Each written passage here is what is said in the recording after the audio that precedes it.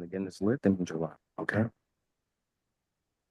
Kristen, sorry to interrupt. Do you mind promoting Althea Cup? She's also from the FDA and she's in the audience right now, if you see her.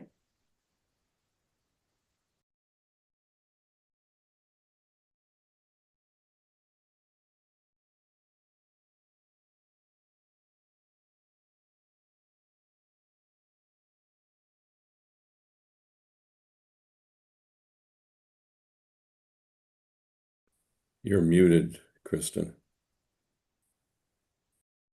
Yeah, I think we are about 1 minute away, so I'm about to share my screen with Gil. Okay, Gil? Okay.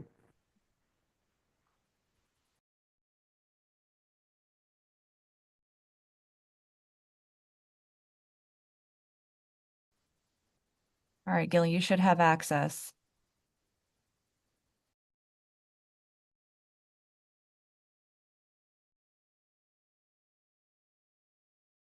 I can't unpause.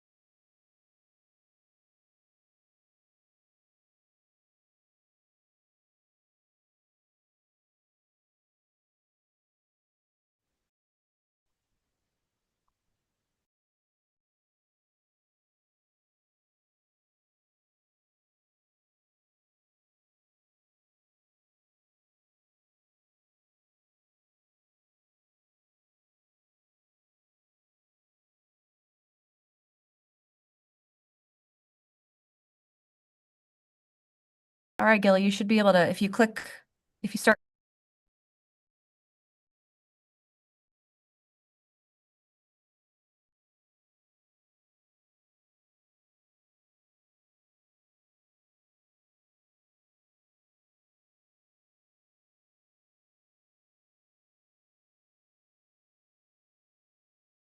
Hey. Good morning, everyone, and welcome to the FDA. We're very happy you could join us for this workshop on pediatric developmental safety assessment and new approach methodologies. My name is Gil Burkhart. I'm Associate Director for Pediatrics in the Office of Clinical Pharmacology.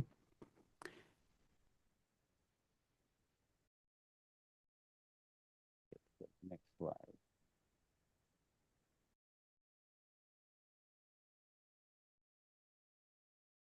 I want to first of all thank Triangle Cersei for their patience in getting this workshop together and getting it presented. We actually organized this almost 2 years ago in February of 2024. And we had plans for a hybrid workshop here at the FDA Great Room and virtually for February 2025. And then had to postpone it until December. Actually, today was supposed to be a hybrid workshop. And then with the government shutdown, we actually had to change it to a virtual workshop. And so it's been kind of a long process, but the critical need for pediatric drug development has not changed. And so we're happy that we can be here today. The next slide.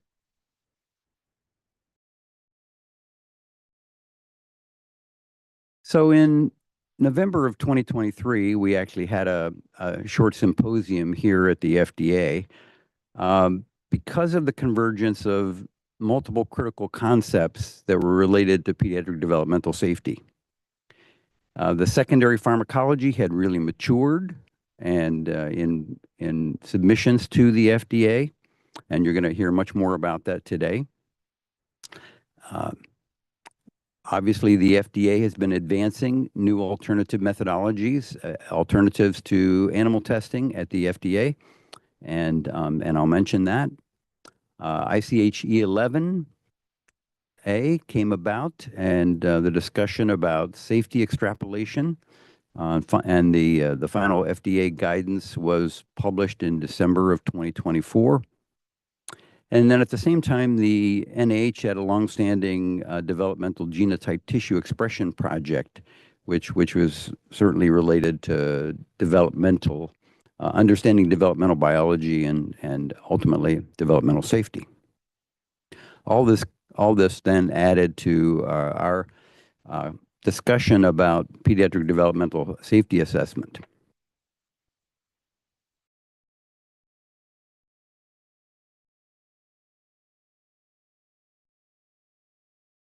So the FDA had a booklet you can access this on the web if you like. In 2021, a 30-page booklet about advancing new alternative methodologies, and they had some obviously some concepts in there that were completely discussed and were promoting the use of alternative methodologies. But the culmination of that is really happened just last month in October of 2025, when the FDA and CDER has a website now called Replacing and Reducing Animal Testing at CDER. And at the bottom, I've copied and pasted just to let you know that there is a developmental and reproductive toxicity section there. You've got the link, and let's see if I can get the next slide. This is another screenshot from that chart, and most importantly, it has current regulatory expectations and opportunities for reduced animal use. And so this is just one screenshot off a long page. They actually refer to over 30 FDA guidances and ICH documents. And so, the regulatory groundwork has been laid for reducing and replacing animal testing, and I would really encourage you to go to that website, and I hope shortly we'll be putting something there about pediatric developmental safety.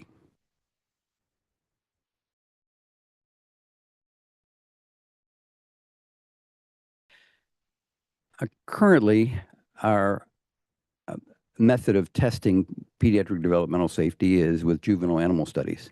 But there are problems with juvenile animal studies. Some of the criteria for actually doing them are not optimal, and actually very few of them actually end up in actionable information for pediatric drug use.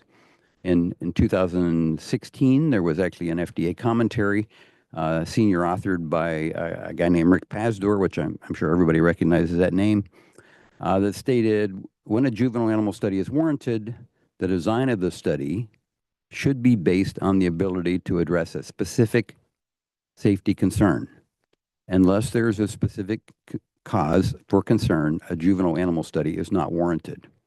And so obviously, secondary pharmacology is one way, at least, of providing a specific safety concern that has to be adjudicated, and one way of adjudicating it would be through a juvenile animal study, if that was appropriate.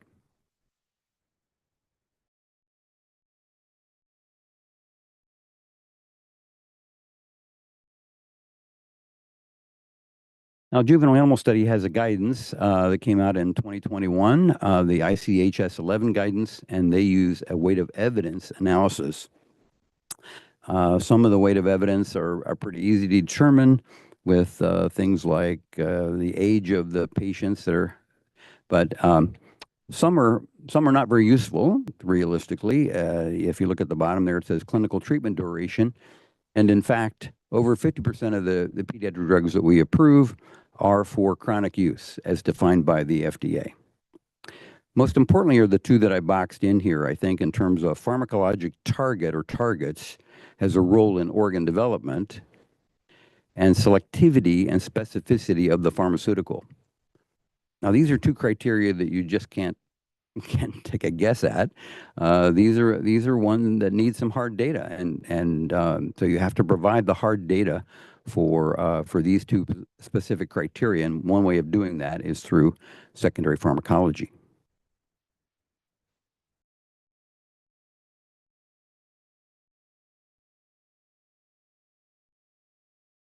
We just published a perspectives in clinical pharmacology and therapeutics. I pasted the title here, and the question to be answered, to be addressed, is: should we be concerned about the adequacy of the current system in evaluating pediatric developmental toxicity? And the perspectives was: are we ready for the next thalidomide? Obviously, you know the answer to the question, and I would encourage you to kind of go through this perspectives.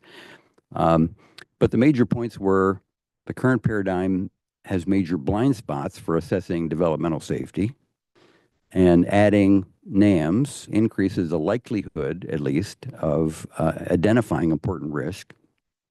And secondary pharmacology targets are available today to assist in answering critical questions about pediatric developmental safety risk.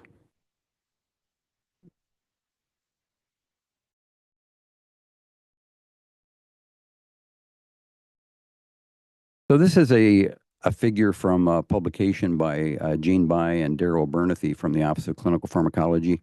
I've got a picture of Daryl there. He was a brilliant guy. He was our Associate Director for Drug Safety in the Office of Clinical Pharmacology prior to his death. And this picture is kind of typical of Daryl's very broad thinking about drug toxicity.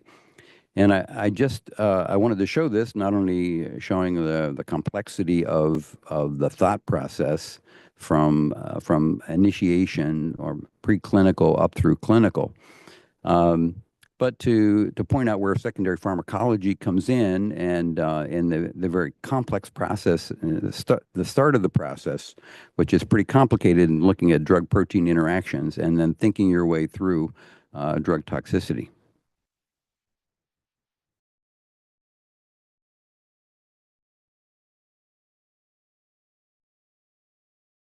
So in summary, today we'll be discussing NAMs such as secondary pharmacology, microphysiologic systems, and in silico tools that can contribute to our understanding of pediatric developmental safety.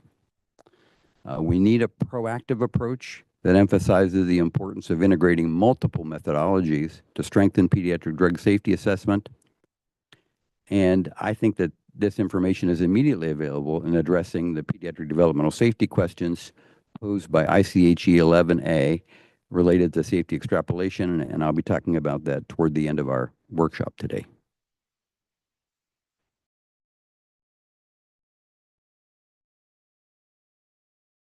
In terms of some of the details of the workshop, you've got a Q&A button. Please ask questions that way, and we will answer all of the questions, even if we have to get back to you after the workshop.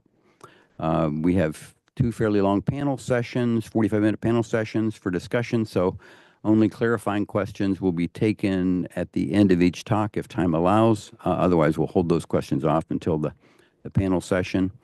And the speaker and moderator biographical sketches are available on the website if you're interested, but please refer to those so that we don't have to take extra time with our speaker introductions. And I really want you to enjoy the workshop, but more importantly, maybe consider how we can use these ideas to improve the safety for our pediatric patients.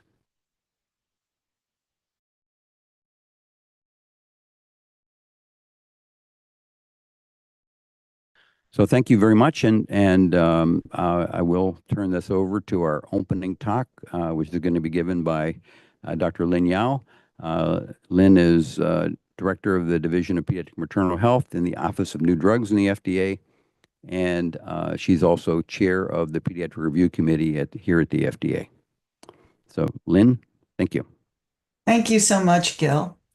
I'm just gonna, yes. Okay, great. I'm just going to double check that I can advance the slides. And I am not seeing where I can, oh, I see, here we go. Yep, great. Okay. All right, thank you so much, Gil. And I do have to say, Gil, before I start, that I want to thank you for two reasons. One, for the invitation to speak, but two, for making this presciently totally virtual. Because as I'm here in the safety of my own house, I can see the snow falling faster and faster, and about an inch or an inch and a half already on the ground. So it would have been difficult to come into the office for the hybrid meeting anyway. So thank you, Gil, for your flexibility this morning. And I'd like to thank my other presenters, organizers, and certainly the folks online for joining today. The goal of my talk is really to go over the idea about the road ahead, and I think Gil has set this up nicely. First, this is my disclaimer slide. But in order to talk about the road ahead, I think we should spend just a few minutes talking about the road we've already traveled and its importance in creating the situation that we have now. So these next few slides I like to bring up because I think it talks about the fundamental importance of pediatric drug safety in important social and civil movements in this country to develop and to create regulatory bodies that help protect the health of its citizens, most particularly our most vulnerable, including children. So this is an example, one of the earliest examples of a product that was actually laced with morphine. It was intended to be used as a drug to help with infant teething, and led to, several deaths. And that led to the creation of the actual FDA through the Pure Food and Drugs Act. The next, major, I think, drug tragedy that I wanted to discuss was, of course, this, and many of you know this, about the sulfanilamide and the use of a toxic excipient, diethylene glycol. It was mixed in with the sulfanilamide as an antibiotic, which of course was life-saving, but the excipient itself was toxic and led to, you can see, 107 deaths across 15 states before the drug was pulled. And this led to basically the FD&C Act, the Food, Drug, and Cosmetic Act. And that importantly included that a manufacturer had to prove that their drug was safe before it could be marketed in the United States. And then finally, as Gil has already mentioned, and I think the question is an important one, how do we prevent another thalidomide? And thalidomide originally was prevented from being marketed in the United States because we had a FDA medical officer who noted, actually, it wasn't really the phocomelia effects, but she had noted several adverse reactions and refused to have the drug approved. And during that review, these reports came up, and clearly led to strong public support for stronger regulations. And that regulation was the Kefauver-Harris amendments that also had to ensure that FDA could ensure that a drug was effective before it could be sold. So based on that, I'm going to move now. I hope I've demonstrated to you the importance of pediatric health in the creation of important safety standards that benefit all Americans now. The evidentiary standard for approval, based on, again, those Kefauver-Harris amendments, is that no different from adults, that in pediatric drug development, we have to have evidence of effectiveness and safety, and that effectiveness is generally defined or demonstrated based on an impact on how a patient feels, functions, or survives, or delay in a meaningful progression of a clinically meaningful aspect of the disease. And that these aspects of a disease should be investigated, and that evidence should be based on adequate and well-controlled investigations. And then finally, that you have to have enough safety information to allow for an appropriate risk-benefit analysis. Well, you say, Lynn, okay, so you're saying, well, we have to have adequate and well-controlled investigations. So how does that allow for pediatric extrapolation? Well, actually, before I get into the extrapolation, I'm going to briefly discuss what Gil has already gone over. One guidance that I want to point you towards, because I'm not going to go over it, is the ICH M3R2. And this is basically the current standard for general non-clinical safety assessments. And you can see here the battery of safety assessments that should be considered when conducting or opening and considering human clinical trials. And in addition, the pediatric non-clinical safety assessment, as Gil has mentioned already, ICH E11A. I think that he does point out several important points about the weight of evidence approach, including ways that we can use novel methods to assess some of these areas that must be reviewed to provide a complete pediatric non-clinical safety assessment. So as I mentioned, if we're going to use the standard of adequate and well-controlled trials, then how does that allow for a pediatric extrapolation? And I might say that the first ideas about pediatric extrapolation came long ago. Actually, we're talking about 30 years ago in the pediatric labeling rule. And here it says that, yeah, you're supposed to, pediatric use should be based on adequate and well-controlled studies in adults, provided that there is the ability to understand that there is evidence that allows for sufficiency of similarity between adult and pediatric populations. And then importantly, it said here in the document that where needed, we need PK to determine the appropriate pediatric dose and additional pediatric safety information. So typically, again, extrapolation required that even if you could extrapolate efficacy, that you would need dosing information and safety information additionally submitted. And of course, that this idea that information could be extrapolated from adequate and well-controlled studies in adults relies heavily on that the course of disease is similar and the response to therapy is also similar. So how have we advanced that? Oh, I went the wrong way. How have we advanced that over the last 30 years?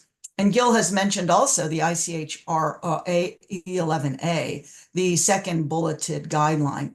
The first bulleted guideline, I just want to say that we kind of revised the definition of pediatric extrapolation, not wholesale, but basically just that there is an approach, that we can use an approach to support providing evidence of the safe and effective use of drugs when we can assume that the course and the response to a drug are similar.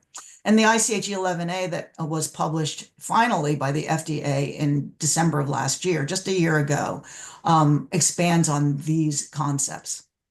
So I'm going to spend just a couple of minutes going over these concepts. This is outlined in the guideline.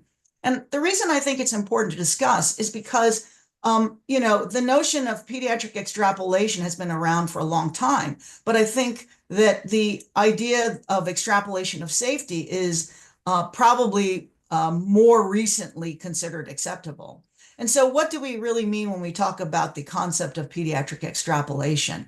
You can see that when we're setting up the idea of a concept, that the similarity of both the disease, the drug pharmacology, and the response to treatment can range from different on the left-hand side, in which we don't think that there's any similarities, to actually we believe that the disease, drug pharmacology, and response to treatment are the same between a reference population, which is usually an adult or older pediatric population, to that target pediatric population. And what types of data and how you approach that are listed in these bullets below the arrows. And you can see that the sources and types of data are going to be critically important in assessing the differences, as well as understanding the gaps in knowledge. And then once you have created a concept, that is, you understand the similarities and differences between a pediatric population. I don't know why it's moving back, but you can then create a plan. And that plan will be based on filling the gaps in knowledge that you have about the drug that remain. And that can be not just related to efficacy, but also related to safety. So in terms of the safety extrapolation, we created a question-based format in the extrapolation guideline. And I think these questions are extremely important to ask. And I would say not only as you're developing an extrapolation concept, but these are types of questions that are important to inform overall what kind of safety considerations you should have in a development program. So the age range of the target pediatric population, what is the amount and quality of the safety data that you may already have, And here we go, already talking about secondary targets. Are there known on and off-target effects of the drug that could be relevant to pediatric safety? What is the need to account for potentially age-specific, developmental-specific, short and longer-term adverse effects in the target population? And how do the exposures compare between the population that you're extrapolating from to the target pediatric population? And is there a specific exposure that's needed that might also lead to a specific toxicity of that in that target population? And then finally, information that is already known from non-clinical sources. And I think the bulk of today is going to focus on what can we glean from additional sources that can be leveraged. And then finally, some additional important considerations that are specific to a pediatric development program. For example, is it an NME or for a new class of drugs? Do we already know that there might be some secondary targets that are relevant to safety in the pediatric target population? And would there be potential special adverse events of importance that we already know in the adults that would be even more relevant for pediatric safety? And then always considering whether there's a narrow therapeutic index. So this is all outlined in the ICH document, and I would encourage you to read that document in detail for more information on the safety extrapolation approach. So I feel like today is going to be focused on uncertainties. And I think the uncertainties that we have remain are clearly areas that we should be focusing on, because answering those uncertainties, I think, helps us to create a safety program in children that will be more complete and hopefully more assurance about that risk-benefit analysis at the end of the day. As Gil already mentioned, as much as 90% of the time, as he's quoted in his recent article, that animal studies may fail to predict, certain safety findings in human clinical trials. And I think the poster child for that is the thalidomide story. What about duration and timing of clinical trials? So we often have a requirement to study drugs that are used chronically for, and chronic meaning longer than 6 months, that we would like to have at least 9 to 12 months of safety data. But is that amount of data, is that really going to adequately cover the period in which we think longer term safety events may occur? And this is especially important in children who are going through growth and development over the course of 18 to 25, 30 years. Does a safety study, even of a year or 2 or 3 duration, adequately cover the range of long-term effects? I think that's an open question. And then, of course, not only the longer-term effects, but during these critical windows of development, do we need to have specifically targeted safety studies that cover these periods of critical development? And I think those are questions that I hope we can help answer by understanding more before we go into those pediatric clinical trials. And I think that relies heavily on non-clinical methodologies. The sources and types of data, of course, I don't think we're going to spend a lot of time on the clinical discussion of the sources and types of data. But suffice to say that we should be questioning always what type of trial will give us the information that we need to address those uncertainties. So are open label studies optimal? Can we supplement open label studies with other sources and types of data that could help decrease those uncertainties in open label studies? For example, claims data studies, real world evidence studies. These are things that we have been actively investigating as complementary to the types of safety studies that we are asking for currently. And then I just want to go a little bit more into detail about Gil's and his colleagues' excellent article on are we ready for the next thalidomide? And I think, as Gil's mentioned, he said the answer was pretty clear. And I think the issue was that the non-clinical studies for thalidomide were actually clean because, and this wasn't really elucidated until very recently, and that's what's described in this article, that it is a human-specific molecule, this Sol4 protein that that is likely to be implicated, and it doesn't appear to occur in animal species. So we would have missed it anyway, but understanding that is Sol4 a human target? And I think it's arguable that this may be a secondary target. Is it being included in panels that are looking at off-target secondary targets? And if not, then I think the answer would be that we aren't ready and we can't prevent the next thalidomide. So I think that this type of question, what are the uncertainties and how can we address those uncertainties, will be a major focus of today's discussions. And I look very forward to hearing more about that. So in terms of future directions, I've heard novel assessment mechanisms, new alternative methods. I think there are many ways that people have defined the acronym NAM. But I think the future direction is absolutely rooted in obtaining as much information as we can from as many different sources that are available. And to do that and to create, I hope, a framework in which we can prioritize certain methodologies at certain periods during drug development. So for example, the secondary pharmacology targets and microphysiological systems, including AI and machine learning, might be incorporated very early in drug development so that we can have a better understanding of what specific safety issues might be at play for both adults and certainly for the pediatric population. And that using these systems not only can help us refine the uncertainties or refine the safety concerns that we have, but may also at the same time limit or really not necessitate the use of animals in early safety assessments. And I'm talking about even as early as the early preclinical phase. Once we've moved into the clinical phases, I think there is a great role, again, for using AI and machine learning to evaluate the safety information we already have. We sit on mountains and mountains of data from clinical trials and safety information that we have on drugs.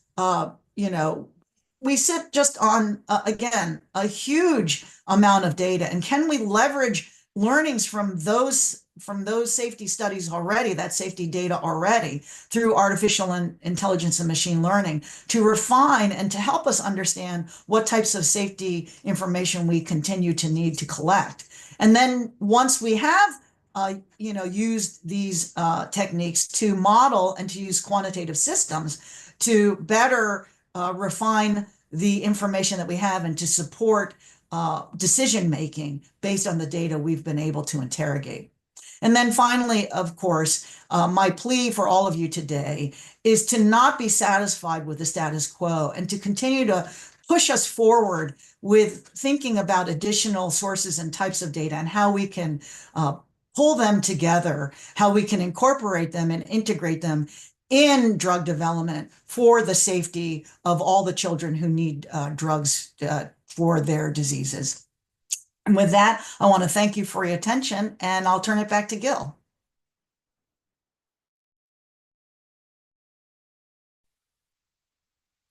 Thank you so much, Dr. Yao. That was a great introduction to all of the topics we're going to cover today.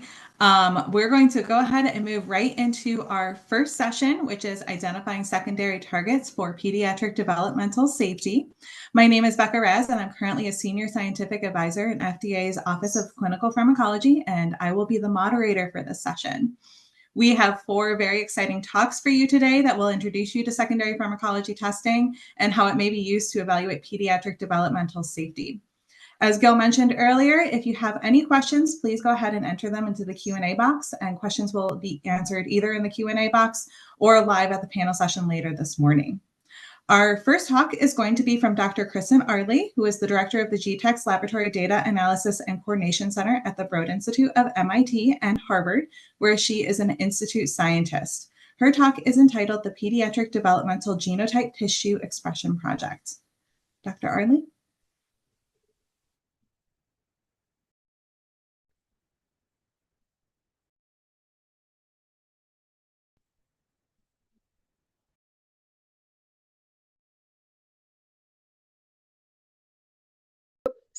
Okay, thank you. Sorry, it's hard to get used to this remote sharing.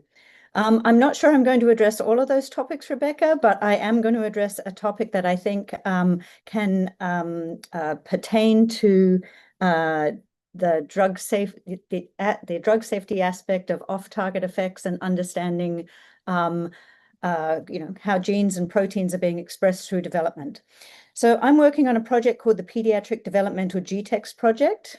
For the longest time, I've been working on a project that probably many of you are familiar with, which is the Adult GTEx project, as we now call it. It was started over a decade ago.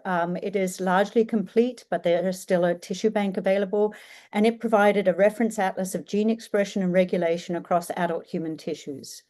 I say adult, it was basically adults from 21 to 70, and what we realized was missing was a pediatric cohort.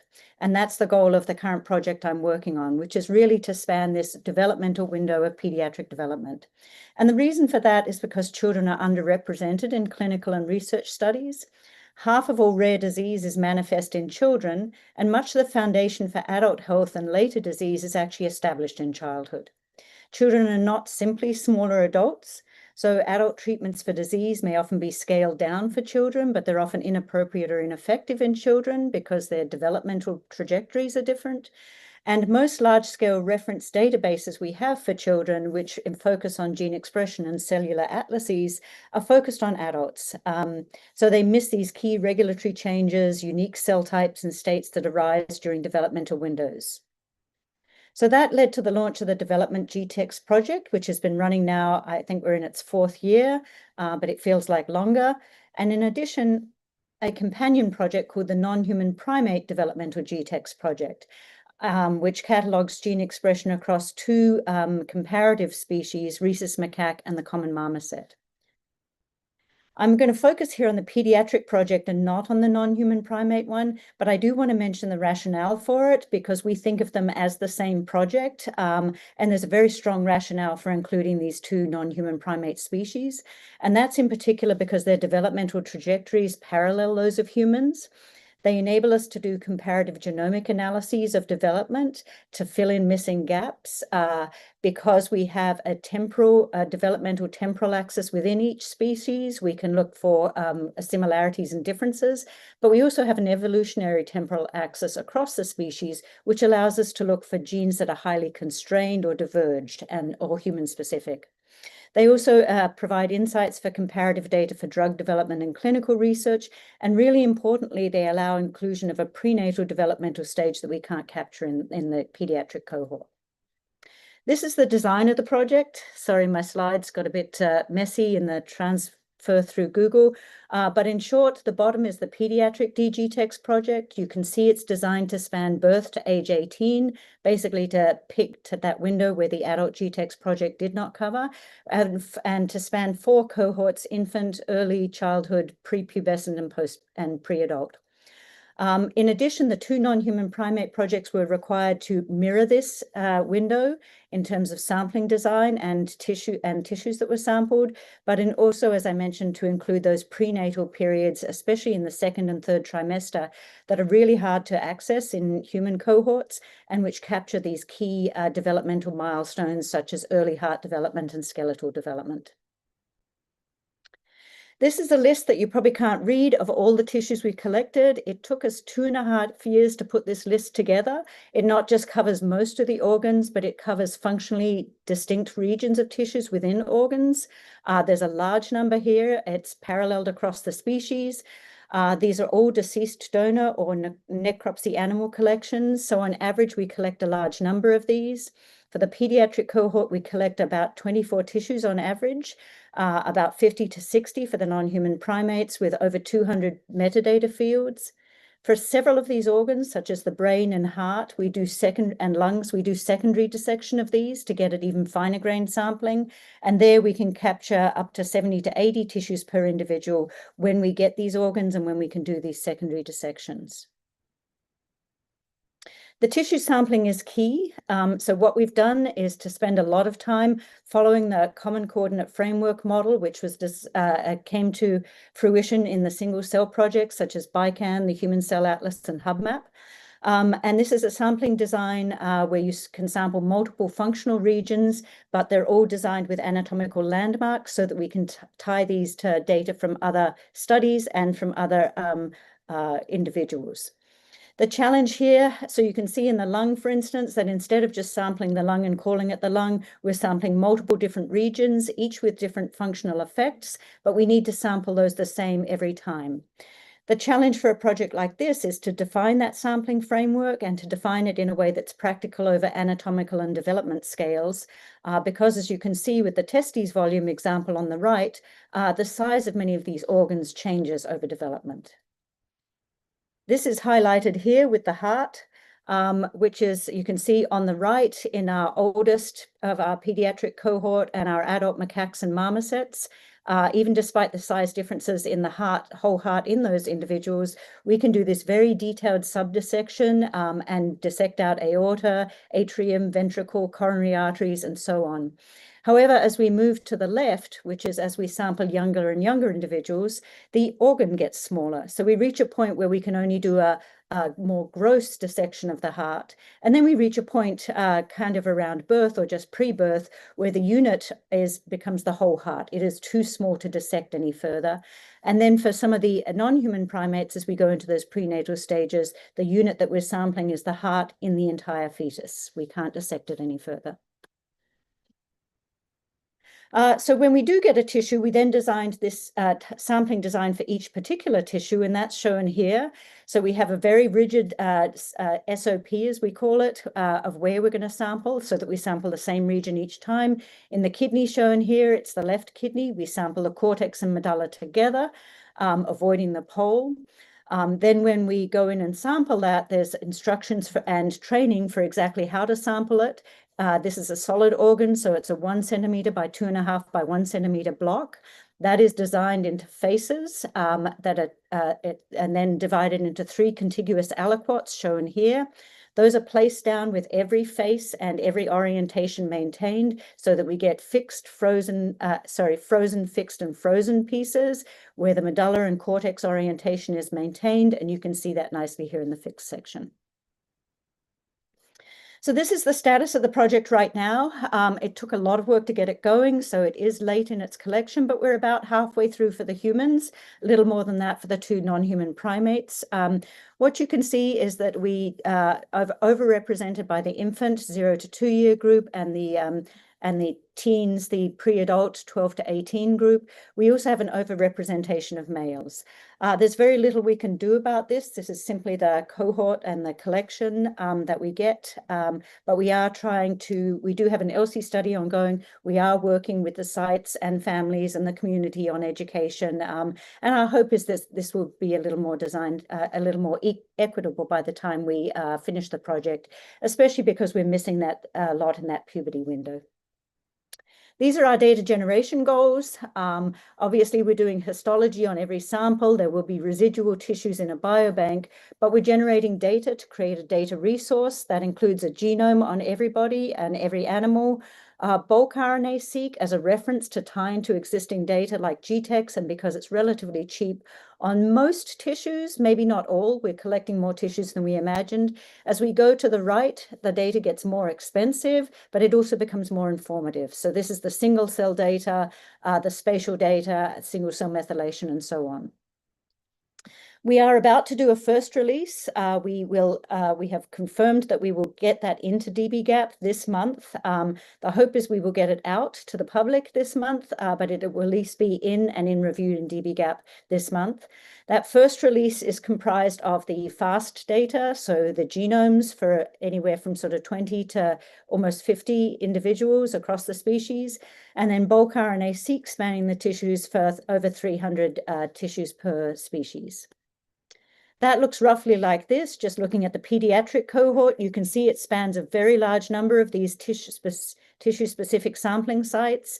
The age cohorts are shown in the different colors here, and the sex differences here. So there are some male biases in some of these tissues, female biases in others, obviously, and there are age differences. This was not designed to be balanced at this point because we were simply generating the data as the samples came to us. But in the next release following this, we will try to balance this so it's more equitably distributed across the tissues. The types of analyses we're doing are largely based around bulk gene expression then, and this is just a quick PCA plot of all of the expression data across the 3 species. The 3 species are shown with triangles, squares, and colors, and the different tissues in the colors. And what you can see is the first PC, basically all the tissues cluster by the samples cluster by tissue first and species later, only later in the principal component analysis. And you can see here that the first PC separates muscle from gut and other tissues. The second, liver and brains span out.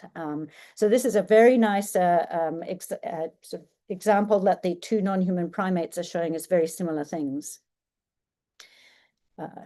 Some of the analyses then are focused on differential expression analyses across development and across the species.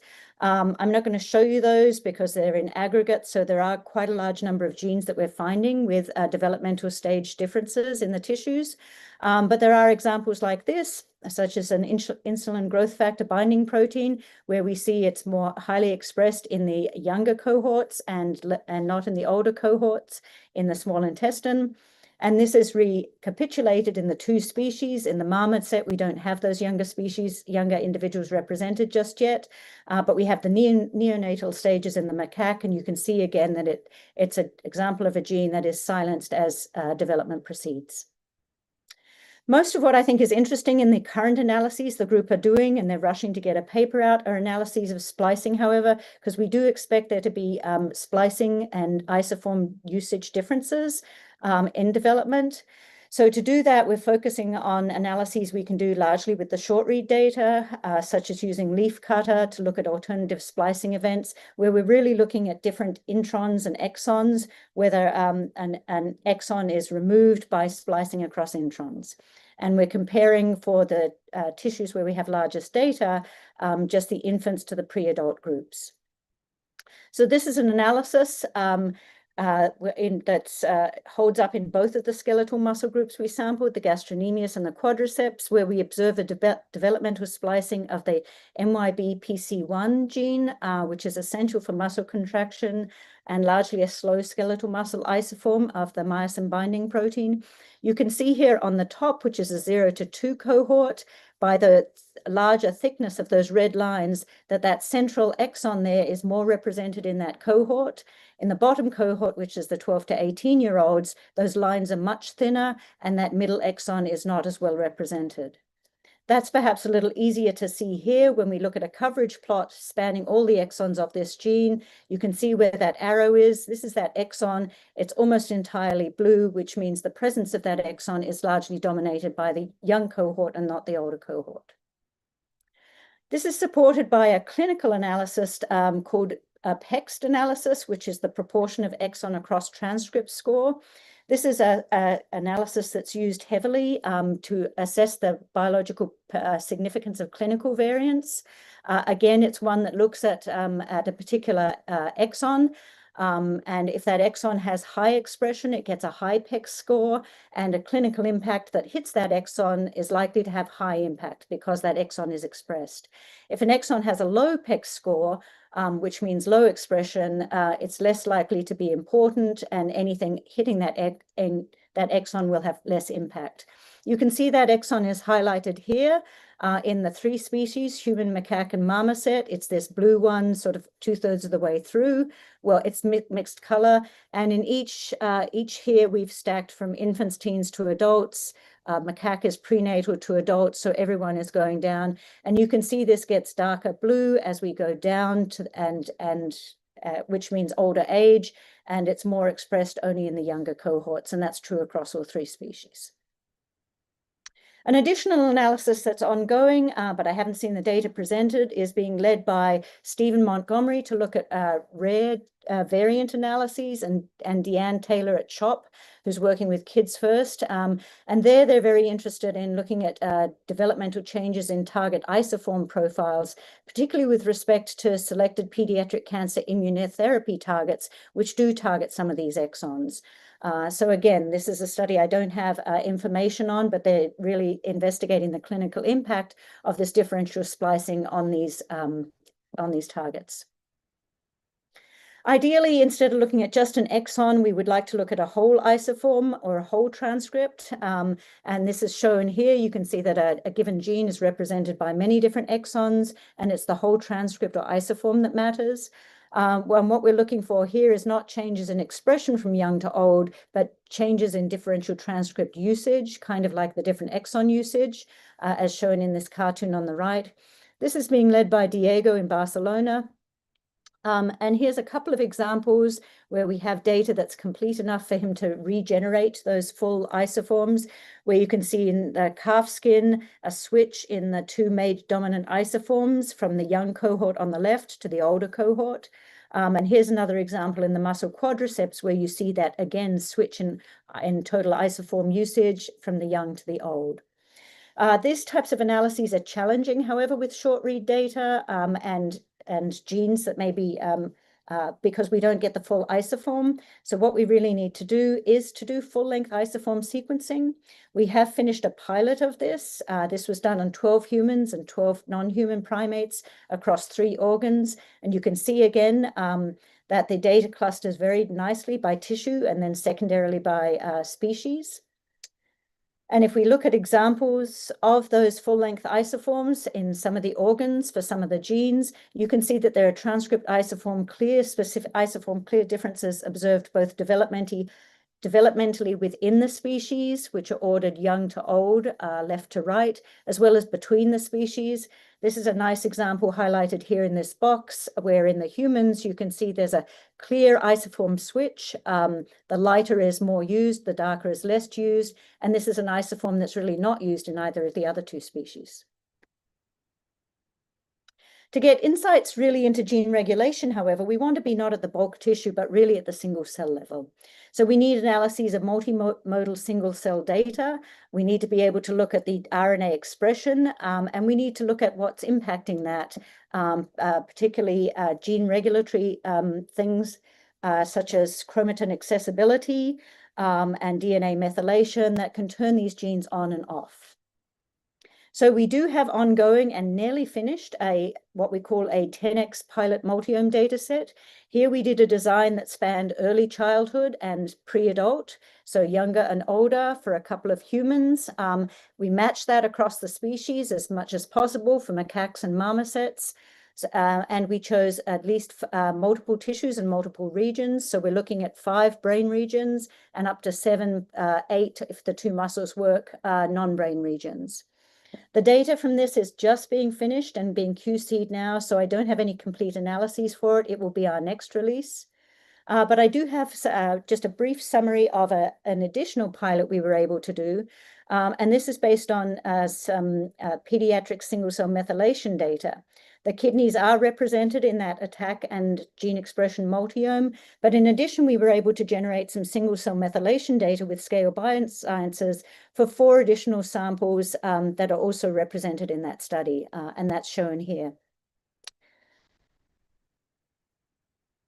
And using that data from both the RNA, the attack, and the single-cell methylation, we were able to annotate cell types, which are consistent across all those data cores.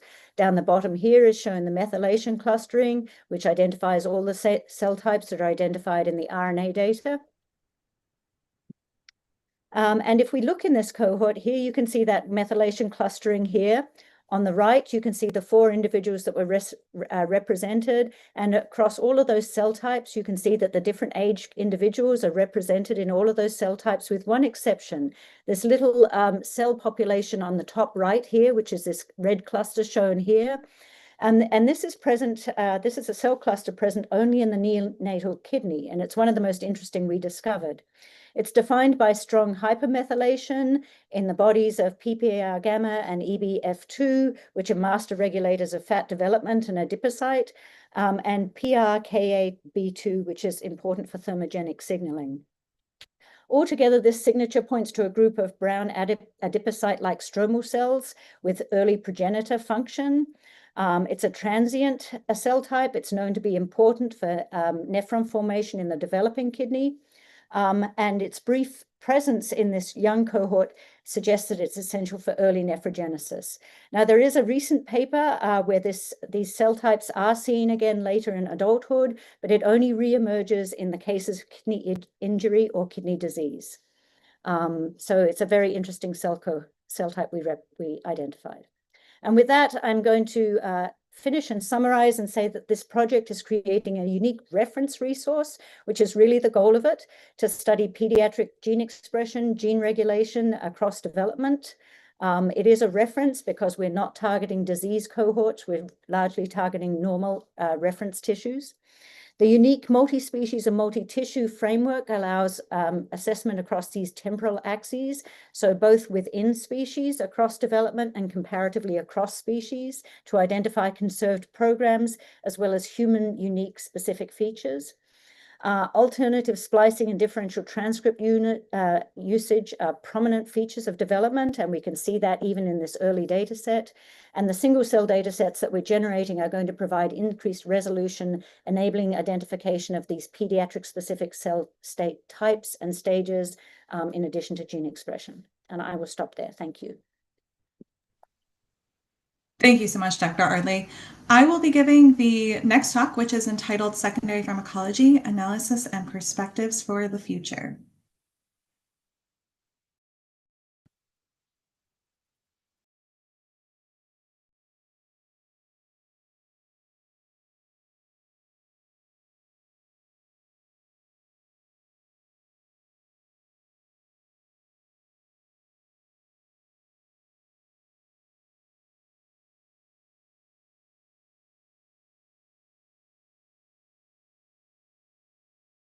Seem to be having a little bit of trouble advancing the slides here.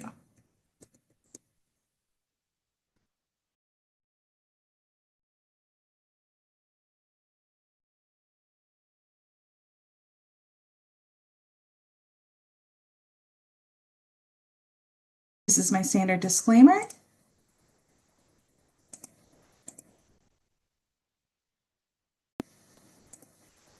Kristen, I'm sorry, the slides do not seem to be advancing on my end. Is it possible for you to advance them on your end? Thank you. So this is a brief outline of what I will be covering today. First, I'm going to be doing a brief background and introduction to the regulatory assessment of secondary pharmacology. I'll be diving into some secondary pharmacology research that we performed a couple of years ago. And then I will be touching quickly on some other uses of secondary pharmacology at the FDA. Next slide, please. So first is a bit of background. Secondary pharmacology is also called secondary pharmacodynamics, and these are studies on the mode of action and or effects of a substance not related to its desired therapeutic target. This is the definition that is found in ICH E11A, and you can see in the graphic over here on the right, drugs have a primary target or sometimes multiple primary targets that result in the efficacy in a particular disease, but they also commonly bind to or interact with other secondary targets. So you can see this drug is binding to a few other targets, and when it interacts with other targets, it can lead to adverse effects or other types of effects. Next slide, please. So compounds are screened against many targets very early in drug development, including receptors, enzymes, ion channels, and transporters that are not necessarily the primary mode of action. And these screens can consist of either binding and or functional assays. A lot of times people will do binding assays first, and then if there are any particular hits in the binding assays that are interesting, they will move on to the functional assays to further characterize the interaction at that particular target. And these screens can help identify potential safety issues early in drug development by defining both the pharmacological profile of a compound, as well as the compound's affinity and mode of action at targets of interest. Next slide, please.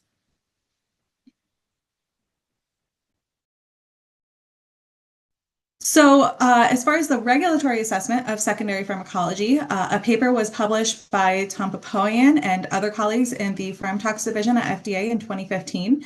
And they elucidated a little bit more on how secondary pharmacology is actually reviewed at FDA. So they make the assessment in conjunction with data about clinically relevant concentrations and drug exposures to determine the risk.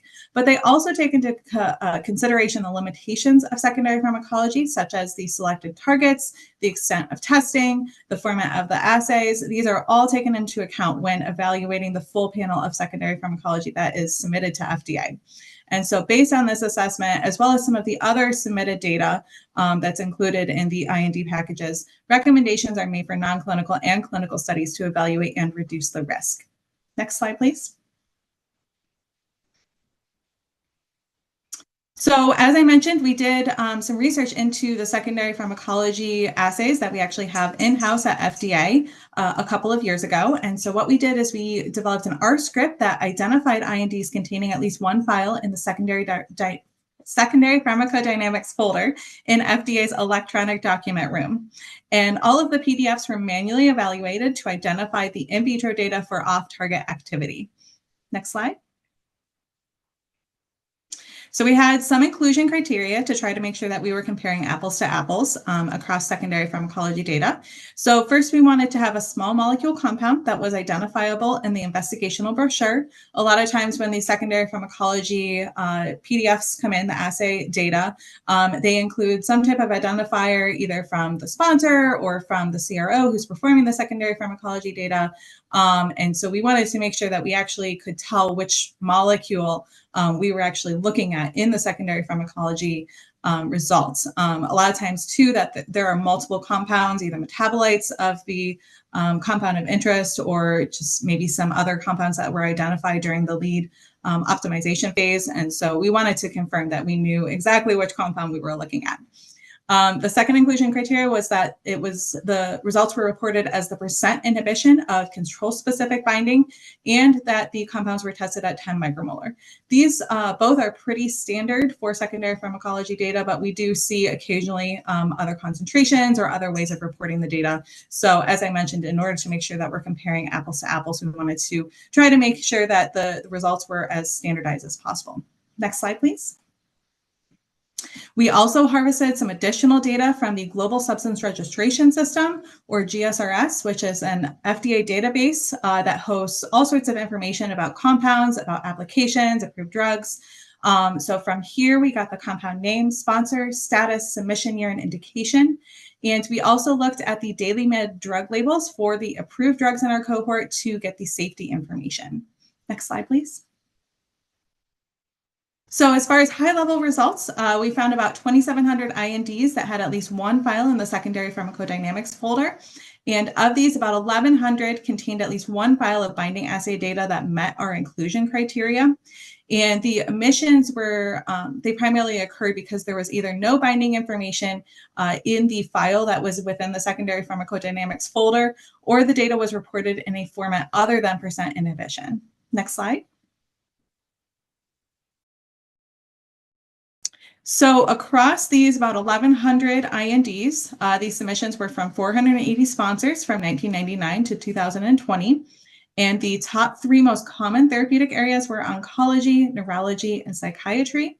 About 60.5% of the IND applications were active. The others were some form of inactive, like withdrawn. Regular inactive is a status as well. So we had about 39.5% that were not active currently, and about 4.6% were associated with an approved new drug application. Next slide, please. So one thing that we wanted to look at was how the percentage of INDs containing secondary pharmacology has increased in recent years. And we noticed that it has increased pretty dramatically since the early 2000s. Currently, we're hovering around 18 to 20% of INDs that are in-house have secondary pharmacology data that was submitted as well.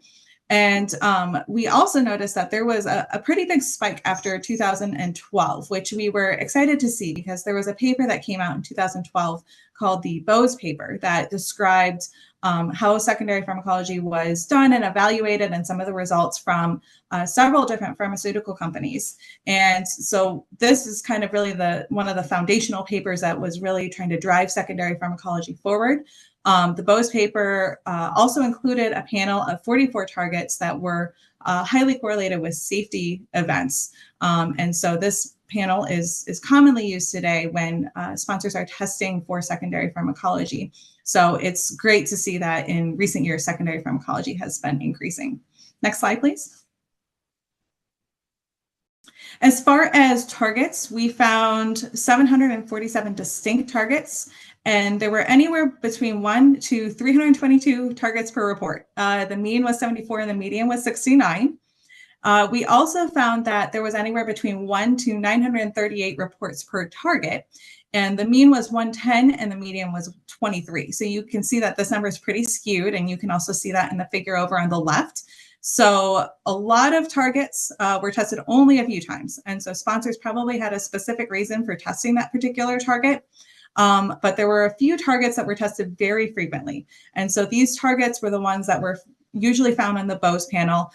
They were commonly associated with safety events. So this is going to be like your serotonin, your dopamine, your opioid receptors. So as I mentioned, these were tested in nearly every report. Next slide, please. We also noticed that targets with a low testing rate often had a high hit rate and vice versa. And enzymes were more associated with a low testing rate and high hit rate. And this is kind of what I mentioned on the previous slide, where targets that were tested very few times were probably tested for a particular reason. The sponsor thought that the compound might be interacting with that particular target. And so that's probably why we saw a pretty high hit rate for those particular compounds. Additionally, targets that had a high testing rate but had a low hit rate, those are probably more associated with some of those safety events. As I mentioned, a lot of the Bose panel targets that were tested had a very high testing rate but a very low hit rate. And so that's probably good because, as I mentioned, a lot of these are associated with safety events. And so we don't really want to see your compound binding to all of those different targets that are associated with safety issues. Next slide, please.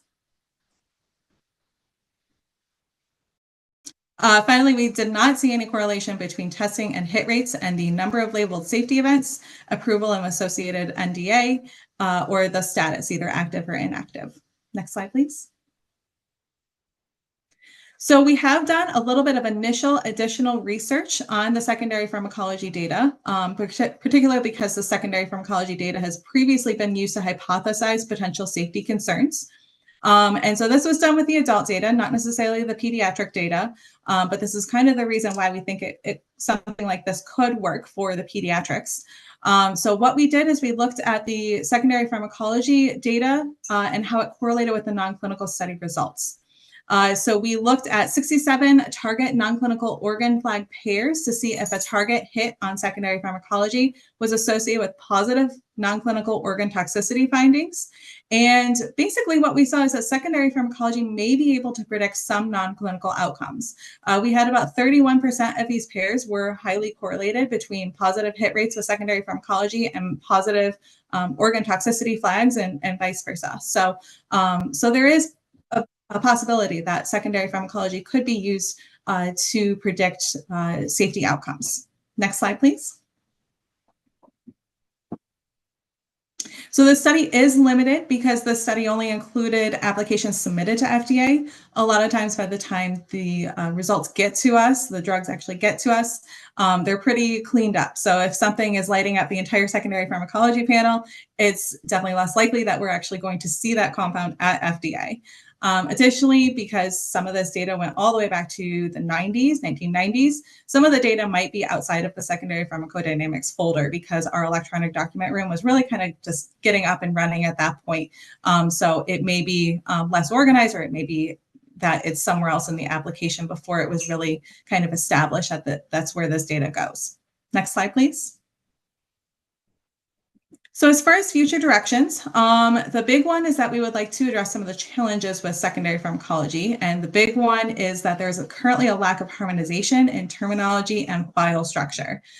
So as I mentioned earlier, a lot of this data was received in PDF files, which is already very hard to get the data out of, very difficult to do data analysis. We also noticed that targets, there were multiple naming conventions for targets and lots of synonyms used. So we had to do basically a manual match between all of the different targets to make sure that we were identifying which targets were the same and which ones were different. It was also challenging to identify the codename and assay results and confirm them in the submission documents. That was also a very manual process. And the table structure can differ significantly between CROs and pharmaceutical companies, which can make automated extraction difficult. The structure of the table, the style of the table, the way the columns are ordered, it can all differ. There's no harmonized convention currently.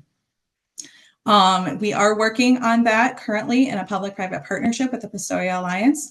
If you're interested in more information on that, please feel free to reach out to me and I can connect you with that group. We're also very interested in expanding the correlation analysis to incorporate clinically relevant concentrations, evaluate additional non-clinical and clinical data set, and then finally, as I mentioned, correlate to the pediatric developmental safety. So you'll hear a little bit more about some of our efforts to do so a little bit later on in the workshop. Next slide, please. I briefly wanted to touch on some other uses of secondary pharmacology at FDA. Secondary pharmacology results may be reevaluated during the NDA or post-marketing stages to identify mechanisms for unexplained adverse events.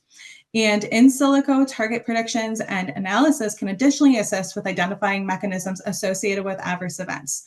At FDA, we have used Clarity previously from ChemoTargets, and this is a predictive analytics platform consisting of 6 integrated models that make secondary pharmacology activity predictions based on drug structure and publicly known primary target activity. And so we have used Clarity in order to try to identify different mechanisms. If we're seeing a particular adverse event with a compound, we're using Clarity to see what kind of targets is this compound predicted to bind to if we don't have that data in secondary pharmacology, or maybe there's a particular target family that secondary pharmacology did not cover that we think may be of interest in this particular adverse event. Additionally, we have been using secondary intelligence, which you'll hear a little bit later. This is from Certara, and this software facilitates informed evidence-based decisions around secondary pharmacology screening panels. So these methods are frequently used in conjunction with other analyses, such as structural similarity and pathway analysis. Next slide, please. So in conclusion, secondary pharmacology has multiple uses at FDA, including utility in both regulatory review and research. Analysis of in vitro and in vivo and predicted secondary pharmacology can generate mechanistic hypotheses and inform regulatory decision-making. And further research is needed to determine the value of secondary pharmacology in predicting non-clinical and clinical outcomes, as well as the pediatric developmental safety outcomes. Next slide, please. So I just wanted to briefly acknowledge my ORES fellows, Andrea, Christina, and Marianne, who really did a lot of work on this project. And I also wanted to acknowledge Kevin Snyder, who was previously in the Office of New Drugs Pharm Tox division.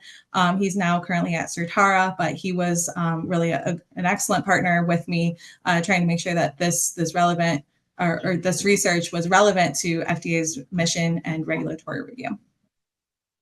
So I believe that is all for me. Thank you so much for your attention. Our next talk will be from Dr. Jean-Pierre Valentin, who is currently the head of investigative toxicology at UCB Biopharma and the DrewSafe chair of the IQ Consortium. His talk is entitled Making Secondary Targets a Routine Part of Drug Development. Thank you, Rebecca. Can you hear me clearly? I assume yes. So good morning, and thank you for the opportunity to speak today. So my presentation will focus on how secondary pharmacology, which was traditionally considered as very supportive secondary discipline, can become a more predictive, structured, and decision-enabling component of drug development. Sorry. An outline of the presentation. So I will start by explaining why secondary pharmacology matters today. Then I will describe the framework developed under the auspice of the ICH Safe consortium to define a more robust core safety panel.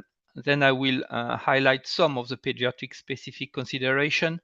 And finally, I will discuss future perspective and opportunity for innovation.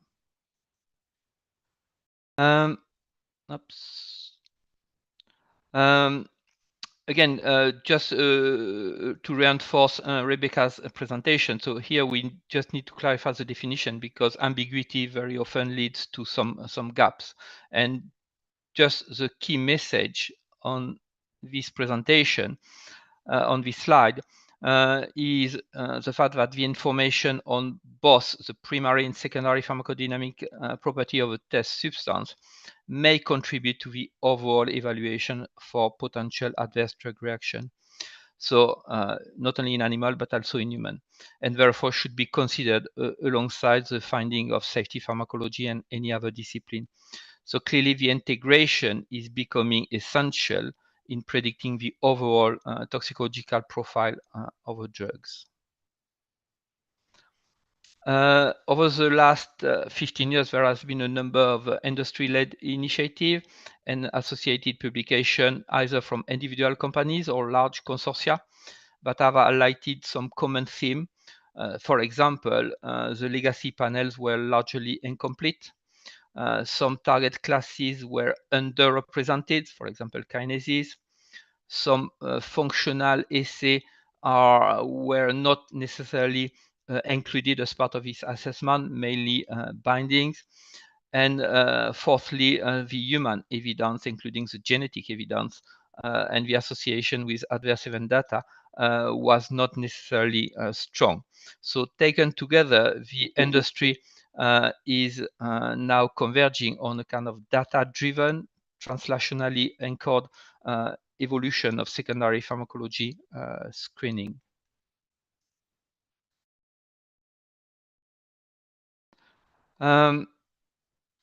Sorry.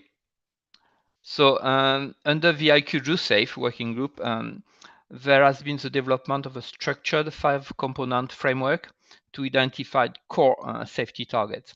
And this framework is based on both the clinical and genetic evidence linking targets to adverse drug reaction, the severity of effect if hit unintentionally, leading to unwanted or undesirable phenotypes, the promiscuity of drug-target interaction profile, the structural diversity from related targets leading to distinct interaction, and last but not least, the availability of a reliable, validated assay to detect drug-target interaction.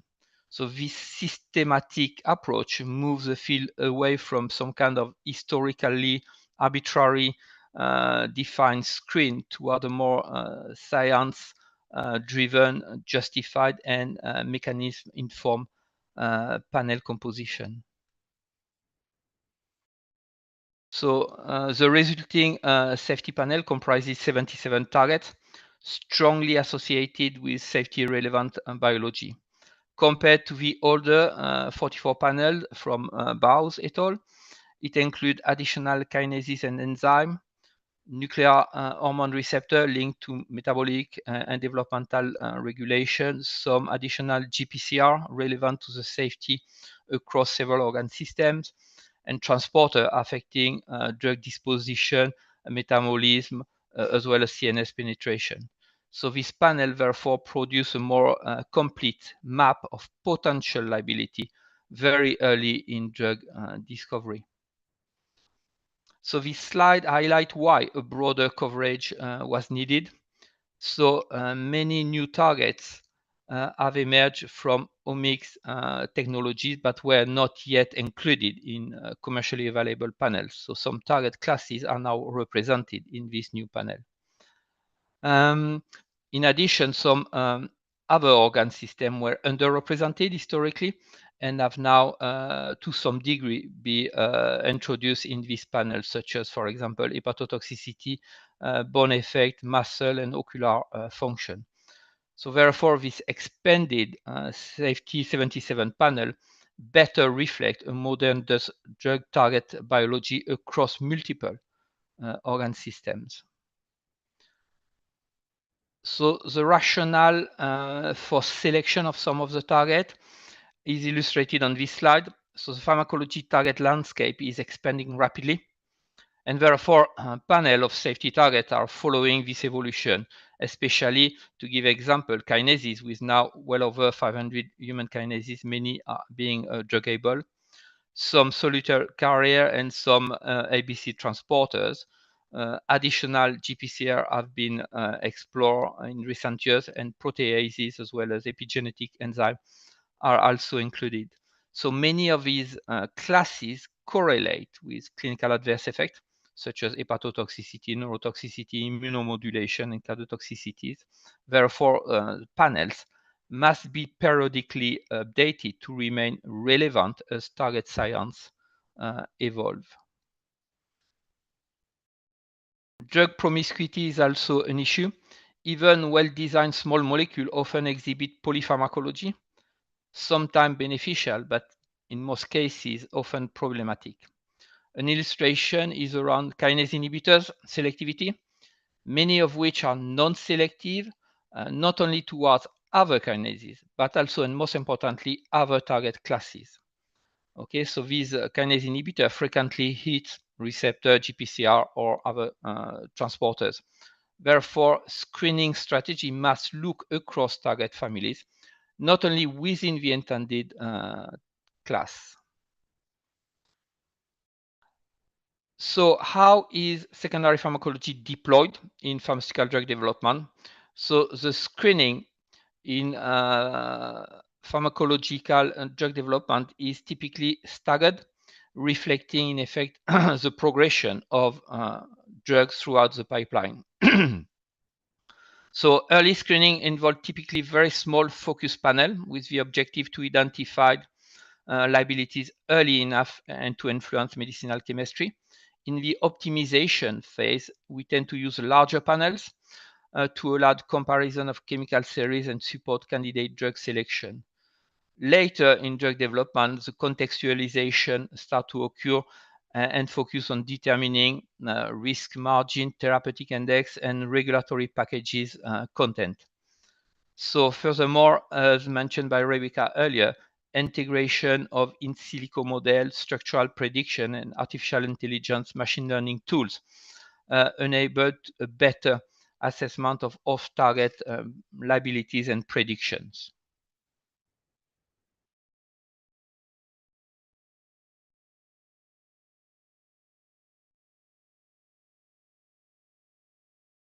Sorry, moving too quickly. So off-target mediated side effect and regulatory action, as already alluded by Rebecca, secondary pharmacology findings help explain some anticipated or observed side effects and may be associated with regulatory action. I will give a couple of examples relevant to today's topic. ERG inhibition, ERG channel inhibition, with not only its well-described association with QT prolongation and risk of arrhythmia, but is also associated with embryonic malformation and death resulting from reduced cardiac output and hypoxia. Another example is about NMDA receptor antagonism and its association with neurological function and structural side effects. Some of these interactions may be benign, but others may trigger clinical hold, additional non-clinical and or clinical studies, or risk mitigation requirement. So therefore, secondary pharmacology acts as a kind of hazard identification tool, but also contribute to form an integrated risk assessment with different contexts of use depending of the positioning of a drug. So by combining historical knowledge, so the Bowes et al. Paper, with newer science, so the two recent papers from Brennan et al. And Friedman-Schmidt, panel can now be targeted toward organ-specific risk or mechanistic-based safety liabilities. So some examples are illustrated on this slide. The assessment presented only take into account the more mature and recently published panels. But this allowed to develop customized and modular secondary pharmacology strategies rather than relying solely on kind of fixed commercially available panels. So examples include identification of targets known to be associated with neurological side effects, for example, drug abuse or seizure ability, cardiovascular risk, such as QT prolongation or changes in blood pressure. So clearly, there are opportunities to develop specialized panel to address multiple target organ specific toxicities. So in the next two slides, I will cover two additional examples. First one being the carcinogenicity risk assessment. As we know, secondary pharmacology is one of the factors contributing to the overall weight of evidence to waive the 2 years rodent bioassay. So some target-based carcinogenicity risk assessment have been proposed against several carcinogen and non-carcinogen. The mechanism of action of around 30 targets presented here have been proposed, although today there is no consensus yet about the list of targets to consider. So regulatory guidance has kind of, in effect, opened the door to innovation for developing such panel with a kind of clear remit in terms of data collection, analysis, interpretation, and ultimately communication of such panel. So however, the field still needs consensus on which targets are predictive and how to interpret those interactions. So the second example is around seizure ability. Multiple pharmacological mechanisms can trigger seizure, and it can range from antagonism of GABAergic pathways, activation of glutamate receptor, etc., etc. So today there have been several panels that have been proposed so far, and they capture and include over 60 targets across a much larger number of assays, again coming back to the observation from the FDA. But there is still a lack of harmonization and standardization. So therefore, a more kind of science-driven, harmonized seizure panel is an active area of development. So what's now moving to the pediatric population? So what's different in the pediatric population? So things like targets that may be expressed transiently during development, receptor density, signaling pathway, and gene regulation differ markedly from adults. Organ systems such as nervous, hepatic, immune system, and endocrine glands are still developing and maturing. Therefore, an off-target with no adult relevant issue could be highly relevant in either neonates or infants. On the right-hand side, we illustrate the fact that pediatric population of different age range have specific adverse event profile compared to adult. I give two examples, one being the incidence of seizure, showing in effect an inverse relationship with age, and the other one being a kind of age-dependent incidence of nausea. So those observations may reflect differences in physiology, pathophysiology, but indicate that it's important to understand the evolution of a given target. There are several examples of safety targets, contribution to pediatric hazard identification and risk assessment, just to name a few. Nuclear hormone receptor that regulate organogenesis, GPCR with role in neurodevelopment, cytokine pathways which have age-dependent expression, ontogeny of CYP enzyme and transporter that ultimately affect the metabolism, the distribution, and ultimately the exposure of the parent or metabolites of drugs. So clearly mapping off-target into developmental biology is essential for anticipating pediatric-specific risk. This table provides an overview of some targets that may have some safety relevance to pediatric population, and clearly it's not intended to be an exhaustive list. The table focuses on targets commonly already included in secondary pharmacology panels or known to be associated with off-target liabilities during drug development.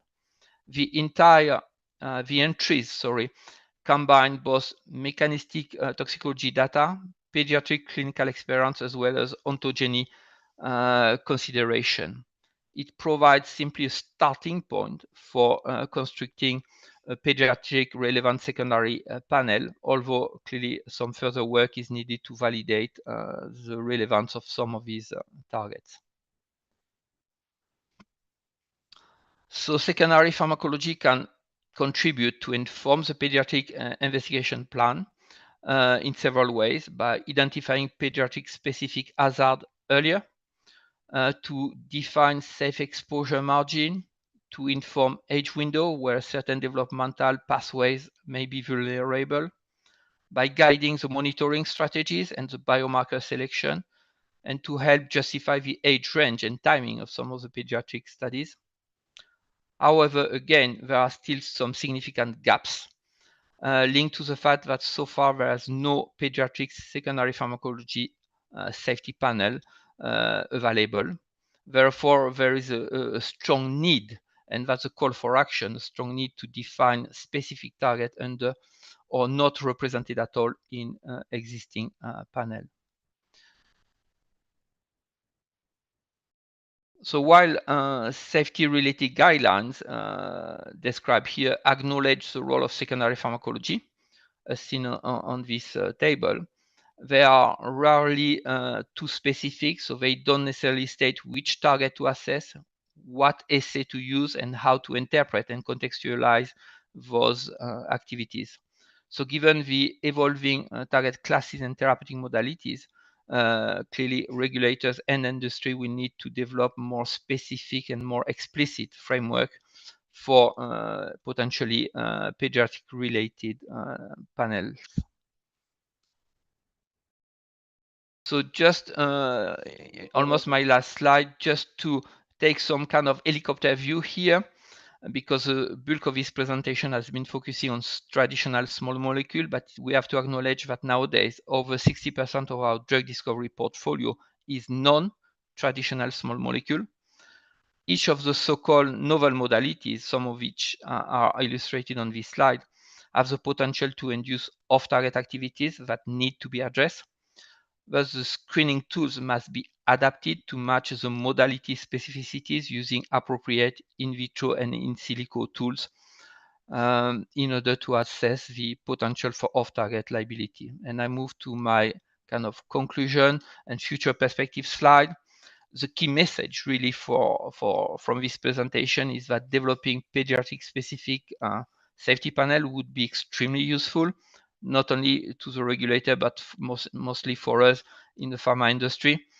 Other opportunities include continuing, obviously, to build the mechanistic linkage between a given target and its perturbation to animal toxicities and ultimately human adverse events. Validating the margin of safety concept, specifically in a kind of pediatric context. Evolving the pediatric related assay for some of these novel modalities. And last but not least, by integrating multi-omics and computational approach to increase our ability to better predict off-target effect. So to achieve the above, clearly, we will need to have a collaborative effort between the pharma industry, service provider, technology developers, academics, and regulators. So, and I believe that's one of the goals of today's workshop. And to finish, to thank all my colleagues and collaborators from the IQ Drug Secondary Pharmacology Working Group. Clearly, the progress that have been made over the recent years reflect a true collaborative effort. So, and I look forward to the discussion and the question. Thank you. Thank you so much, Dr. Valentin. Our final talk in this session will be from Dr. Nicholas Tatanetti, who is currently the Vice Chair of the Department of Computational Biomedicine at Cedars-Sinai Medical Center. His talk is entitled Developing a Panel of Secondary Targets for Pediatric Developmental Safety. Thank you, Rebecca. Good morning, everybody. I'm going to dive right in here. Keep the conversation going. I just have to, oh, actually, there we go. Just some disclosures.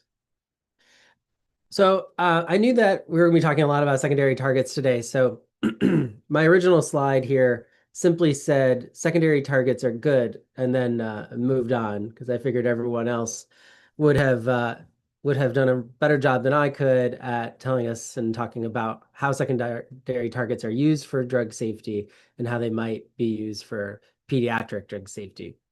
So I won't belabor the point. They can provide some mechanistic insight. They're human relevant. If we use high-risk targets for events, they can tell us a lot about what the drug is doing in the body and where risks might be. And of course, by using them for drug companies and drug developers, they de-risk the drug development pipeline. Unfortunately, few to no pediatric secondary targets exist. And we've been interested in this problem, trying to figure out ways that we could figure out what would make good pediatric secondary targets. There's a lot of genes in human development. You might think if a gene is involved in human development, let's start there.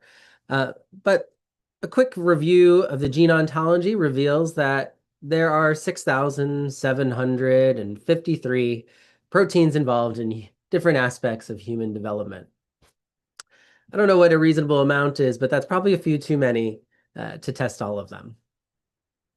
So what we thought was maybe if we could use existing data to narrow down this search space, that could be really beneficial. For example, if we could find the drugs that we already know have some effect on development, and then we could go backwards and find out what their targets, or maybe more importantly, what their off targets are, then we could hone down, filter this list from 6,000 maybe to a couple of dozen most important targets.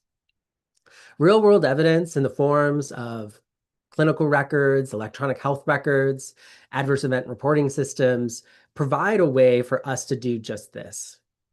Pediatric adverse events reports specifically provide a window into what somebody, either the parents, the doctors, or drug companies, saw was an important and reportable adverse event that occurred when a child was taking a medicine.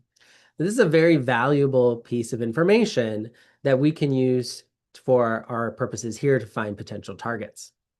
Unfortunately, these reports are really noisy and they're really missing, especially when it comes to pediatric data.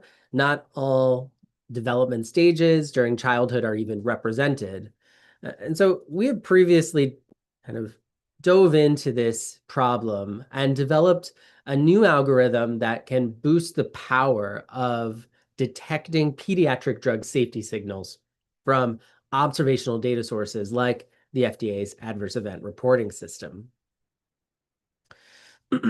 Ours is a very data-driven approach that shares information across childhood to boost power.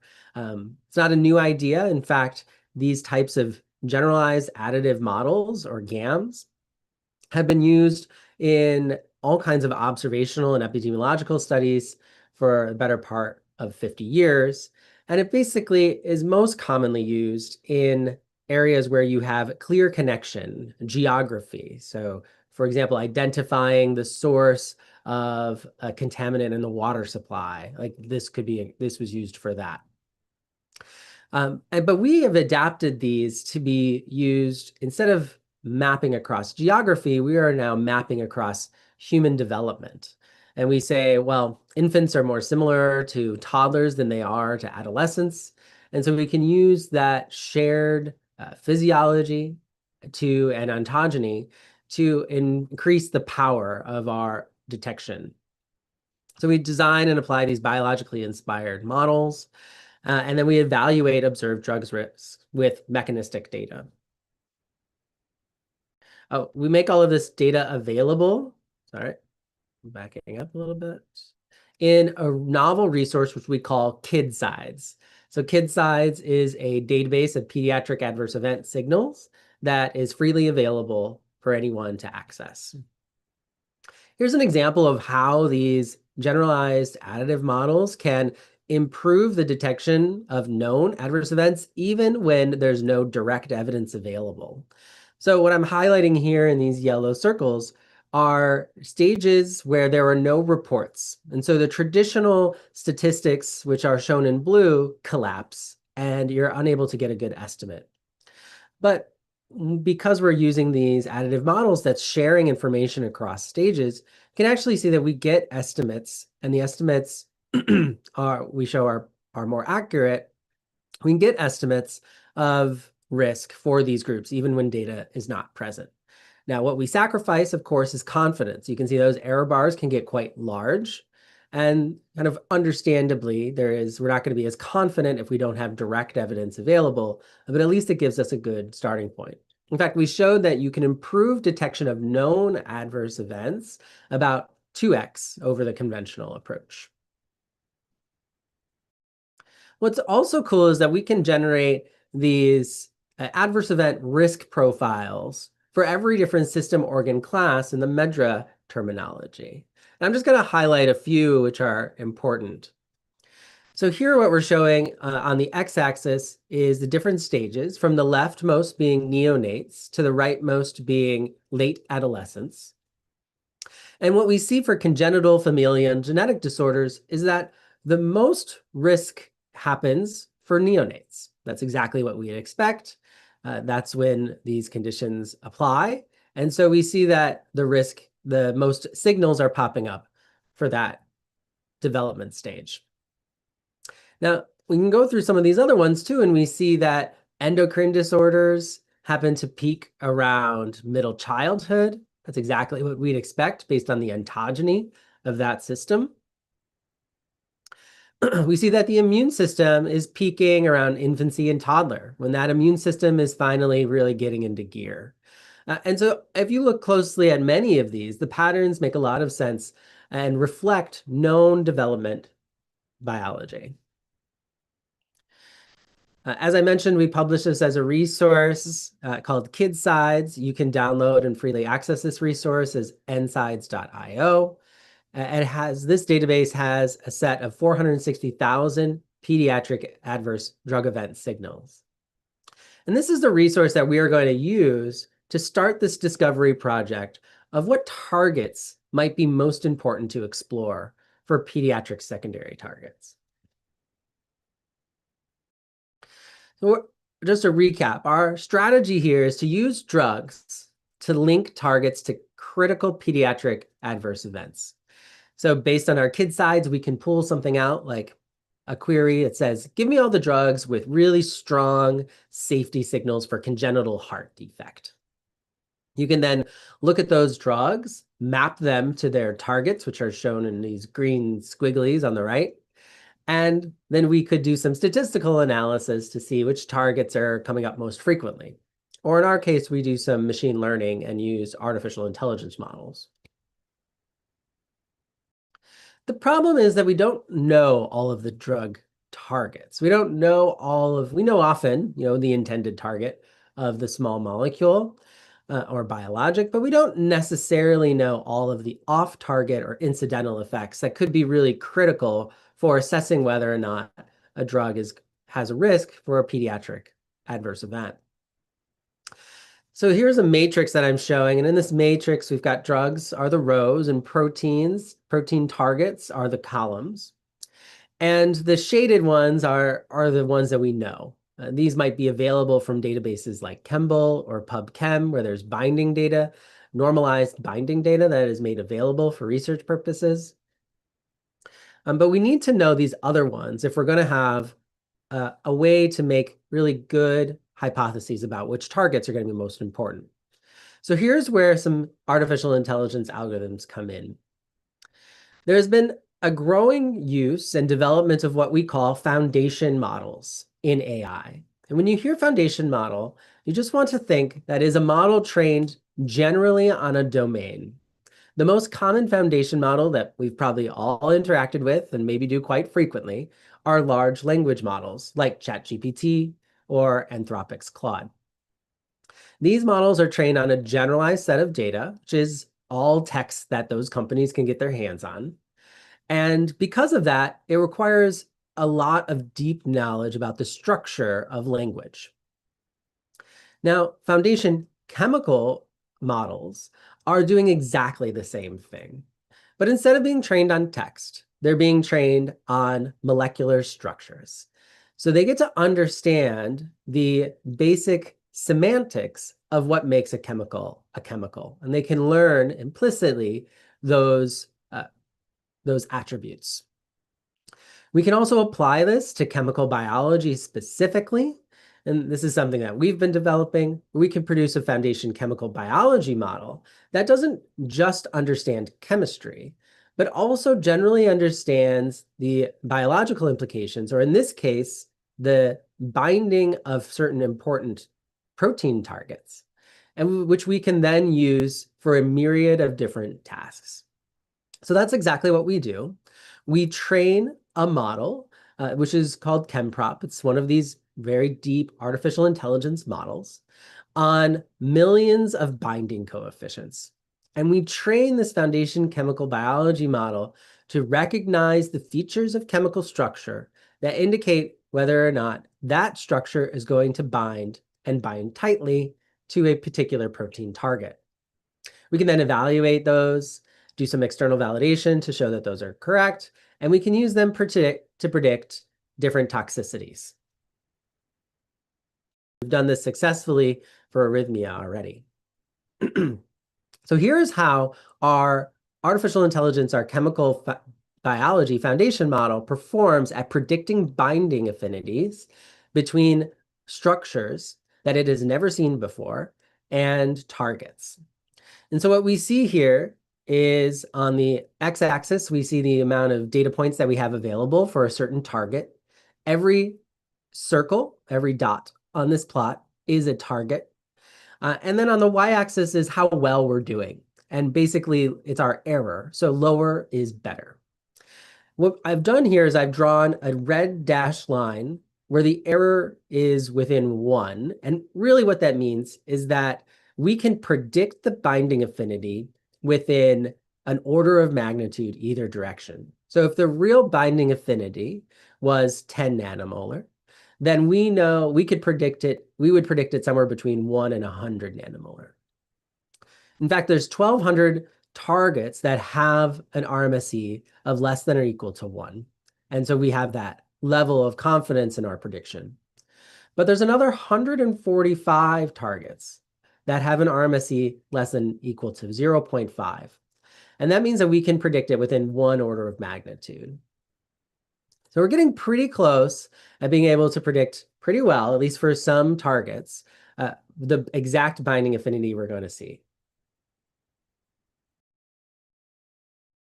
So instead of having this now empty, sparse matrix of just a little bit of data, we can fill this in with these AI-predicted target binding data. And now we can run our analysis and see which targets come up most likely associated with pediatric toxicities. So here we're looking at neonatal cardiac events. These is a univariate analysis where we go through every single target and we try to predict whether a drug that binds that target, either because we know it binds that target because it was measured or because it was predicted, how well that predicts whether or not that drug is going to cause a pediatric adverse event, or rather have a signal in our KidScience database. We're going to focus on these very high-performing ones. So these are high-performing. They're very pretty accurate, pretty surprisingly accurate, to be honest. So here's some of the top genes from the list. CTSL is our top performing gene protein with an AUROC of 85 and has some critical roles in development that could be linked to cardiomyopathies and have been linked to cardiomyopathies in mice. TNF came up high with an AUROC of 79. has known, of course, pro-inflammatory. It's a pro-inflammatory cytokine, promotes myocarditis development, and has been linked to heart failure. And another one, EIF2AK2, also has an ARC of 78. And variants in this protein have been linked to developmental delay and neurodevelopment disorders. It has not had an established cardiac development role, but perhaps that's a new discovery. You could also do this generally. Instead of just focused on cardiac, we could do it overall. And we get some other top genes here. We get neurotoxicity genes. So here's one that's been highly expressed in the developing brain. It's linked to early childhood epilepsy. There's a hepatotoxicity genes. Here's one. This is a major hepatic enzyme that matures postnatally and has a big effect on drug clearance in neonates. And immunotoxicity genes. Here's MAP4K1, regulates T cell activation, and genetic variants have been shown to be related to immune dysfunction and susceptibility to infection. With that, so I'd just like to thank you for your attention and happy to have any discussion and questions later. Thank you.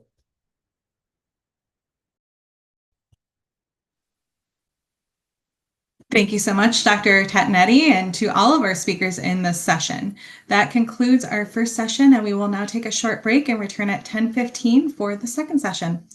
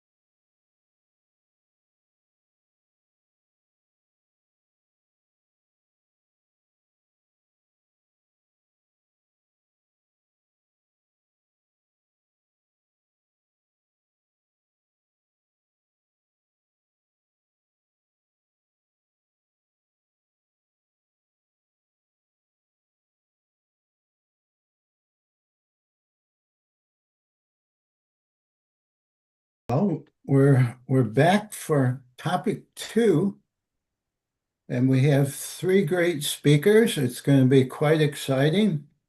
One speaker will talk about use of juvenile animals in drug development, another speaker about organs on a chip in drug development, and third speaker will talk about use of PBPK in preclinical juvenile animals and going from cells to humans, extrapolation with models.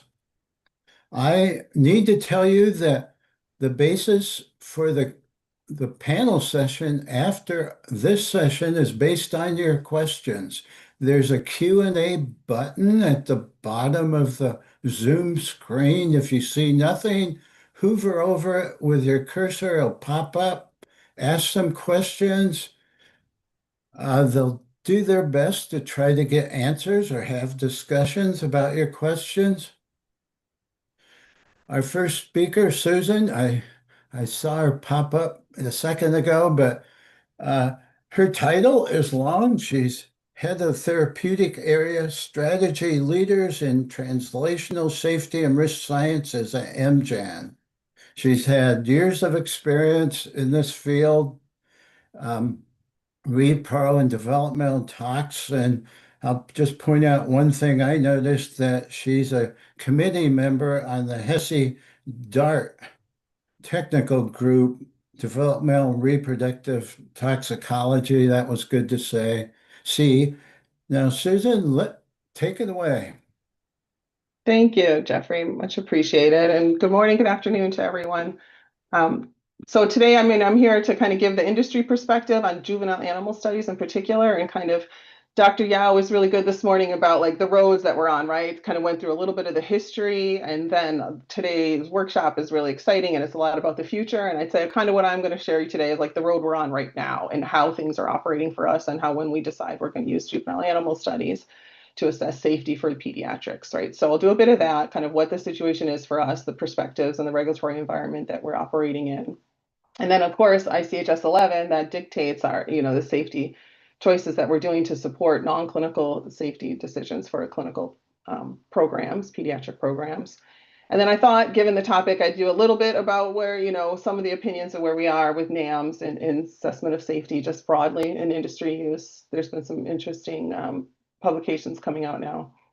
And then a final message. Oh, I hit the button twice in my haste here. Go back. Okay. So just perspective. So, we have a shared goal across, and most of these companies that are developing pediatric medicines are doing so globally, right? So we really need like good global plan and get medicines to children sooner and safer, right? And so one efficient plan would be the best. That's difficult to get at times. And so it's FDA and EMA with the primary health authorities that have these pediatric investigative plans or pediatric study plans. PIPs is usually what we call them. So it's very unique in the pediatric space as far as like how we support drug development, where we have to have these regulatory binding legal agreements on the plans, all set years in advance, in non-clinical and clinical plans. So that's a different sort of environment that we operate in, and we'd like to get everyone in alignment. And you'll see a plea from me many times, and I've heard it already today. Harmonization is key. Workshops like this are fantastic to get the word out and to get more interest and energy, and us all talking on the same page. But I'd love to see and have more and more of that. So, and I just have in here some key legislation and guidances. I won't go over those today, where they've already been talked about a lot. So how do we as industry decide if we do need a juvenile animal study, right? So the first step, first of all, it's very case by case. It is not a default thing where you're talking about adults and M3R2 that guides us for that. This is very case by case. So the first thing is understanding the clinical plan and the youngest intended pediatric population, right? And so there's some discussion about that already today, but they really have to understand that first. And that sometimes takes some initial dialogue, right? How young? Where is their clinical need? Where can we develop for? Where is their safety concerns? Getting to that agreement. And once you have that agreement, then we can help build a non-clinical plan to support it, right? And we have S11 in the weight of evidence document. I have that slider weight of evidence framework here to share as well. It's already been shared today. I won't go into it in too much detail.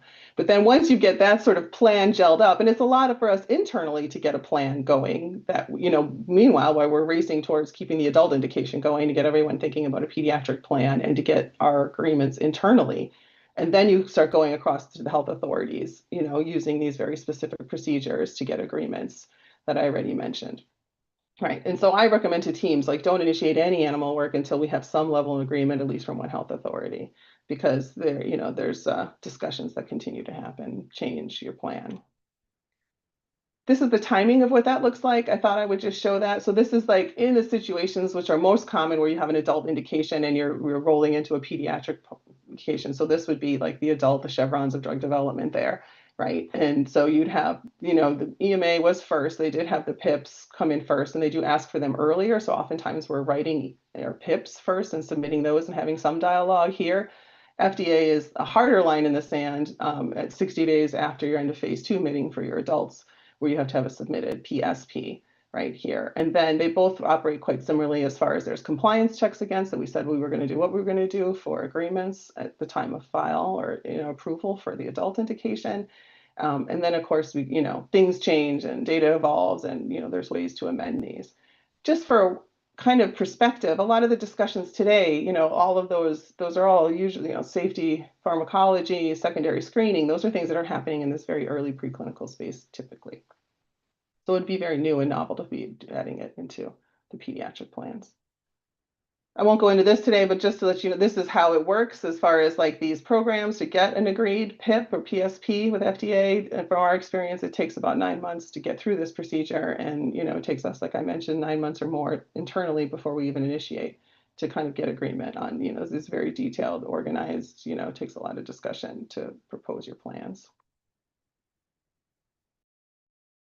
And then also just here as far as the timing of when juvenile animal studies would be conducted, if they are conducted, right? So here's just what would be an example. Everything is case by case, I get you. But in this case, let's say you needed to support down to 6 months of age, right? So a pretty young infant, young child, and you would got a deferral, which means not until after you're adults, until 5 and above. So you would kind of be going along here in the adult, right? You could get some advice, go through the scientific advice, get some on your overall pediatric plan, and then maybe you're including adolescents in phase 3, like that would be encouraged if that's possible, and there's clinical need there, right? So then at the time of file, you're getting approval in adolescents, 12 and above, or something like that. And then you would be doing your deferred pediatric trials, maybe in the older children, 5 to 12 first, and get some, efficacy, safety data there before you went into the very young. And so when you go into the very young is where we would have said, perhaps you need a juvenile animal study, right? So we're conducting animal studies, post-marketing or end of phase 3, like much, much later in development. So it's many fewer compounds than when you were trying to do them early here before phase 1. And many times later in development than a lot of when these NAM type of technologies get incorporated is early here. So we have to kind of figure out when we certainly go back and look at any of the data information we have when we're deciding we need a study. And that's the exciting bit for today, where there'll be a lot more information and data, which is really needed.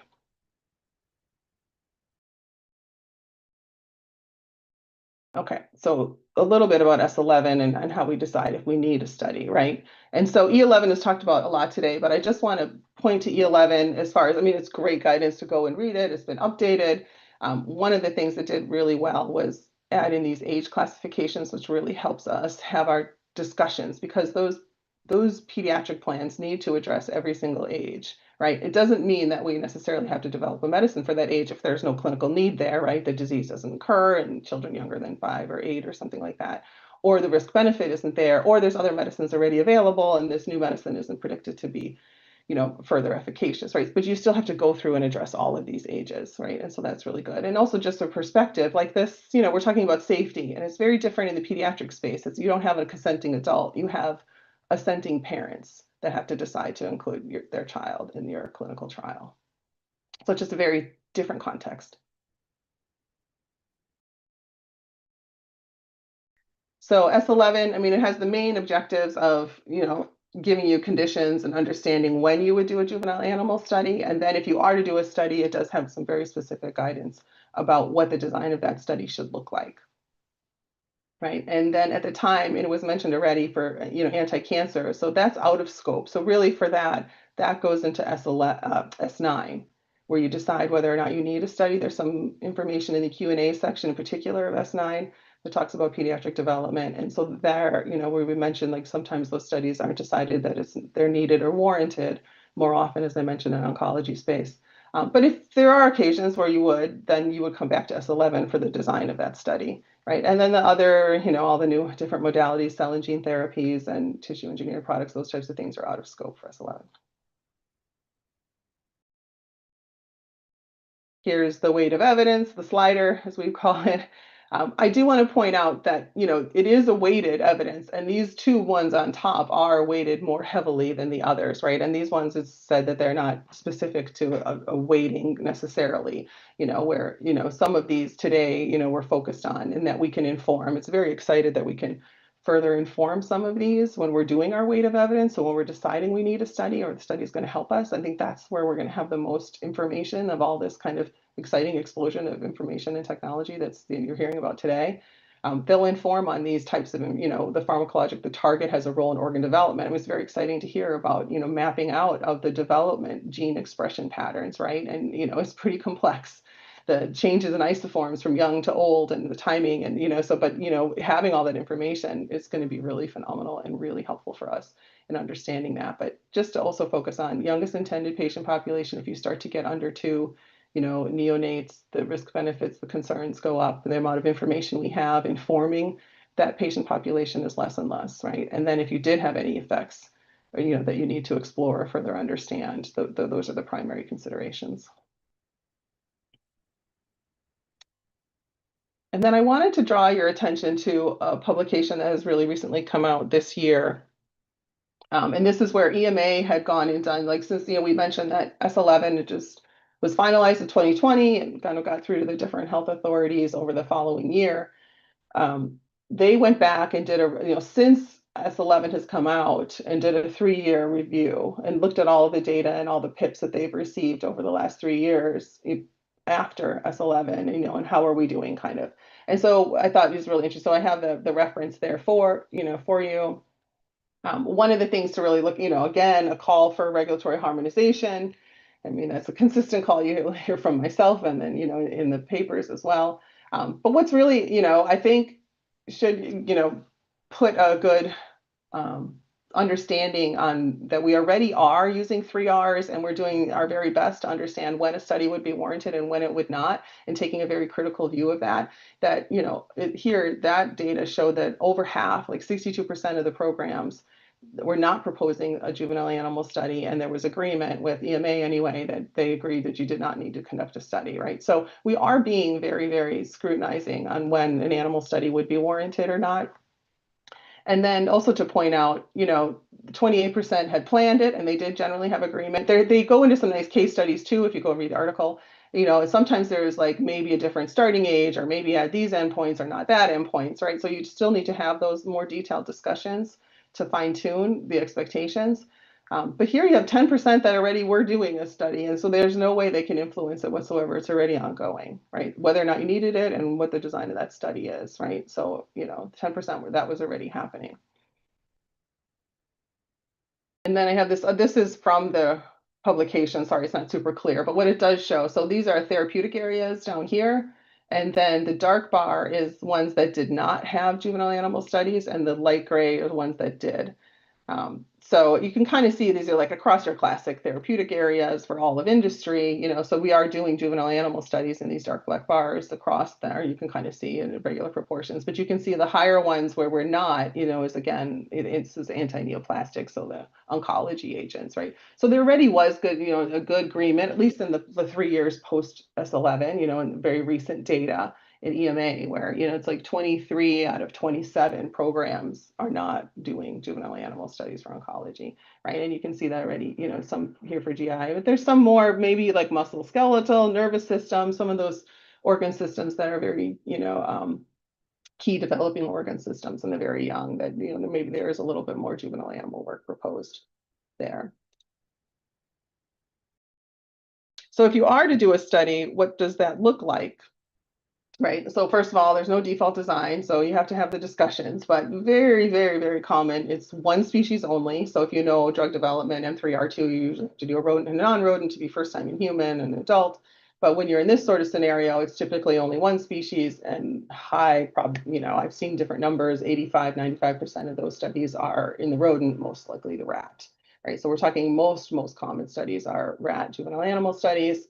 And then we need to talk about the design of those, so the ages of that study design, like I mentioned, you want to make sure that you are picking an age that's developmentally correlative to the clinical human age that's of youngest, and then you want to dose over that duration of critical windows. So that concept was shared a bit today. Like you wouldn't follow just M3R2 where it's like a 1 month, and go 3 months, and I can do 3 months in the clinic. No, you need to cover that clinical developmental window that's going to be exposed for children in pediatrics, right, in the animals. So it's a different sort of equation, right? So oftentimes you're starting at a time that you could say across most organ systems seems to be like I'm going to cover most of my developing organ systems and then get them out to an adolescence and near adulthood if that's what the clinical pediatric intention is, right? So you design that way. And then S11 does give you some good advice on endpoints. There's a core battery set that's expected, and then a laundry list open of other specialized endpoints. And there, I think to my mind, you're encouraged to be very scientifically justified if you need those and why you need them. Oftentimes the reason you need them is related to the reason you're doing the study whatsoever, right? If you had a CNS concern, then you should be putting on some really good CNS endpoints at the right timelines to assess that. That's basically what it is, and not to just throw on just in case, or I don't understand, I'm going to do mating when you don't need to do mating and you don't have a fertility or reproductive concern, things like that. I highly recommend dose ranging these studies. The same as you can go into the clinical space, it's difficult. We don't even have as much helping us, but getting those doses right, a very small but targeted dose range study will help you run a really good, one single good definitive study. And of course you need TK to inform that. So here's just some of the considerations when you're conducting these studies, right? They have all the same sort of ones that sound a little bit like, clinical studies as well. And then of course, understanding your model as best as possible and understanding it to interpret and translate to the pediatric population. That's the challenges that we always have, right? And just to say that, it is different when you're working in a rodent, you have a littered animal, right? So you have all these considerations where you're working within litters and controlling for that appropriately. It can be a practical issue. Okay, so just a few minutes on NAMs and just kind of where, just for awareness, I wanted to draw your attention. Now, this is for the adult space. There isn't any publications for pediatric space and NAMs yet. I don't know that we're there yet. Just to, there is this Shenton et al. Paper that came out in 2025 this year, which was a survey done. 27 different pharmaceutical companies, submitted results to this survey and kind of trying to get the state of where we are with NAMs and how it's being used now. So some of the main, so I highly, the references here, recommend you take a look at that paper and some of their main messages, yes, we have been doing NAMs since before they're called NAMs. We're very excited to incorporate all of this new science and into it. But, getting regulatory agreement across health authorities, there are some nice examples there. A lot of this is, necessity causes the innovation, right? Where you don't have any cross-reactivity in any non-clinical species, and what do you do to assess safety? So those have been some great case examples, and they've been really teaching us how to go forward with things like that. But in that paper as well, you'll see a call for, better health authority harmonization, and even just guidance on how we should, how are you going to, do we need to qualify these or NAM, and then context of use you hear over and over, and making sure that we're all agreeing on how to incorporate these NAMs. And I just wanted to get the concept out that for safety, it's likely, it's not going to be the one NAM that does it, right? As we can kind of tell from all the different options today, but it's going to be a suite of NAMs, right? And so some of this could be just for generalized because it's pediatrics, you can see some of that understanding difference in ADME and gene expression and safety pharmacology. Could we get a good pediatric screen going, right? But then there's also going to be the bespoke specific because of the pharmacology, because of the certain medicine, the specialized NAMs, and it's going to be a big puzzle of putting all those together, I think, with each of the individual ones having clear context of use. And so I did reach out to my community the industry. We do have a pediatric safety industry forum, and just try to get some feedback on where we are and what we think, that we are always interested in trying to understand how to use NAMs, what would be, clearer advice on how to incorporate them and which scenarios, right? And then, could we identify specific in vitro models? And I think that's coming, as you'll hear a ton today. And I think we're getting very, very close. And just some of the gaps or some of the ideas of like juvenile NAMs, so to speak, right? Or areas like that had come out of some of our just informal type discussions. But it was like the GI, a lot of interest in getting better predictivity in GI. Maybe there's some organoid models that could help us with that. You heard more about, diarrhea, nausea, vomiting, like those types of issues happening that are not well predicted. Certainly in the ADME space for liver and hepatocytes and better understanding all the difference in the CYP enzymes. CNS is another issue, another one where we could really get some better information to inform on safety. Inhaled anesthetics was one of them for neonates, understanding that. I think blood-brain barrier is another one.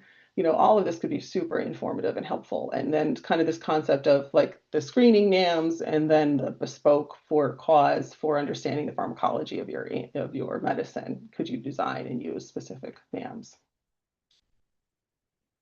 Well, there's my timer. So, and there's my last message, my slide. So just to overall just say, like, we operate using these pediatric plans. They are binding agreements.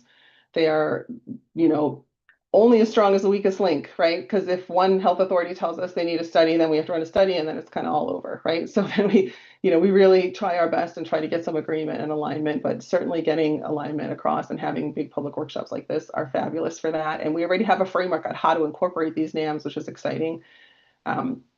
We aren't doing juvenile animal studies on all medicines. We're doing on less than half, right? And we're ready, very 3 Rs in our mindset and trying to get the most out of these studies when we do conduct them.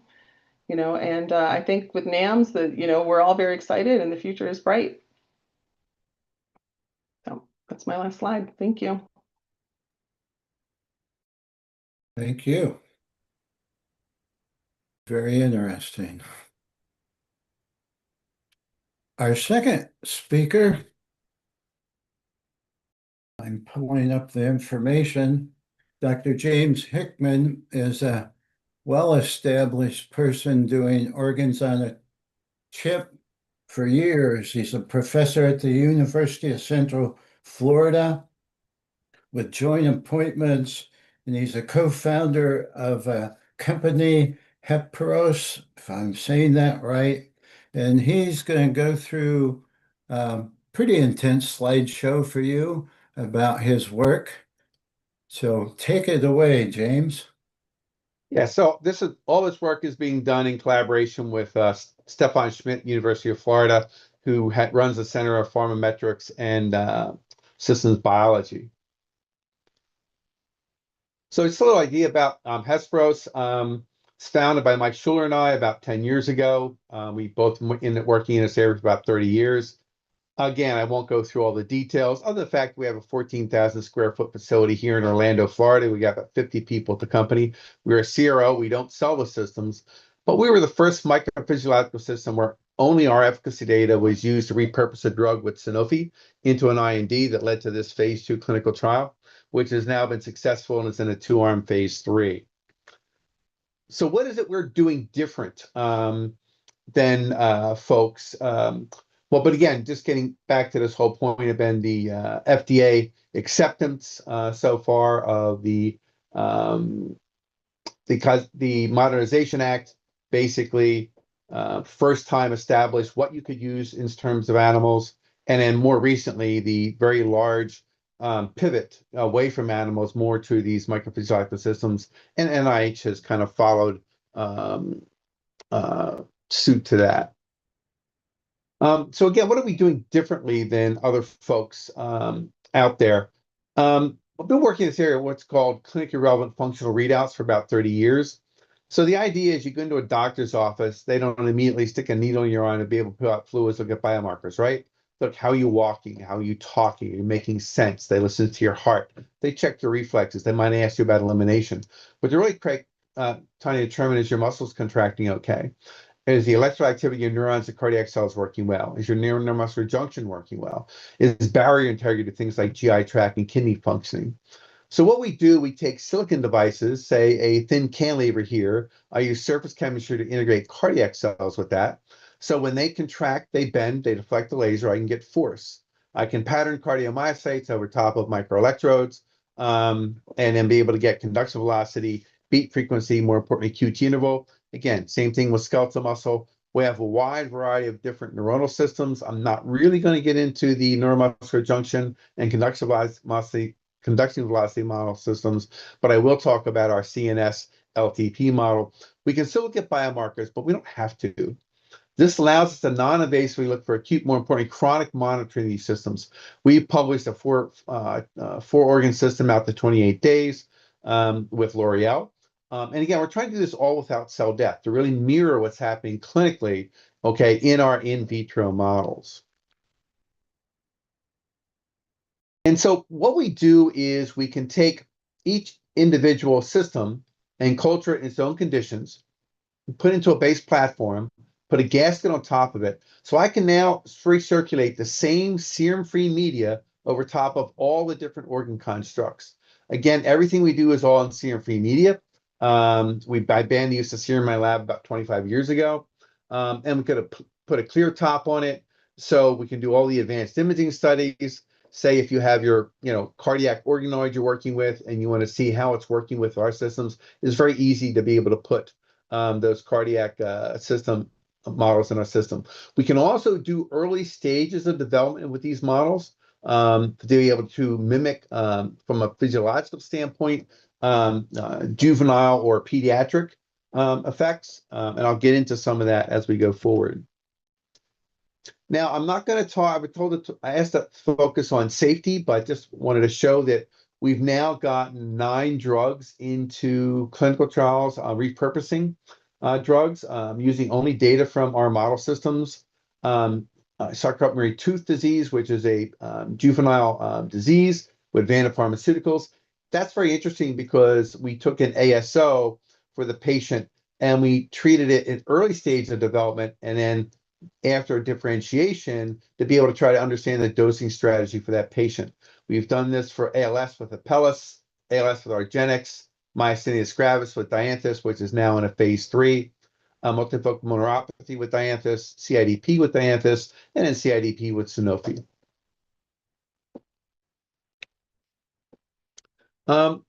So getting into the whole idea again of modeling these systems, Mike Schuller had created the first physiologically-based pharmacokinetic model, took all the equations for that, predicting phase 1 dosing, modified it. This is the first multi-organ system published in 2004. This is one of our more advanced systems where we're looking at opioid overdose and recovery, where we differentiated our pre-BOT neurons to look at respiratory depression. So we treat it with an opioid, look at naloxone recovery, at the same time looking at off-target tox. What we do is use a pumpless system for these systems.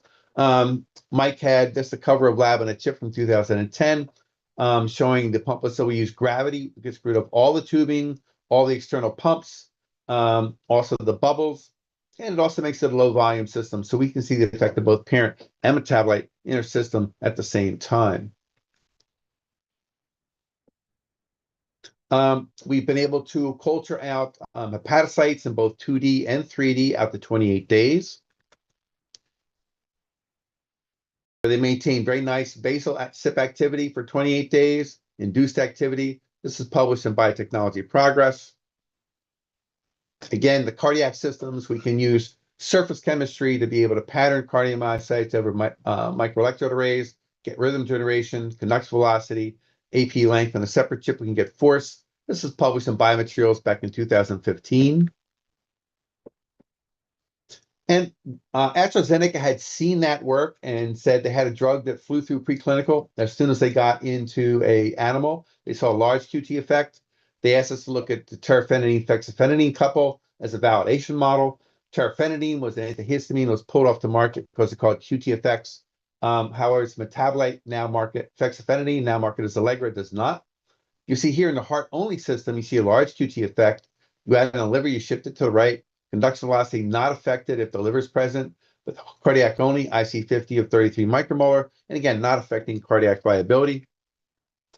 I want to show this because we can also then model the flow rates, be able to look at the shear stresses, account for absorption in the systems, to be able to look at also the mixing and loss, to be able to get the area of the curve. Because if we're trying to do pharmacokinetic, pharmacodynamic modeling, we really need that exposure profile. This allows us to create a PK/PD model. We can account for absorption into the system, for metabolism. Again, so we have the clinically relevant functional readouts. We can actually do the pharmacodynamics. In this particular case, the terfenadine acts on the hERG channel from inside the cell. So we added that transition into the model. We get the pharmacodynamics. So we were able to predict data they had for guinea pig, dog, and non-human primate. And again, this was probably the first example of a digital twin with an MPS. This was published in 2019. With Roche, they had seen that system and they said, well, okay, can you look at the off-target tox at the same time looking at efficacy and determine a therapeutic index for a cancer, for a non-multi-drug resistant cancer and a multi-drug resistant cancer? They chose tamoxifen. Tamoxifen by itself is not a good chemotherapeutic. However, its metabolite is. You have in the liver, you see a decrease in proliferation. You see the metabolite, you see decrease in proliferation. For the multi-drug resistant cancer, you don't see that with the liver or the metabolite. You said in a second drug, verapamil, which is blocking the PGP channel as fast as it's pumping out the chemotherapy, you see a decrease in proliferation. No additional decrease, so verapamil is not acting as a chemotherapeutic. It's just blocking that PGP channel. Now, it gets really interesting when you look at the off-target tox. You see tamoxifen, conduction velocity goes down but recovers. Force goes down but recovers. Beat frequency goes down by a little bit but recovers. Now, for the drug-drug combination, which is where most chemotherapies are going, you see that conduction velocity goes down but does not recover. Force goes down but not recover. Now, beat frequency goes down but recovers to some degree. So if you're only looking at beat frequency, you would say, well, maybe this is an acceptable level of toxicity. However, as soon as you put into an animal, okay, you would see the heart would stop and then the study would be over. And again, we're not killing the cells in this, we're just stopping the function. This was published in Science Translational Medicine with Roche. And again, it's very straightforward for us to put in a pediatric cancer into the system. And again, looking at the cardiac cells or other cells at different stages of development, okay, in this model system. We've also published an innate immune system on a chip. We were able to determine the both inflammatory and the M2 or restorative phenotype. That was published in Advanced Science, where we can basically get recirculation of the monocytes in the system with the organ's presence and not be activated until we insult them, either specific organ system or using general inflammation in terms of like a bacterial or a viral infection. Okay, now this is a study where we looked at, with Vanda Pharmaceuticals, they had been asked to do a 9-month Beagle study. They had a 3-month Beagle study. So what they did is they asked to do a 4-organ model system, okay, to be able to combine that with the 3-month Beagle study so they could actually get the IND review. That actually review is ongoing and it seems to be wrapping up soon. Okay, and what we did is a 4-organ system with liver, with cardiac on cantilevers, cardiac on patterning. I talked about an LTP assay. I'll get into that in detail, but we can actually do stimulation one set of electrodes record over here to be able to reproduce dual patch clamp electrophysiology, okay, but with human systems, and also look at kidney. In this particular case, what we did is we did a positive control for each different organ system. So basically, if you had a drug that had a juvenile or a pediatric toxicity, we could just put that in there and we say, well, okay, like the thalidomide, if we actually had a model system that showed the effects that you see in the pediatric case, you would have your positive control for those drugs. In this case, we looked at a biomarker first, troponin, and you see here for terfenadine, doxorubicin, 2 known cardiac toxicity events. You see that troponin goes up and then crashes in the system. Now, what we are doing, we're looking at trying to look at a range of different metabolizing livers, between the low metabolizing, mid metabolizing, and the high metabolizing liver. and then physiologic concentration, high concentration, super physiologic. You can basically see that the positive controls worked, but again, that their compound, there was some spread here, was within acceptable levels for troponin. Again, we then looked at the force in the systems. We see the two positive controls being fine, but then the tradipitant, you see that being within acceptable ranges. Beat frequency, the same thing. QT interval, doxorubicin has a large QT effect. We see that immediately. Troponin goes down, but again, you see a nice within acceptable ranges, even up to super physiologic, even with the different levels of metabolism. And in the cortical neurons, again, you see the nodipine, you do see a deficit with time. But then here's a really interesting stratification where you see the low metabolizing does seem to have some increase in activity, but it seems that that would be due to the parent as opposed to the metabolite. Then lastly, looking at KIM1 levels, gentamicin is very toxic. You see actually basically all the cells are dead by about day 7 to 10. And interferon B has less toxicity, but you do see it going up. And again, you see that going up, and at the super physiologic, you also see some KIM1 expression, but again, not to be into the level of being super toxic in the model systems. Now, what we can do, we can take all those systems I showed you, create digital twins of them, and do pediatric extrapolation. Okay, so what we can then do is that we can extrapolate the concept using these model systems, okay, to be able to come up with a pediatric extrapolation plan, okay, which is similar to what the previous speaker was talking about, which is that plan for how do you deal with pediatrics. So you look at your exposure response, then try to factor in age into that, disease state, common disease, maybe even if you don't have an adult reference population, be able to integrate that into the model system using data from the literature, but also data generating by the MPS systems to be able to come up with the plan in terms of how to submit these results, okay, utilizing MPS. Okay, again, here's a PK/PD modeling systems, population PK/PD, which Stefan works on. We have two different ways of looking at PK/PD, and what we can do is put the organ on a chip system into that to be able to predict the PK/PD and also population PK/PD in these systems. So the first case study I'm going to show was our published digital twin model for malaria, okay? What we basically did is to model the input using the published in vivo PK model, be able to take the scaling, okay, from the chip to be able to generate the data, okay, that the chip would predict and how close that came to what we actually see clinically. So what we did is the Gates Foundation had us build a model of splenocytes, liver, and endothelial cells. Again, we can then put blood in that. We then show the malaria parasite maturation in the system. We then monitor these different parameters to be able to get the active concentration.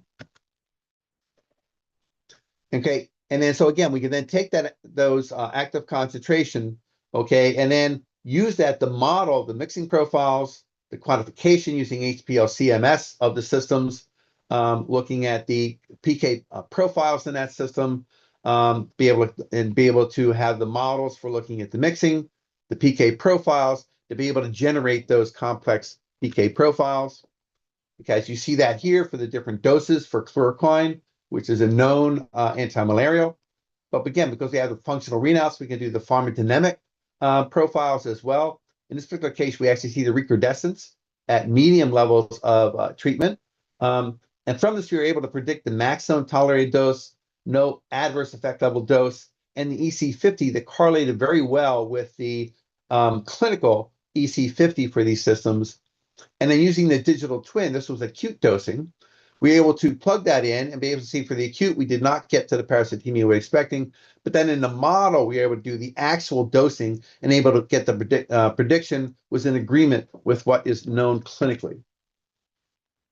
We did the same thing with artesunate. Artesunate is cleared very quickly out of the system, but still we were able to get the PK profiles and the pharmacodynamics. It is not very toxic drug, but again, our CDEC50, okay, was in pretty good agreement with what they see in vivo. And again, you see an inaccurate description using the acute, but again, with the digital twin model, we can actually get a very nice dosing regimen that gets us down to the parasitemia they see. This was just published in Advanced Science. Now, another model system with Bayer, they want us to try and test some stress modulators. So we had built a GI tract liver BBB CNS model. So we can generate the PK profiles to be able to understand in the blood compartment, the GI tract compartment, and the CS compartment to link the CNS exposure, okay, and the effects, okay, to the PK in that model system. Now, to be able to do that, we had to, again, create that, utilize our CNS model system. So again, what we've done is we plated a population of human cortical neurons, okay, over top of microelectrodes. Another population here, use surface chemistry to connect the axons. I can stimulate here, record here. I can reproduce LTP. This is published in Stem Cell Reports. And we did this for different stages of development of the CNS models. Okay, and we've actually used this as a developmental neurotox model. Now, I just got lots and lots of data. We have about 4 publications on this so far. I just want to show this because looking at, for Alzheimer's, we look at A-beta scrambled, we get nice patch clamp data for currents, stimulated activity, and spontaneous activity. A-beta ligamers shut that down. You treat it with donepezil, we can turn it back on. The key thing is a one-to-one correspondence with the patch clamp data with what we see with the MEA data, which is much more high throughput, and we can do longer duration with this. We can take these model systems out to 60 days. We had used this to be able to, again, show we get LTP in the systems, shut down with the oligomers, restore with donepezil, seratinib, memantine, roloprane. This is published in Nature Scientific Reports. Now, just finishing up, Bayer had asked us to create, again, a stress model. So we treated it with cortisol, okay? Different levels of cortisol in the system. And this is the curve for clinically what they see, which is synaptic enhancement, synaptic suppression, excitotoxicity. We're able to model that in our model. We chose 1 micromolar cortisol because in this case, we weren't seeing amplitude decreasing in the CNS model. We are seeing baseline increase. And we wanted to get to that point of synaptic suppression. What we did is we looked at CBD, diazepam, and echinacea extract in the single organ CNS. We saw CBD had an effect. Diazepam, because it comes into a different pathway, does not, but echinacea extract did.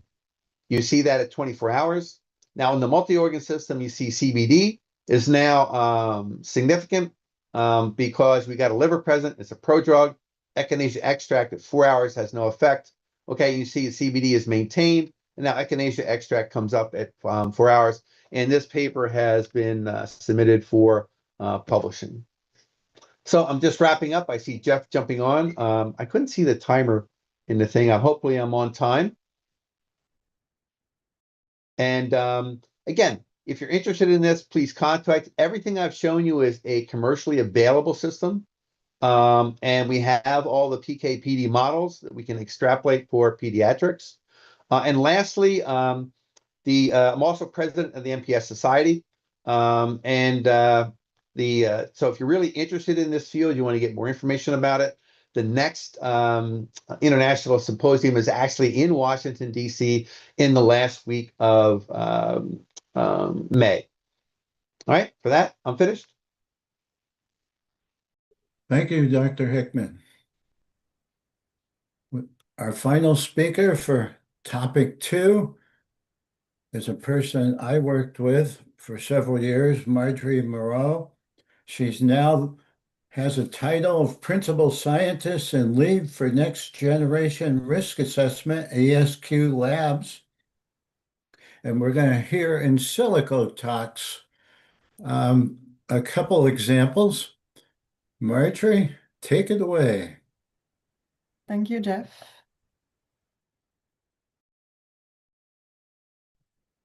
Okay, I think it's working. Okay.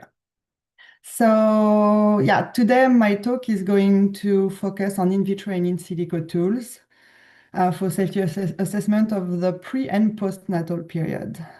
So like Jeff said, I'm leading the NGRS, or New Generation Risk Assessment division at ESQ Lab.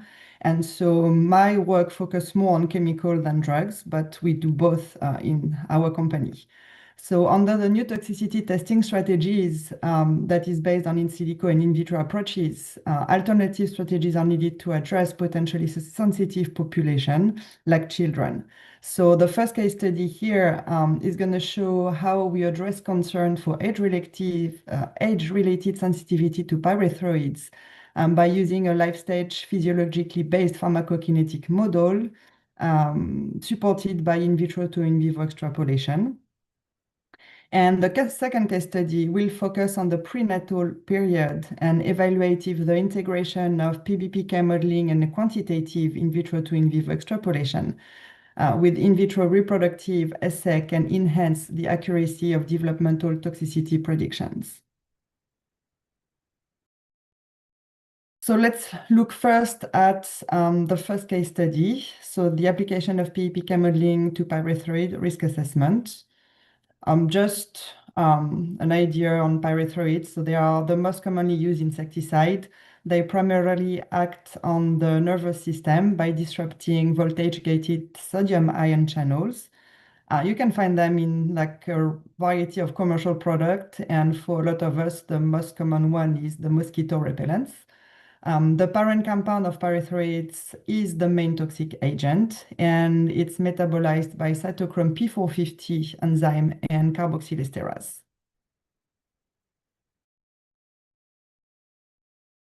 So first, I want to say that in this presentation, when I talk about sensitivity, it means an increase in internal exposure leading to an increased neurotoxic effect. So the initiation of this project come from potentially higher sensitivity to pyrethroid in juvenile rats that came from increased lethality in neonatal rats at high doses. So the hypothesis was that juvenile rats have limited metabolic capacities that is largely responsible for the elevated internal exposure and increased neurotoxic effect following the high pyrethroid doses in rodent toxicity studies. But obviously, this led to concern over potentially differences in sensitivity between children and adults to pyrethroid neurotoxicity.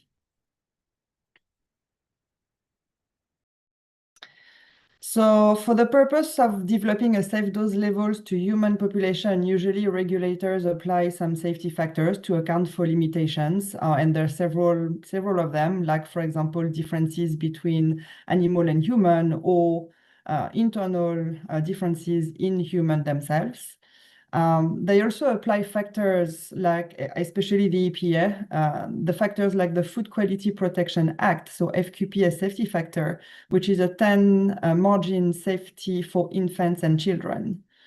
The EPA may also apply a different factor if there's enough data to confirm safety of children. For example, this for pyrethroid, the 10-fold margin was reduced to 3 a few years ago because of pharmacodynamic studies. And when I started this project, we still had a 3 margin for safety for children that was based on the pharmacokinetic. So the question at the time was, is this value adequate, inadequate, or overly conservative for pyrethroids?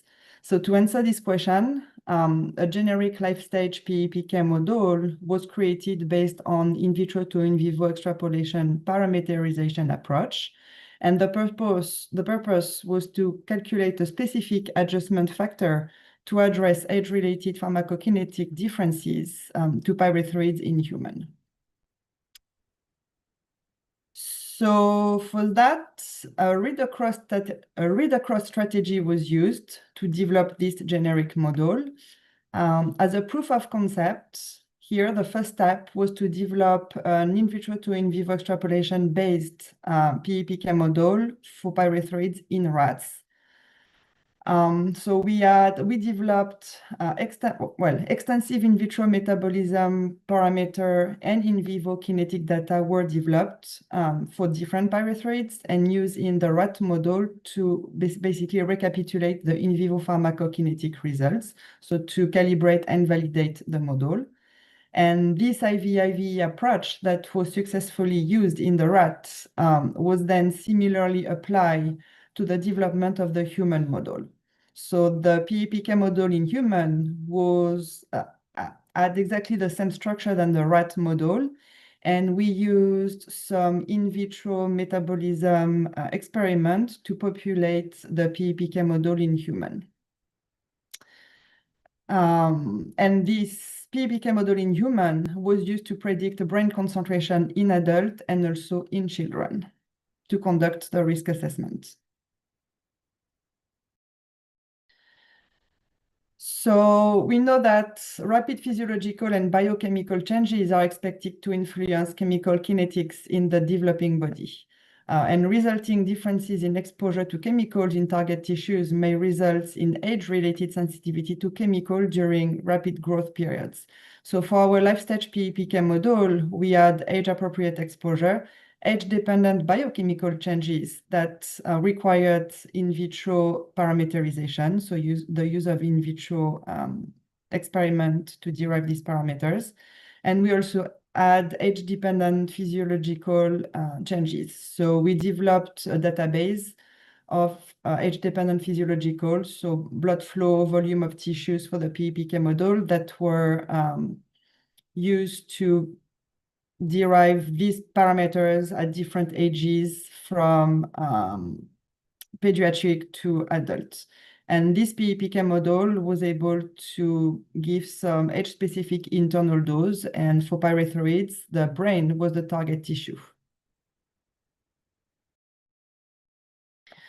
So concerning this in vitro data that we used, so we had some human microsomal and cytosol studies that were conducted where we calculated, predicted the total intrinsic metabolic clearance in the liver in human adults. And we also used these to evaluate the intrinsic clearance in children by using expressed enzyme IVIV approach. So here, like I said, we use human recombinant expressed enzyme. So basically, individual enzyme-specific intrinsic clearance were estimated at different ages. Why using expressed enzyme? Just because it's difficult to have pediatric values for intrinsic clearance, just for ethical reason. And the use of recombinant enzyme allow us to basically derive intrinsic clearance for children without using tissues.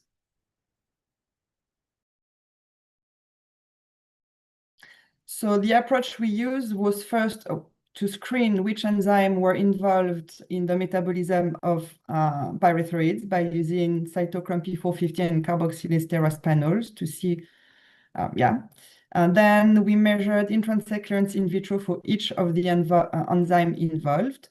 And then we extrapolated this in vitro intrinsic clearance to in vivo intrinsic clearance in adult first, and then across ages using different scaling factors. So when we combine the ontogeny data and activity data of each enzyme, we can calculate the relative contribution of each enzyme involved in the metabolism at different ages. And we can use this to integrate into the PEPK model to look at concentration in different tissues at different ages. So here, there's a few results concerning the metabolism. First, when you look on this panel here on the left, it's where we've combined the ontogeny and the activity data for each enzyme. And here you have 3 pyrethroids, deltametrine, cypermetrine, and bifentrine. And you can see here that all the pyrethroids except for bifenthrin are predominantly metabolized by carboxylesterase. And carboxylesterase, it's perhaps difficult to see here, but anything that is yellow and orange is representing carboxylesterase. So you can see delta-metrin, cis-permethrin definitely metabolized by carboxylesterase, but bifenthrin was metabolized mainly by cytochrome P450. What is important here is also to see that the relative proportion of enzyme contributing to metabolism does not really change with age. You can see in adults, the pie size for the different enzyme is pretty similar to all the ages, and same thing for cypermethrin and bifenthrin. And we did this work with 16 pyrethroids in total, and it's similar for all the 16 pyrethroids. Now on the right, we have results. So if you look at the axis here on top, we have the rat clearance, intrinsic clearance in liter per hour per kilogram liver. And on the bottom here, we have the human hepatic intrinsic clearance. And we have juvenile and adult results and in rats, and in human 1-year-old and 25-year-old. In blue, you have the cytochrome P450, and in purple, the carboxylesterase. So here we can see developmental changes in the expression of this enzyme between rats and human. Clearance of pyrethroids seems to increase slowly but steadily after birth in rats, whereas metabolic competency develops more rapidly after birth in human. There are also significant species differences in the relative importance of some cytochrome P450 and carboxylesterase. You can see in rat, pyrethroids are mainly metabolized by cytochrome P450, whereas in human, the metabolism is mainly by carboxylesterase. So when we look at the rat studies that I show in the first slide, showing that juvenile rats are more sensitive to pyrethroids, it's really important to characterize the basis for this greater sensitivity and assess its relevance to human, because this observation here on these slides this observation could be the result of age-related pharmacokinetic differences, as we can see here that species differences exist in pyrethroid metabolism and its ontogeny.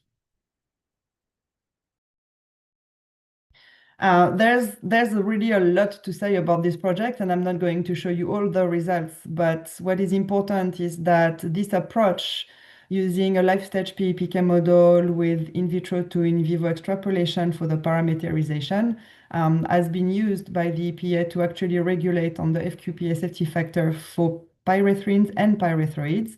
And in 2019, they used the model to reduce the FQPA safety factors that was 3 at the time to 1 based on the PEPK model. So basically, the results of the model shown that human children, were not more sensitive to pyrethroids compared to adults, which was completely different than what was seen in the rats, in juvenile and adult rats.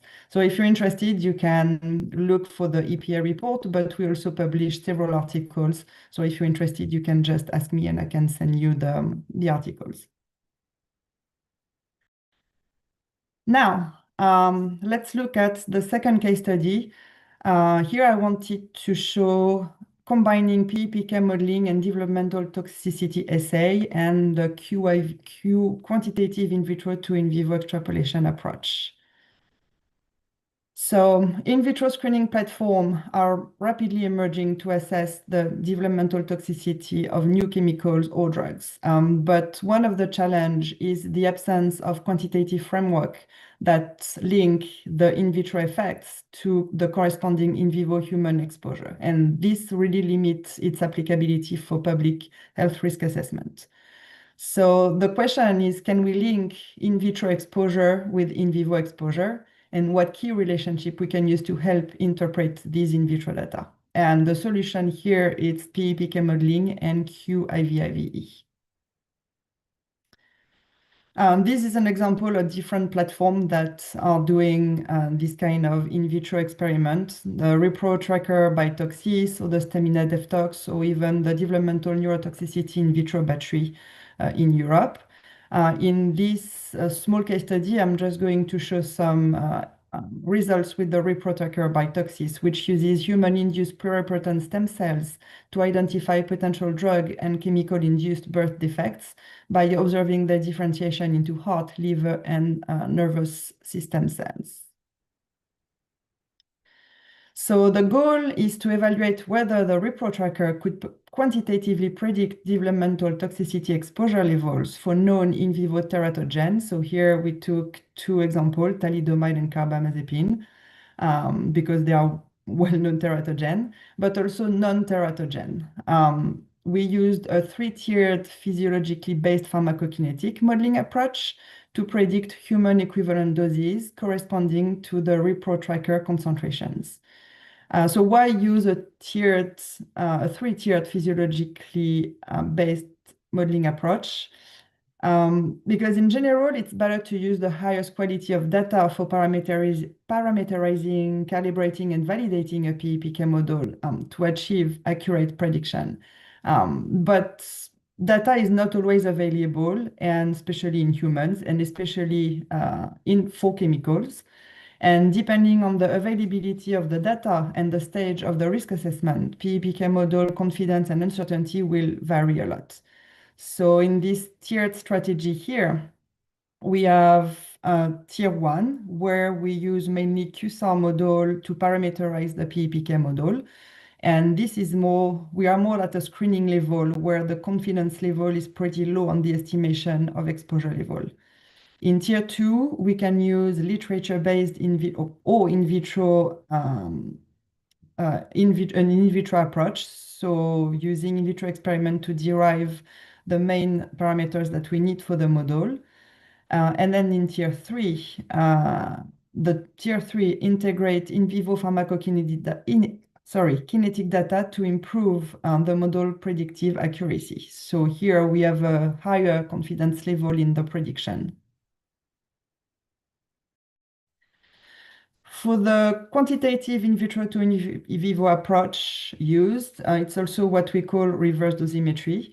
So basically, Monte Carlo simulations are used to estimate median, fifth, and 95 percentile for the target organ concentration for individual exposed to the same dose. And then reverse dosimetry can predict administered dose equivalent to the in vitro active concentration from the repro-tracker assay. And then we can compare with in vivo to assess if the in vitro model is as good as the in vivo experiment, because the goal here is to replace or reduce animal experiments. So we need to be confident in this in vitro system. So first, we evaluated whether the repro-tracker assay can be extrapolated in vivo and quantitatively predict developmental toxicity exposure levels of thalidomide and carbamazepine. So here we look at thalidomide, and the repro-tracker derived human equivalent dose were quantitatively similar to developmental studies from both rats and rabbits, and indicates that the repro-tracker in this case is sensitive and protected of humans. So you can see here the human equivalent dose for the repro-tracker was slightly lower than the human equivalent dose coming from Lowell in rat and rabbit, and also lower than the therapeutic dose. So that's a good thing.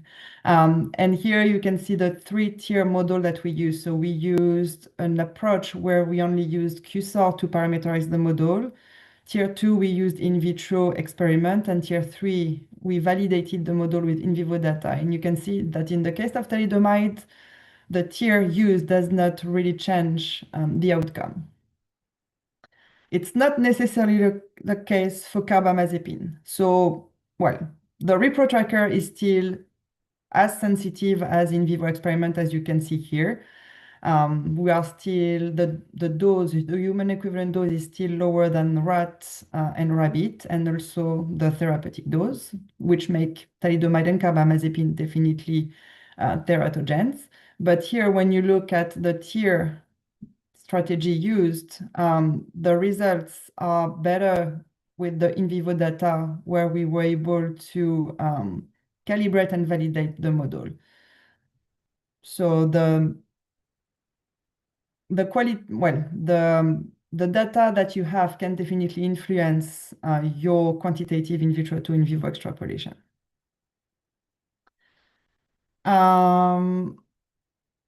Something that is really important, and I have the impression sometimes when I talk to people that a lot of people are focusing on hazard. So a hazard is something that has the potential to harm you, but the risk is not just the hazard. The risk is the likelihood of a hazard causing harm, but the degree of risk depends on both the nature of the hazard, but also the exposure. And in the case of the repro tracker, you can see that the exposure is really important because we also looked at 4 other chemicals: hydrochlorothiazide, buspirone, doxylamine succinate, and 2-methyl-resorcinol. And these 4 drugs were identified. The repro tracker identified 4 non-teratogens. So these 4 drugs are non-teratogen, but they were classified in the repro tracker as teratogens.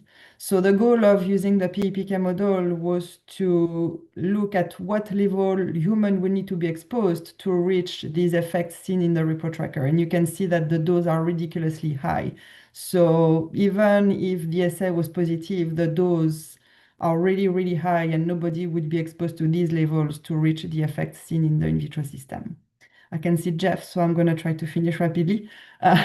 This study basically demonstrates the power of combining in vitro developmental assay with PEPK IVIV modeling to advance chemical safety assessment without animal testing. While the repro tracker identified potential hazards in vitro, PEPK modeling revealed that for 4 drugs, human equivalent doses were well above real-world exposure levels, highlighting the importance of contextualizing in vitro results.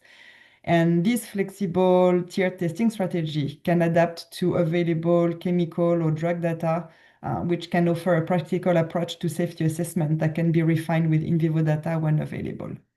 If you're interested in seeing more examples of PEPK modeling and QIVIV, these articles have been published recently by my group. And so you can just take a look, and if you can't find them, also ask me and I can send them. And I think that's all. Thank you. Thank you, Marjorie. And thank you, Next. Jeff. And so it is time now for our panel discussion. So I wonder if the speakers from topics 1 and 2 and the moderators could turn on their cameras.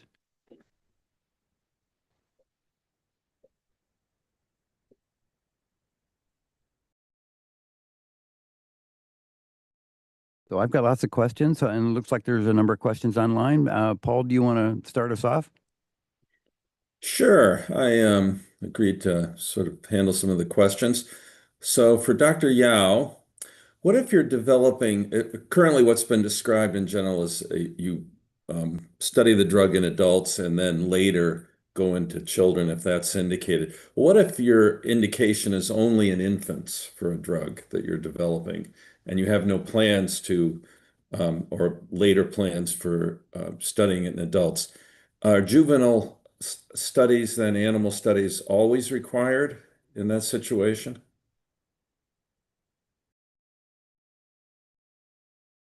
Actually, don't see Dr. Yao. Yeah, I don't know if Lynn is on. Anyone else want to tackle that?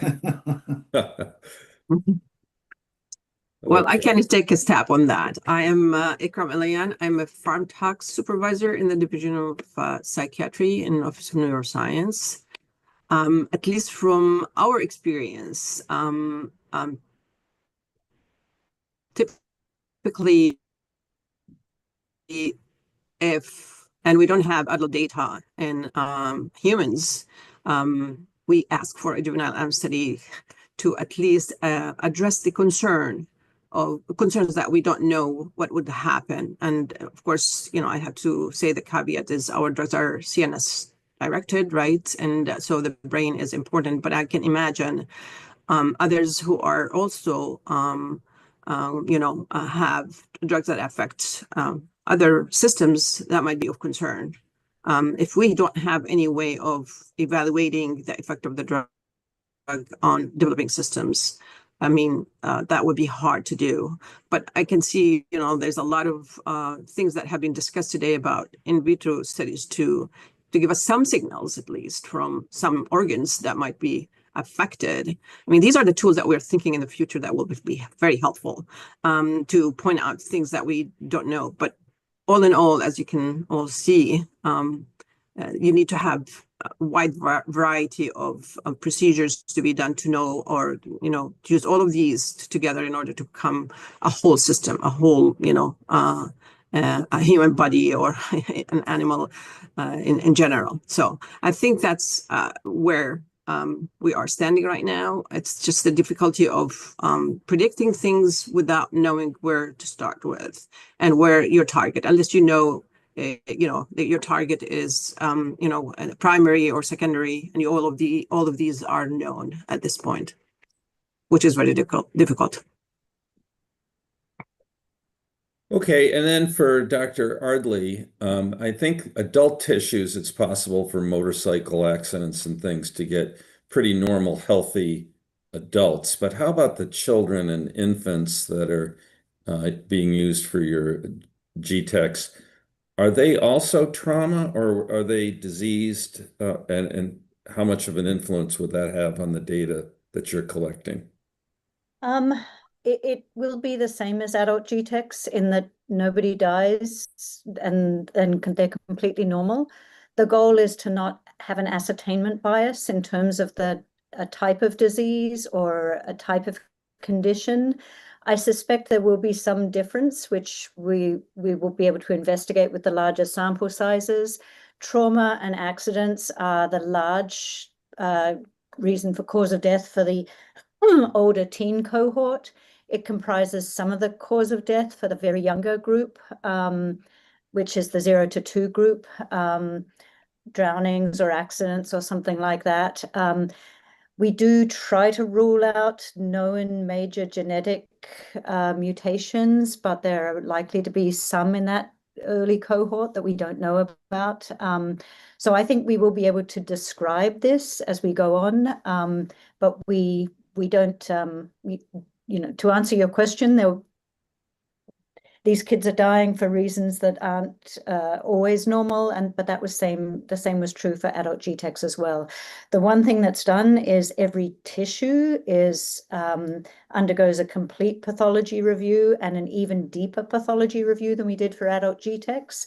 So the tissue is described as normal for the age, and there are definitely some that are not normal for the age, where there was a failure to thrive or something like that, but all of that is described for every tissue and donor. Paul, I had a Okay. follow-on Go question for ahead. Dr. Sure.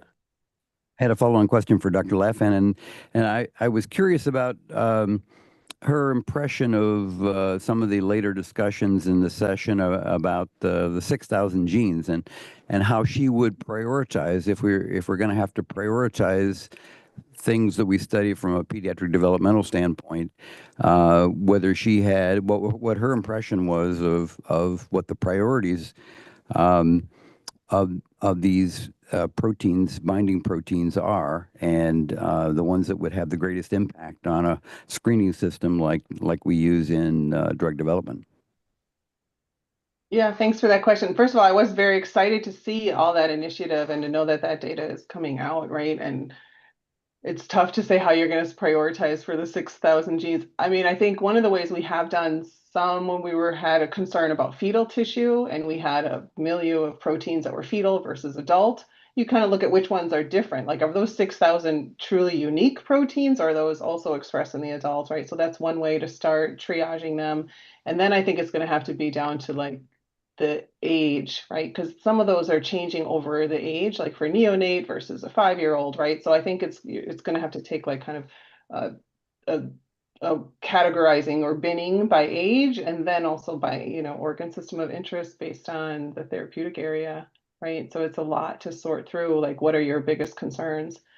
But I will say CNS and skeletal, those come up the most, I would say, right? GI. So you could do by organ system too. Great, thank you. Okay, well, one question is, most of the discussion has been focused on small molecules, but what about secondary targets or off targets for antibody therapeutics? Is there a similar approach, or are people thinking about this?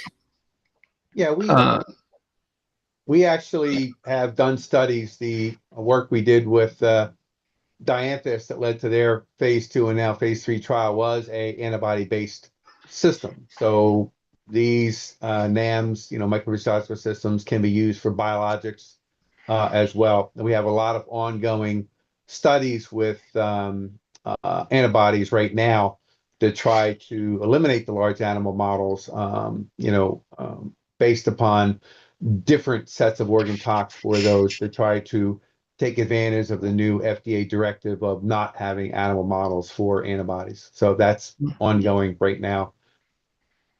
Jean-Pierre, I can complement this answer. So typically, from a pharma point of view, the approach for monoclonal antibodies, which are supposedly selective. However, some recent and growing evidence suggests that that's not necessarily the case. And I refer to a paper from the first author is Axel Vicar, published earlier this year in ToxPath, showing the absence of selectivity of some of these antibodies and proteins, etc.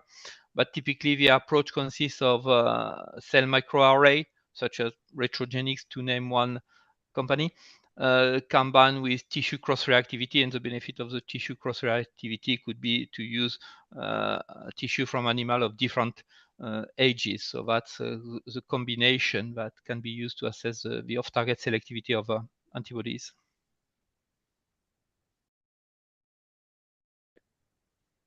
Okay.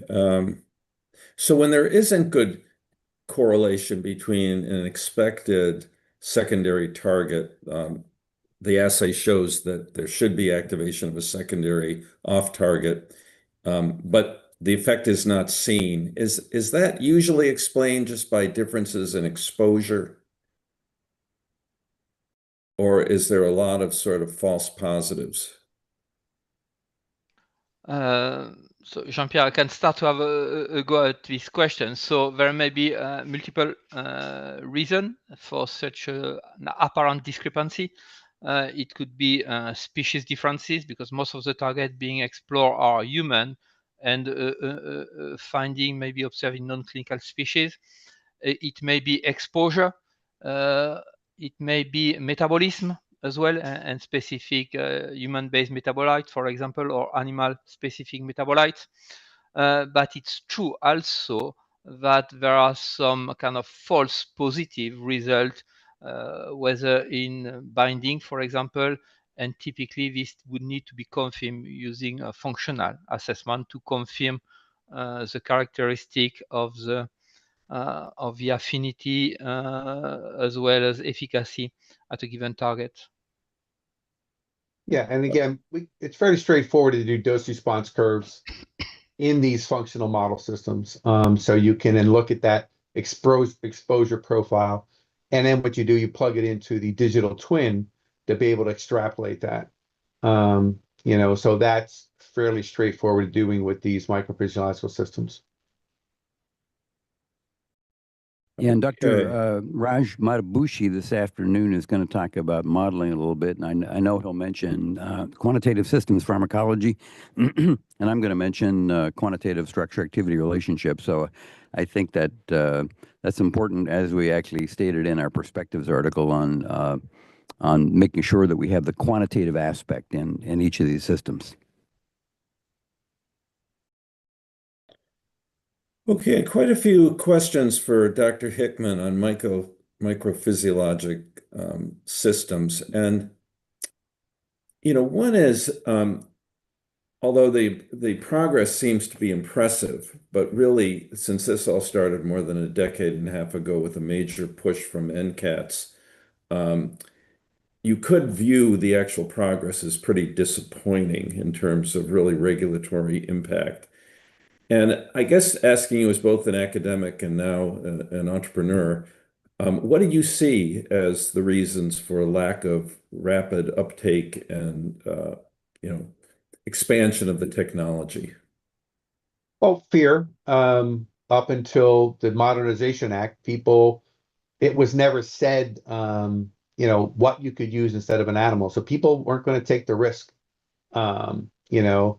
And so once the Modernization Act came named what you could use instead of animals, then there became a fairly large uptick in people interested, you know. And then the other aspect, though, is we're getting pretty good regulatory acceptance for efficacy. Okay, which makes sense because if efficacy fails, it's sorry about that. But if safety fails, people die, it's a huge issue. So there's a less regulatory acceptance, okay, for safety, as there should be. There should be a healthy skepticism for safety. But the other point too is that most of the people in positions of decision making are toxicologists, and so they tend to be very, very conservative from what we've seen. So it's a matter of education. It's a matter of, again, demonstrating. That's why I put up there those 9 different drugs that have been repurposed, okay, to show that there is being regulatory acceptance at this point. I think the Vanda study is also a really good first step, okay, in trying to create a multi-organ system. Okay, and then again, getting that into review. So, so that's the reason why it's taken a while. It was fear earlier that, how can I waste my money on this if I'm not sure the FDA is going to accept it? Nature recently had sort of a point counterpoint on the role of NAMs. And one of the arguments that was made there is that researchers in the area of microphysiologic systems seem to have a hard time in getting publication in top-tier journals. And their requests to, for instance, why aren't you making a rat on a chip or a dog on a chip where you can really get direct histology? And has that been an issue for you in terms of publications? Do you think there's a bias, maybe also in funding? That's a long question. In terms of, we can actually have direct correspondence. We have clinical data, which we utilize for all our different positive controls for these systems or negative controls. So when you say that there's correlations with rat and dog and everything else like that, well, there's correlations with clinical data. And that's what we really want to compare to. The other aspect of it is a lot of these systems right now induced pluripotent stem cell derived, okay, which is a lot straightforward. Creating the animals on the chips, you're going to have to use primary tissues generally. You're not going to reduce the amount of animals and everything. It might actually go up because you're going to have to sacrifice even more and more animals to be able to get the cells needed for these animal on a chip systems. Okay, because you don't have the induced pluripotent stem cell derived for most of them. So I don't think there's a great argument with the animal on the chip. Now, if you have a database and you want to compare it to it, as a big pharma company, makes a ton of sense. As a general thing that we should need to do the animal on a chip before we do the human on a chip, we've got so much progress now with the human on a chip.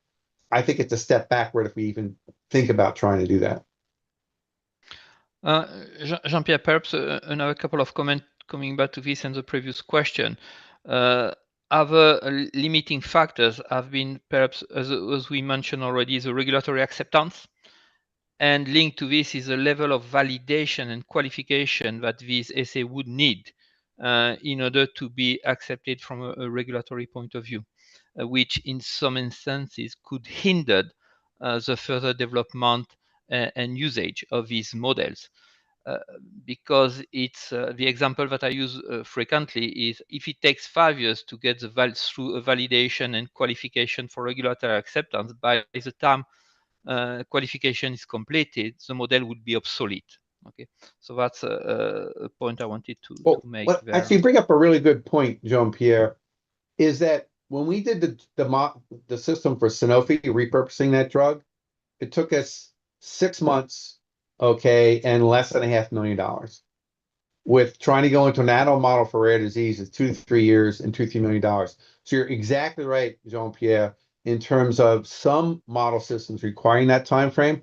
What we're finding, we can do this a lot faster in these model systems. One point I didn't address, Paul, that you asked about publications.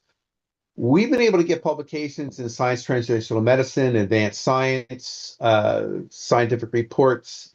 Most of these are impact factors above 10. So I guess it depends upon the researchers that are doing the work. But there's also, it's a bias too. Again, it's hard for somebody in Orlando to be able to get the attention of editors for Science and Nature and things like that when they can walk down the hall and talk to their colleagues at in Boston or San Francisco or Pennsylvania. It's just difficult nowadays, okay, unless you have a connection with editors to get into the very top tier journals. Jean-Pierre, I will continue to build on this one point is some of these model, or at least the data, may not be seen by regulator, but some of these model, as pointed out by James, are in effect used in a drug discovery setting, okay? And almost critical decisions are being made on such model, but clearly they are there to select or deselect drug candidate, and therefore the data may not make it to a regulatory submission. Right, you're absolutely right, Jean-Pierre. Kim Hallman at Genentech has built an entire MPS infrastructure in Genentech where they don't necessarily include any of that data, but what they do is they use that data to de-risk their compounds for selective and stuff like that. So that's what a lot of big pharma are doing, that with the MPS systems, bringing them in-house and be able to make their decision making better, but not necessarily putting them into the regulatory submissions at this point. And Kim gives a wonderful talk and walks through the whole process that they went through for this and are currently going through. Can I just also interject here Dr. Hickman said that toxicologists are resistant to microphysiological systems. And I'll have to say, as Jean-Pierre said, we don't see much of those coming to us at the FDA. Really.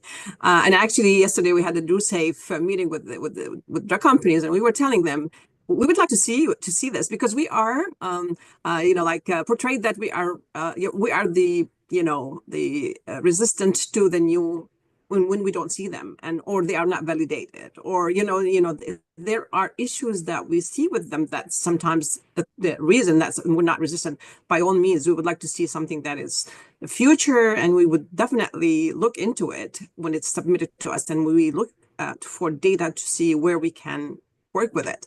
So I think that's a multiple faceted approach that should be, and maybe we should have, open dialogue with industry to share these data and see, that's how we did with the genomics a long time ago, and it did not go anywhere. You know what I mean? So this is the future, but we have to talk to about that more. And that's what I'm thinking, but, and I'm representing myself mostly. So, I didn't mean the toxicologists at the FDA. I know in general, I know. I meant the toxicologists in big pharma, because what it really takes is money, right? To be able to push forward this field, it's money, okay? And at this point, you look at NIH, half their budget goes to animal studies, $24 billion a year, okay? The amount of money that goes to MPS is a tiny, tiny fraction of that. I mean, there was a big deal about this whole $400 million, effort, to promote AMPS over 10 years. That's $40 million a year. That's 0.01% of NIH's budget compared to half the budget going to animal. So it's really, it's money, okay, for getting more of these systems out there, okay? And again, from the private sector, there's a big bottleneck with the toxicologists in the big pharma for also doing it. So it's just money. Okay, more money comes into it, the more stuff you're going to see. And sorry, Jean-Pierre. Yeah, just to come back to the reference to yesterday meeting, the IQ FDA BioSafe.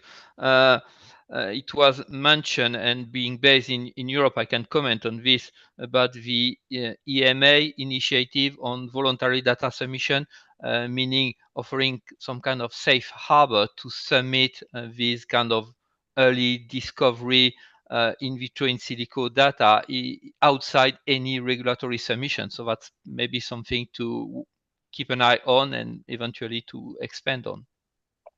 Yeah, as I mentioned, this was done a long time ago at the FDA for the genomics, if somebody here remembers that. But that would be something that we could be done for this. But,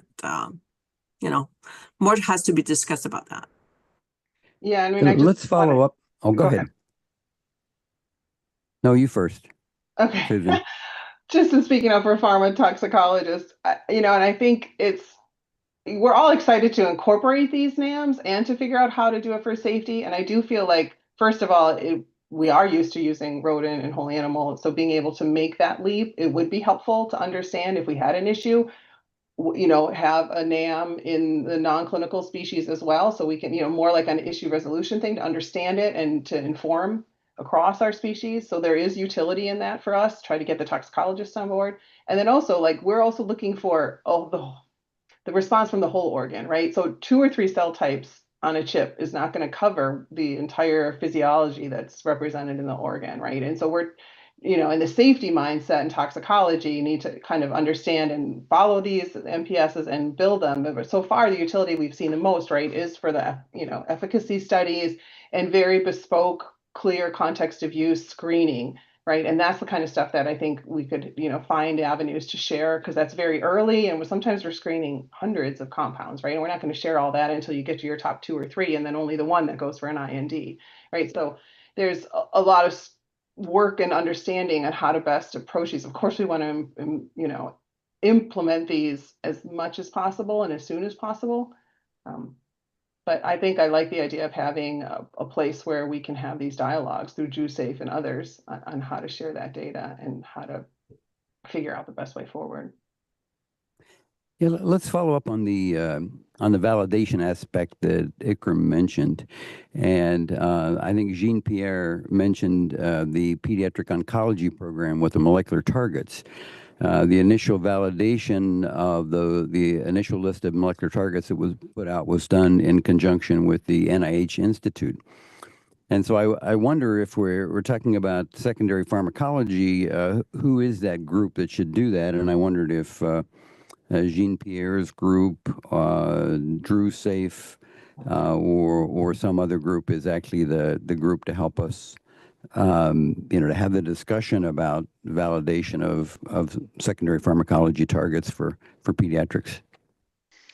I can start to initiate the discussion, but perhaps also Rebecca can comment as well. So we had ICH JuSafe FDA BioSafe meeting in October 2024, so over 12 months ago, which focused specifically on secondary pharmacology for small molecule as well as large molecule. And following on to this, there has been a couple of surveys, including a survey that was open to FDA. And in order to define the priorities from both an industry and FDA point of view, as well as a mechanism by which we could work closely together. And I will just hand over to Rebecca, because some discussion are coming between representative from industry and FDA. So Rebecca. Yeah, absolutely. Thanks, Jean-Pierre. There are some members from the PharmTox community at FDA who are going to meet with some other members from the ICH JuSafe group, including Jean-Pierre, in the coming weeks to discuss the survey results that Jean-Pierre mentioned and to see how we might be able to move forward collaboratively. So we're looking forward to that discussion.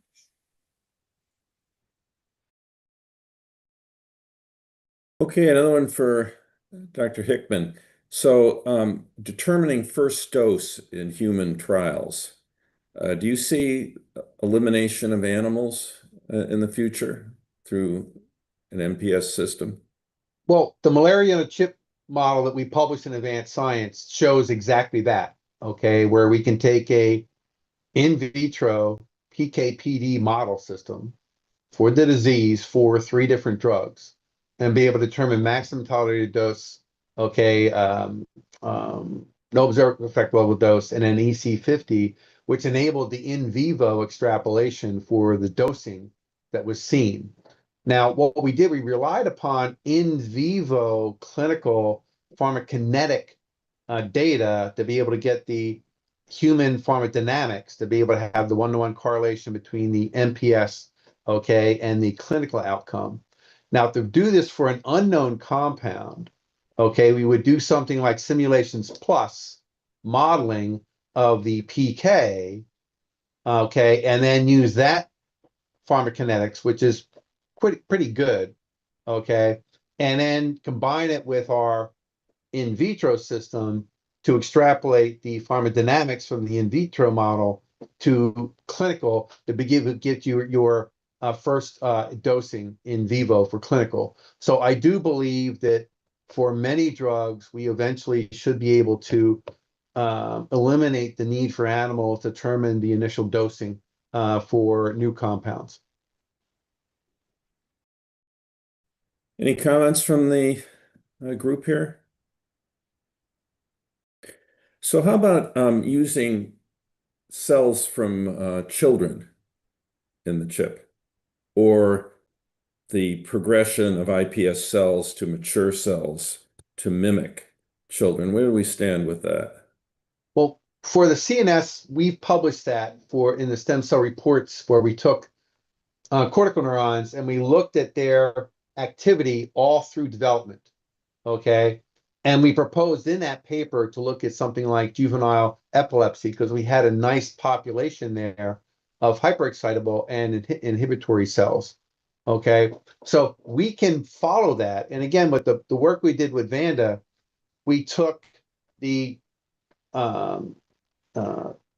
fibroblasts from a patient, turned them into stem cells, and then differentiated into motor neurons.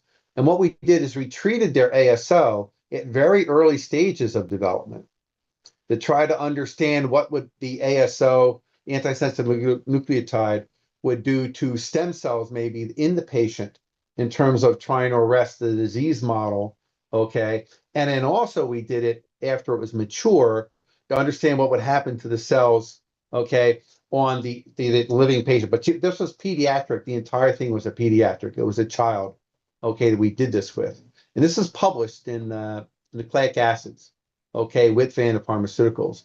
So we've done those studies, okay? So it's very straightforward to take a immature cell type, okay, primary or induced pluripotent stem cell, okay, and then monitor it with in terms of the functional readouts as it develops into maturity. Or if it's not functional yet and you want to see a very early stage, you could treat it and then monitor whether or not, compared to the wild type, okay, or control, whether or not there's any difference between the two in the presence, the exposure of that drug. So there's many different ways that you can try and do this, okay, in taking advantage of either, clinical samples of, pediatric patients or with induced pluripotent stem cells, which would be probably a little easier to do with these model systems. So that is very straightforward. We've published a number of models on that, okay, is something that we can do. But how about things that are ready to go? Let's Dr. Tatnetti's also talked about different age groups related to adverse effects, and there's a tremendous amount of information out there. So I wonder if he'd like to comment on the strength of the information and whether he thinks that's applicable to drug development systems now as opposed to things that we can do in the future. I don't actually see him. We may have He's already lost left? him. Okay. I believe so. He's California time, so he went back to bed. Yeah, maybe. But another question is obviously the robust reproducibility of the culture systems because they're donor dependent or iPS drive dependent. And the reality is, right, you strip off all the epigenetic relevant issues for the organ when you go with iPS cells, right? Do you want to comment on that? Well, I don't know if that debate's ever been resolved in terms of how much epigenetic markers are retained afterwards. I'm not really sure. But we can certainly, in terms of if you want a specific phenotype, there's also direct programming where you don't go the induced pluripotent stem cell route. That's now becoming something that people do. Direct reprogramming would be if you really wanted to retain those. If you're looking at the effects of different mutations, we've shown that, published that, that's not a problem. We can also put patient serum samples into the models as well, and we've published that as well. And again, since everything we do is in serum-free media, I can now use the patient serum sample as a variable. Okay, What sample? You talking about serum? What is serum? Serum. Right, from okay. Blood. Okay. But And I say, instead of it actually in the media? well, I can add it to the media as a variable. So if you're trying to understand how different patient populations, okay, their blood type or their conditions affecting it, we can certainly mimic that as well. So there's many different avenues to be able to, look at that in terms of the culture conditions, okay, with the induced pluripotent stem cells. Again, or we can also use primaries in these systems. We do that with liver all the time. And as I showed in the one study, we can do low metabolizing, mid metabolizing, high metabolizing livers, okay, in a system. We can do the same thing with other primaries if we really want to try to keep whatever phenotype you're looking for in the model system. It's just cheaper and easier to use the induced pluripotent stem cell derived tissues at this point. Okay, we may come back to you. One of the other questions that's come up is the enormous amount of data that obviously is being collected here, and the inevitable value of machine learning and artificial intelligence to be able to put it all together, particularly as ontology is showing dramatic changes in expression of genes where we don't currently even know what their function is, and integrating individual genes into adverse outcomes pathways and such things. Any one of the panelists want to comment just on where they see artificial intelligence and machine learning right now and in the future, and understanding all this? Tough one, huh? Paul, I would comment that, so basically, Becca Raz had her list of 750 secondary targets that were submitted to the FDA. And so I was curious, and I started down the list and used, I'm rather simplistic. I'm an old guy, so I was using Google AI.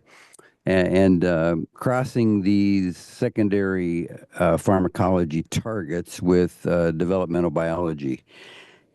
And I was amazed that, after I'd gone through 30 of these, that practically every one had a connection to developmental biology. Now, how strong? I mean, you'd have to go, a couple of levels deeper in terms of how strong that was.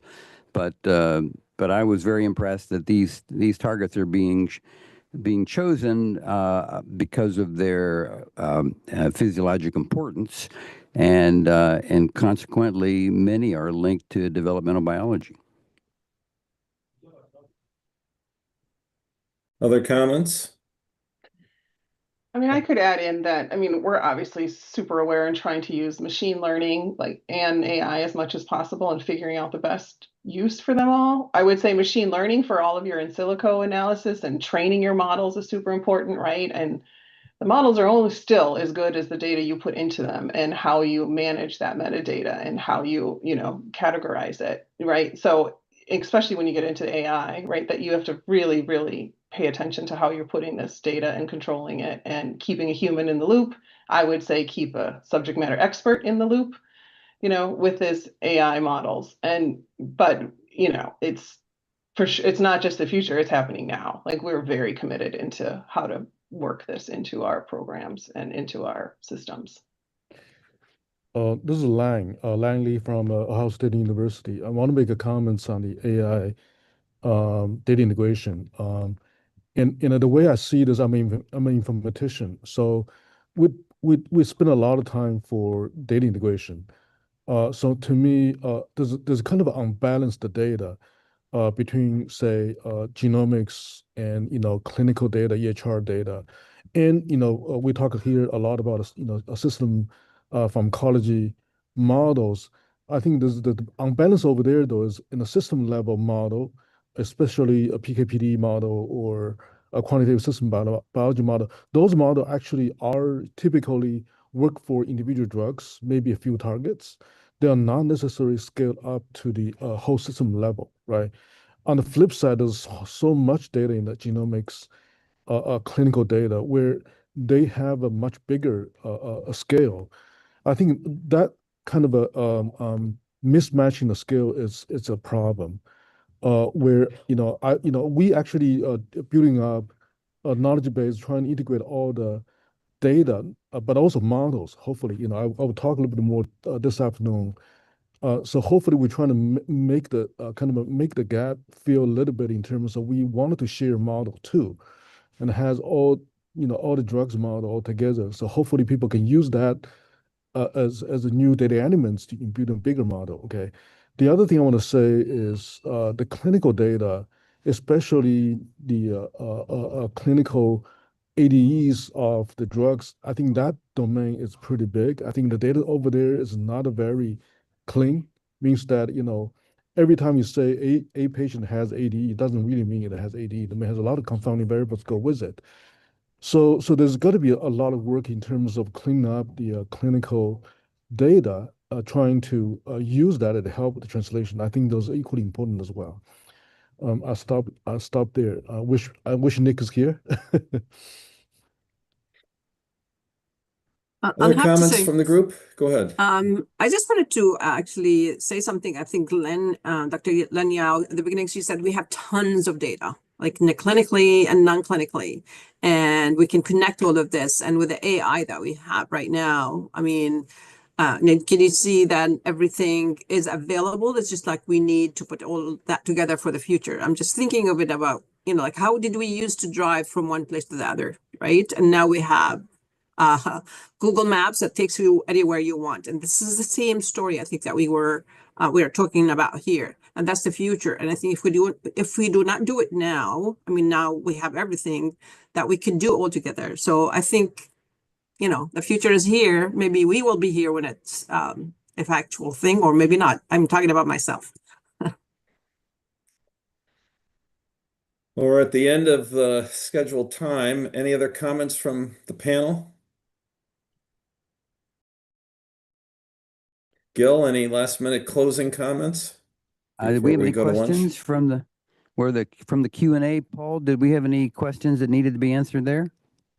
I think we've covered them. There was one question about if you were to try to develop a developmental model for the human on a chip or an organ on a chip, an organoid, what would be the pathway to get regulatory acceptance for that? And I guess that's part of the larger question of MPS in general. How are you going to get regulatory approval and defining a context of use?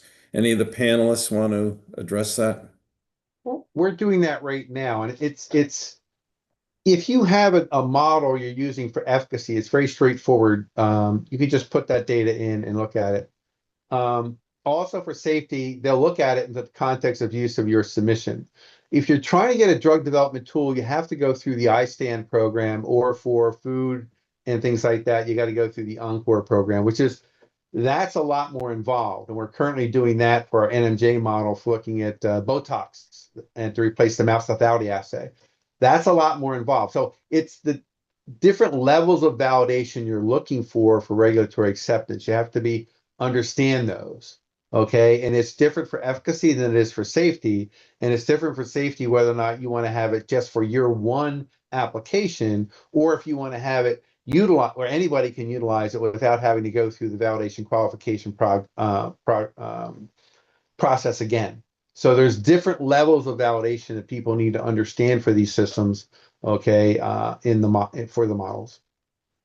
I would add in just a plug for ICHS 5R3. So that was revised and did include a framework there. So that's for if it's developmental, but it's more like the, gestational development screenings for safety for medicines for reproductive hazards. So there is like a whole framework in that ICHS 5. And in the afternoon panel this afternoon, we're going to talk more about the secondary pharmacology related to ICH E11A. And it specifically asked for on and off target effects. And so that's not futuristic. That's what we expect at the Pediatric Review Committee right now, because it's in the guidance. And so we'll have a chance to talk about that at the afternoon panel. So I think we covered it, Gil. Do you want to close for lunch? Yes, we're going to give everybody a nice long lunch break here. The schedule was somewhat developed for a hybrid workshop in which we'd have to get everybody to lunch here at FDA. But that's okay. You're going to have a nice break. Go to the kitchen, whatever, grab yourself something to eat, and we are going to resume promptly at 12:45 p.m. Eastern. So thank you everybody for your participation this morning, and we're looking forward to the afternoon schedule. Thank you.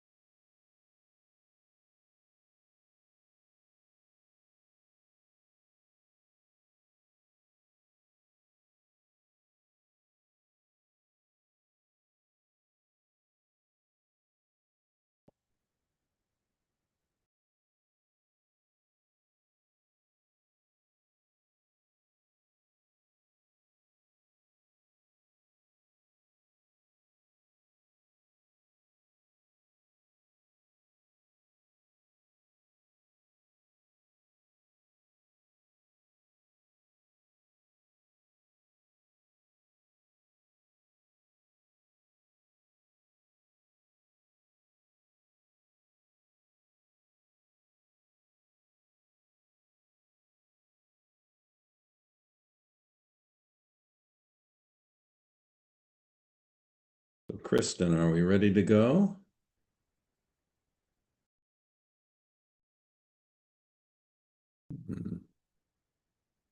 There she goes.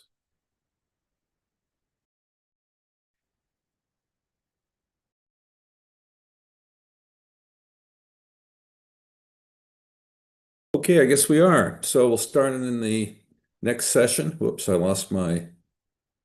Kristen, could you bring up my slides again? Yeah, While we're sorry. waiting, Sorry, I just had to get the recording started again. Oh, that's okay. Well, while we're waiting, I'm the corresponding principal investigator for the Triangle CERSI, Center of Excellence in Regulatory Science and Innovation, the latest of these centers, the fifth one, which has really, I think, been a wonderful network facilitating interactions and project developments between academic scientists and FDA scientists. And ours is truly a multi-institution. You can see the light blue of UNC on the left going to the Duke blue, transitioning seamlessly then to the maroon of NC Central, and finally the red of NC State. And unfortunately, we've been told that the program will sunset 2 years early, but maybe there may be a new CERSI network somehow modified. So we're all holding our breath.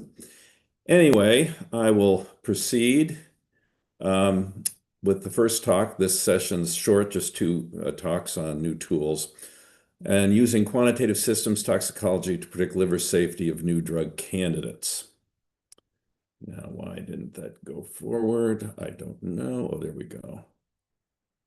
Yeah, and I have no financial ties to this commercially available software or the company Simulation Plus that provides this software.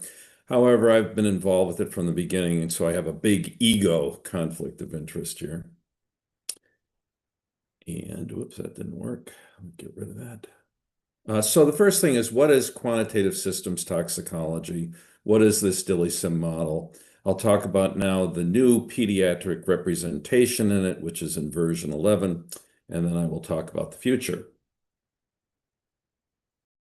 So what is QST? It is the use of mathematical and computational models to understand the relationship between drug concentration and effect over time. And I think it's nice to put it into historical context. And it was really in the 1950s with the advent of gas chromatography that made it possible in bodily fluids to measure drug and metabolites quite easily, that the whole field of pharmacokinetics emerged. That is, the ability to apply mathematics to serial measurements in blood to determine things like half-life, oral clearance, volume of distribution, etc.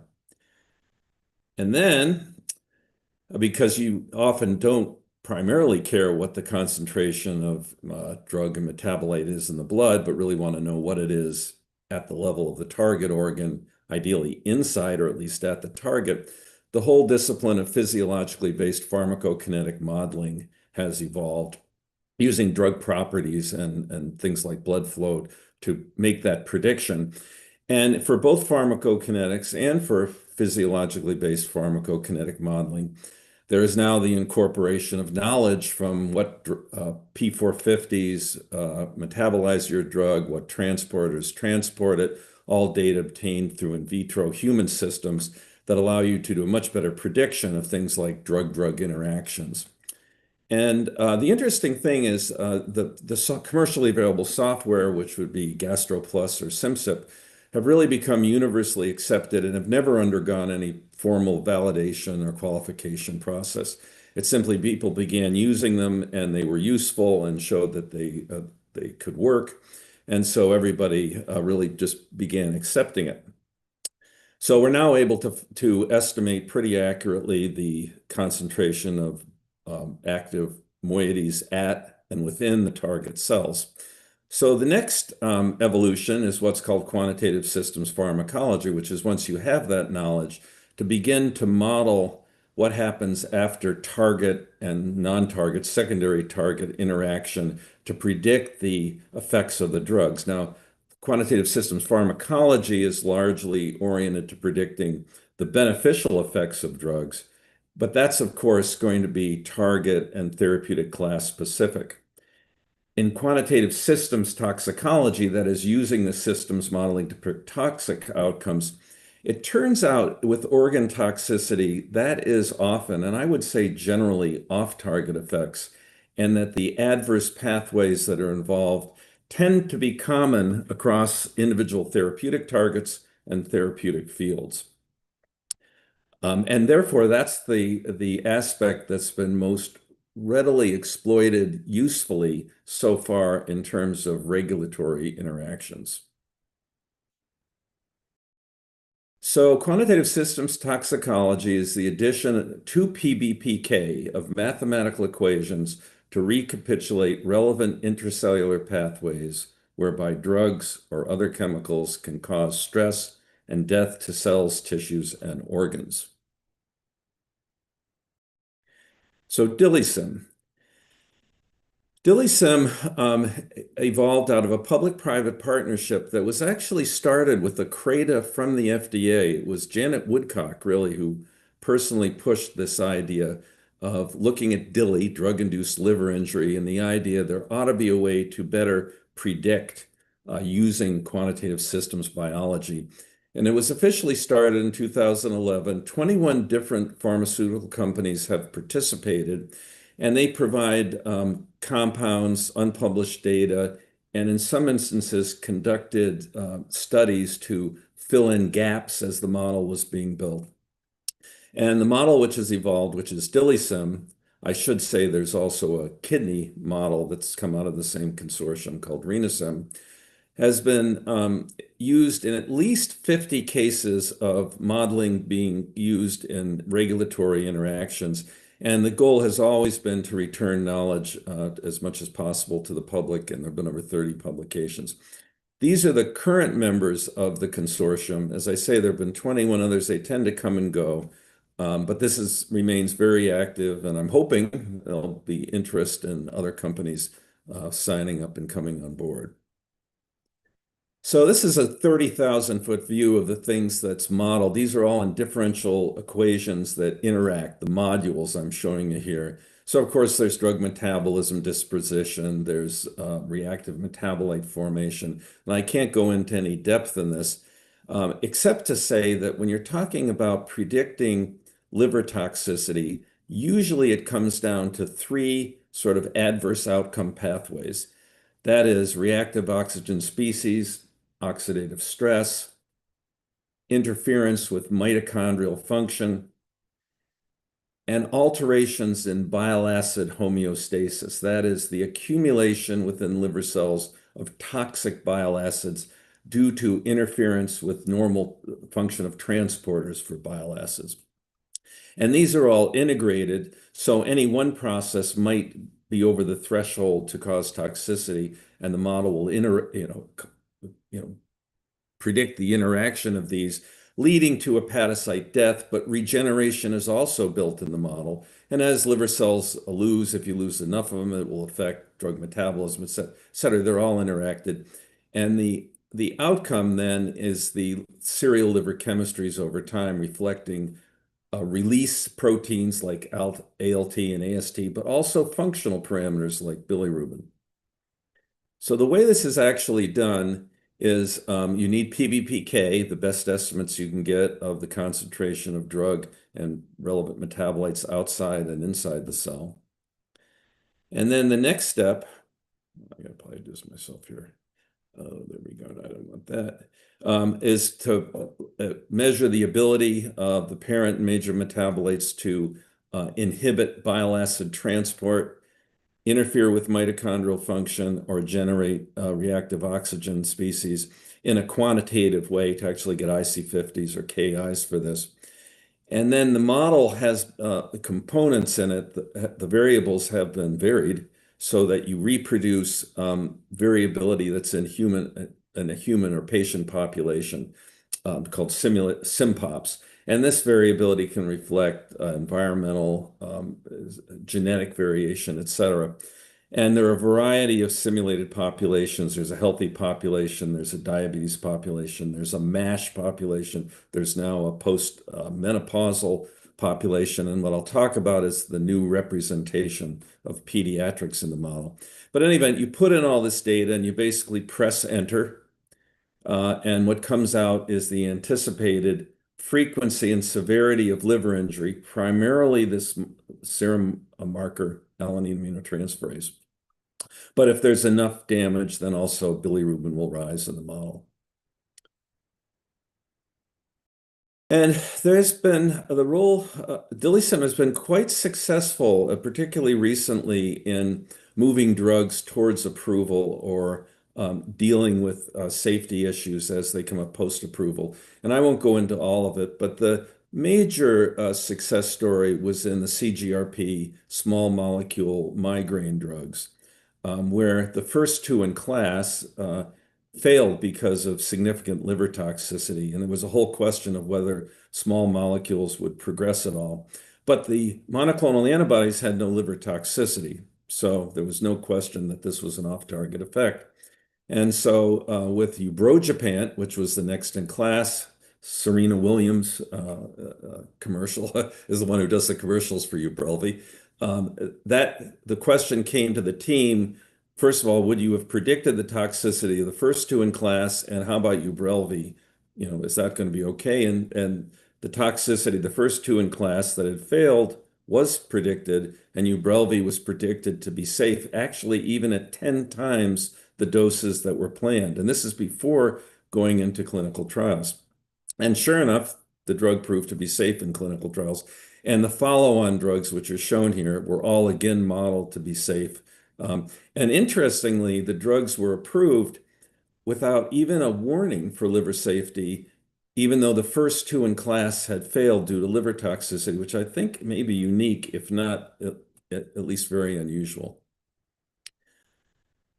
So this is a paper that was an invited review in the journal Hepatology. It's out as an EPUB, but not yet in print, and talking about sort of global soup to nuts assessment of liver safety and drug development. And I point out that Paul Hayashi, everyone calls him Skip, a wonderful professor hepatologist who FDA was very fortunate to get, who heads up the drug safety, the DILI assessment team at the FDA. And he has a section that he writes, and he has this table, summary of non-clinical data assessed by DILI team at the U.S. Food and Drug Administration. And interestingly, it's talking about drug properties. Of course, there's in vivo animal toxicity testing there. But what is highlighted are the three data inputs, basically, for DILIsym, and under computer or modeling based as available upon request DILIsym. Now, I might just comment, what's not on this list is cellular toxicities, organoids, liver on a chip. And we can talk in the discussion period of why they're not, but they're not. And I think this recognizes the reality that as the industry goes to more difficult to target,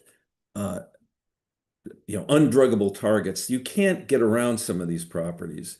And so the real question is, can you live with some liabilities? So for instance, the CGRP small molecules that end up being safe, it wasn't that they had no liabilities. It's just that in the overall integrated model with PBPK, et cetera, it was predicted to be safe.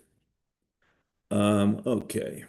So DILIsym is increasingly used to predict liver safety of new drug candidates, but also to manage safety liabilities in that drugs will have liabilities. And the question is, can you still have an approvable drug?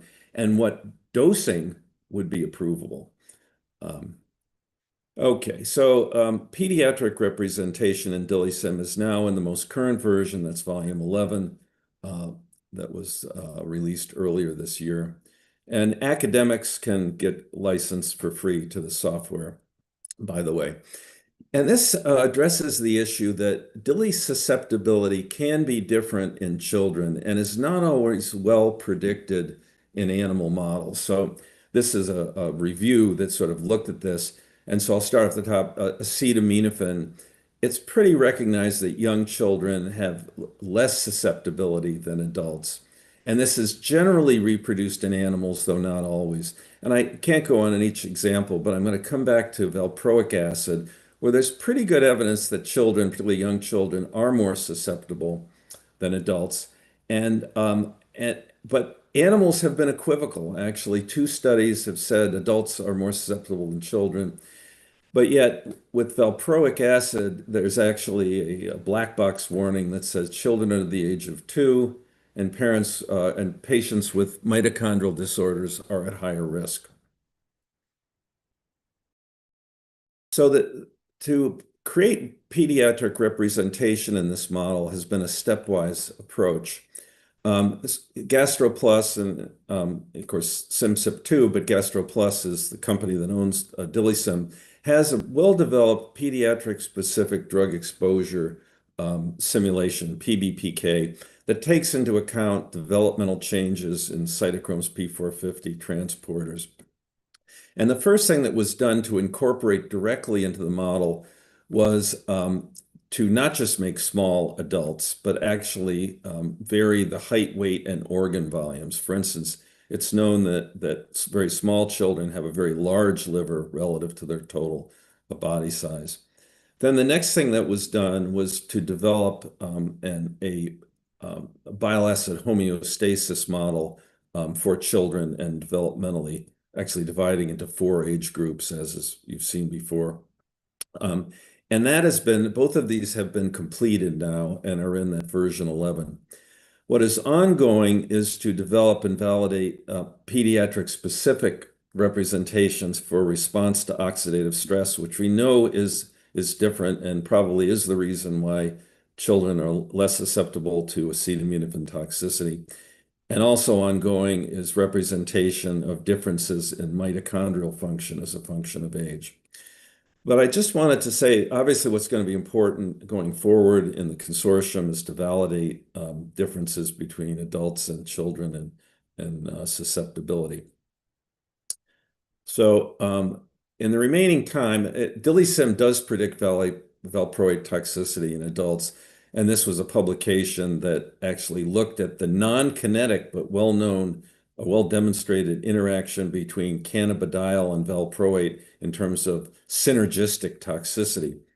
And what it showed was the model predicted in healthy volunteer 11% ALT elevations or 11% toxicity. And this was completely a function of effects on the mitochondria.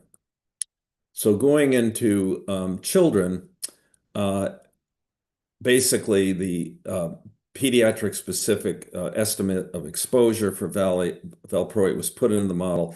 The adult mitochondrial module remained in the model.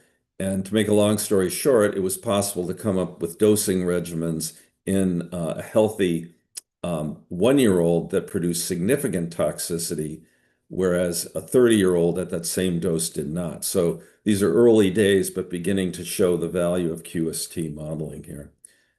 And then the future, I think the advantage of QST modeling is that it's mechanistic, so that if you can really begin to show in the model and predict differences between children and adults and susceptibility to liver toxicity, you'll know why, or at least you'll have great hypotheses of why, and that will then inform susceptibility to other drugs. You know what other drugs to look for as potentially having increased susceptibility. And also, as we were talking about with valproate and CBD, cannabidiol, you could begin to predict non-pharmacokinetic drug-drug interactions. You can also predict the effect of disease, and there are publications now that have shown, for instance, increased susceptibility to tolvaptan, hepatotoxicity in patients with polycystic kidney disease, and why. But also, I think, particularly relevant to children with inherited disorders, you can begin to model what if experiments in the model to see whether a certain deficiency, a genetic deficiency in children, would predispose to DILI susceptibility and what drugs might be involved. So in final, I'd say DILIsym is an example of the potential of quantitative systems toxicology to improve the efficiency of drug development by identifying and guiding management of liver safety liabilities of new drug candidates.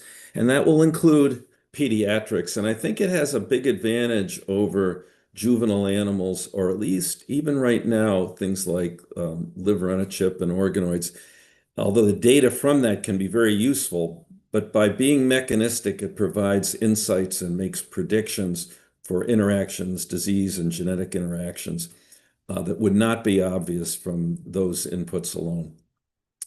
So this is the last time the group got together, which was pre-COVID. It's now much bigger. And the person right next to me, Kung-Yi Yang, was one of the principal people who developed the pediatric representation of the model. So with that, I will quit. And I think I'm right on time.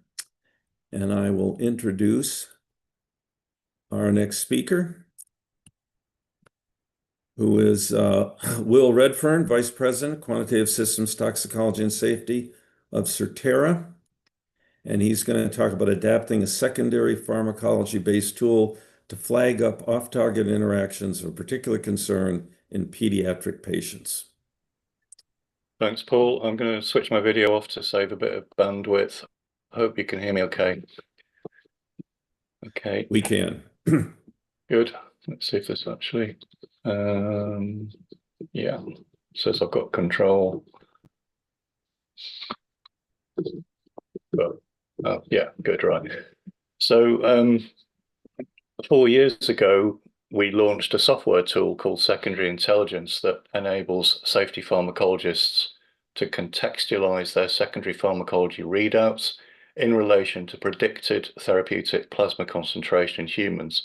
Because obviously used preclinically, you're predicting the plasma concentration at that stage. Earlier this year, we released the latest version. So the original version had the Bose panel, and now we've got a total of 111 receptors. And we also published our first full paper on it. And as part of an ongoing RCA with the FDA, Gil asked earlier this year if we could adapt it for use in predicting off-target safety in pediatric patients. So I'm going to start with a description of secondary intelligence, then present the challenges and some initial findings in what is really work in progress. First thing to say is I'm not an expert in pediatric pharmacology and therapeutics, and this is about the extent of my knowledge.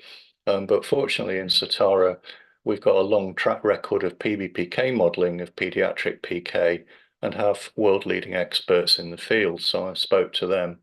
So they published, particularly Trevor and Karen I've spoken to, published quite a few reviews in this area. This is from one of their recent reviews showing the increase in publications on the use of PBPK modeling in pediatric patients. And this is a list of recent drugs that Certara have applied their SimCip PBPK simulator to.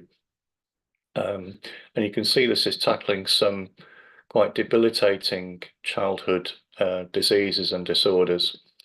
This example at the bottom is from voxelotor, which is used for sickle cell disease. And this is modeling of the plasma concentration over a 28-day period. So the model are these zigzag lines. What you can see is the dots are confirmation blood sampling from patients, and the ones that have dropped off here are probably poor compliance. But you can see the modeling that doesn't model from in vivo or from patient data. It's using the PBPK modeling that Paul described for earlier, and also earlier speakers. I would say actually that SimCip PBPK did achieve EMA qualification this year, which is the first PBPK platform to achieve qualification in the EMA. But leaving PBPK behind and returning to secondary pharmacology, this was published last year by the ICH in vitro secondary pharmacology working group. And it was an update to the Bose paper and the Bose panel. But one interesting point they made was on data interpretation and contextualization. And they said that when an off-target activity is detected for a compound, This does not necessarily mean it will produce dangerous adverse clinical effects and that its development should be terminated. Secondary pharmacology data require contextualization and interpretation to establish a clear understanding of risk and to avoid discarding what could be promising medicines.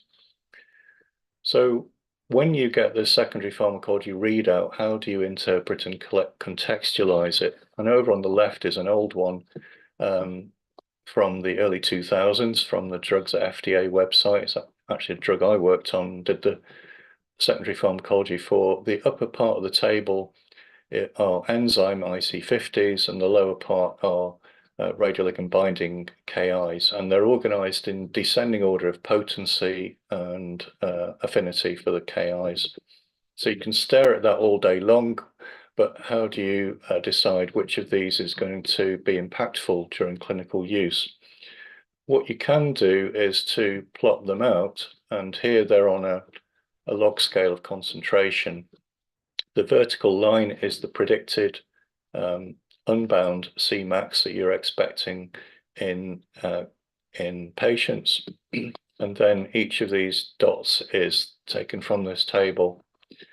So even so, you know, where do you start to become concerned about these off-target interactions?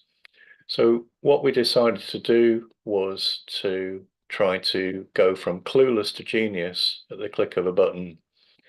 And what you can see here is that there isn't necessarily a smooth transition from green to amber to red. It depends on the receptor.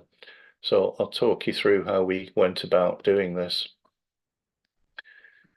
So previous publications have looked at the relationship between IC50 and Cu, or unbound plasma concentration, or the Ki and the Cu, and they've done this for 5 different receptors as listed here.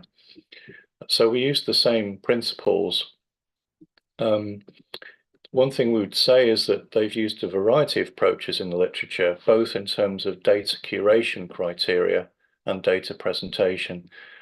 And we applied a consistent approach across 111 receptors so far and put it into a user-friendly software package.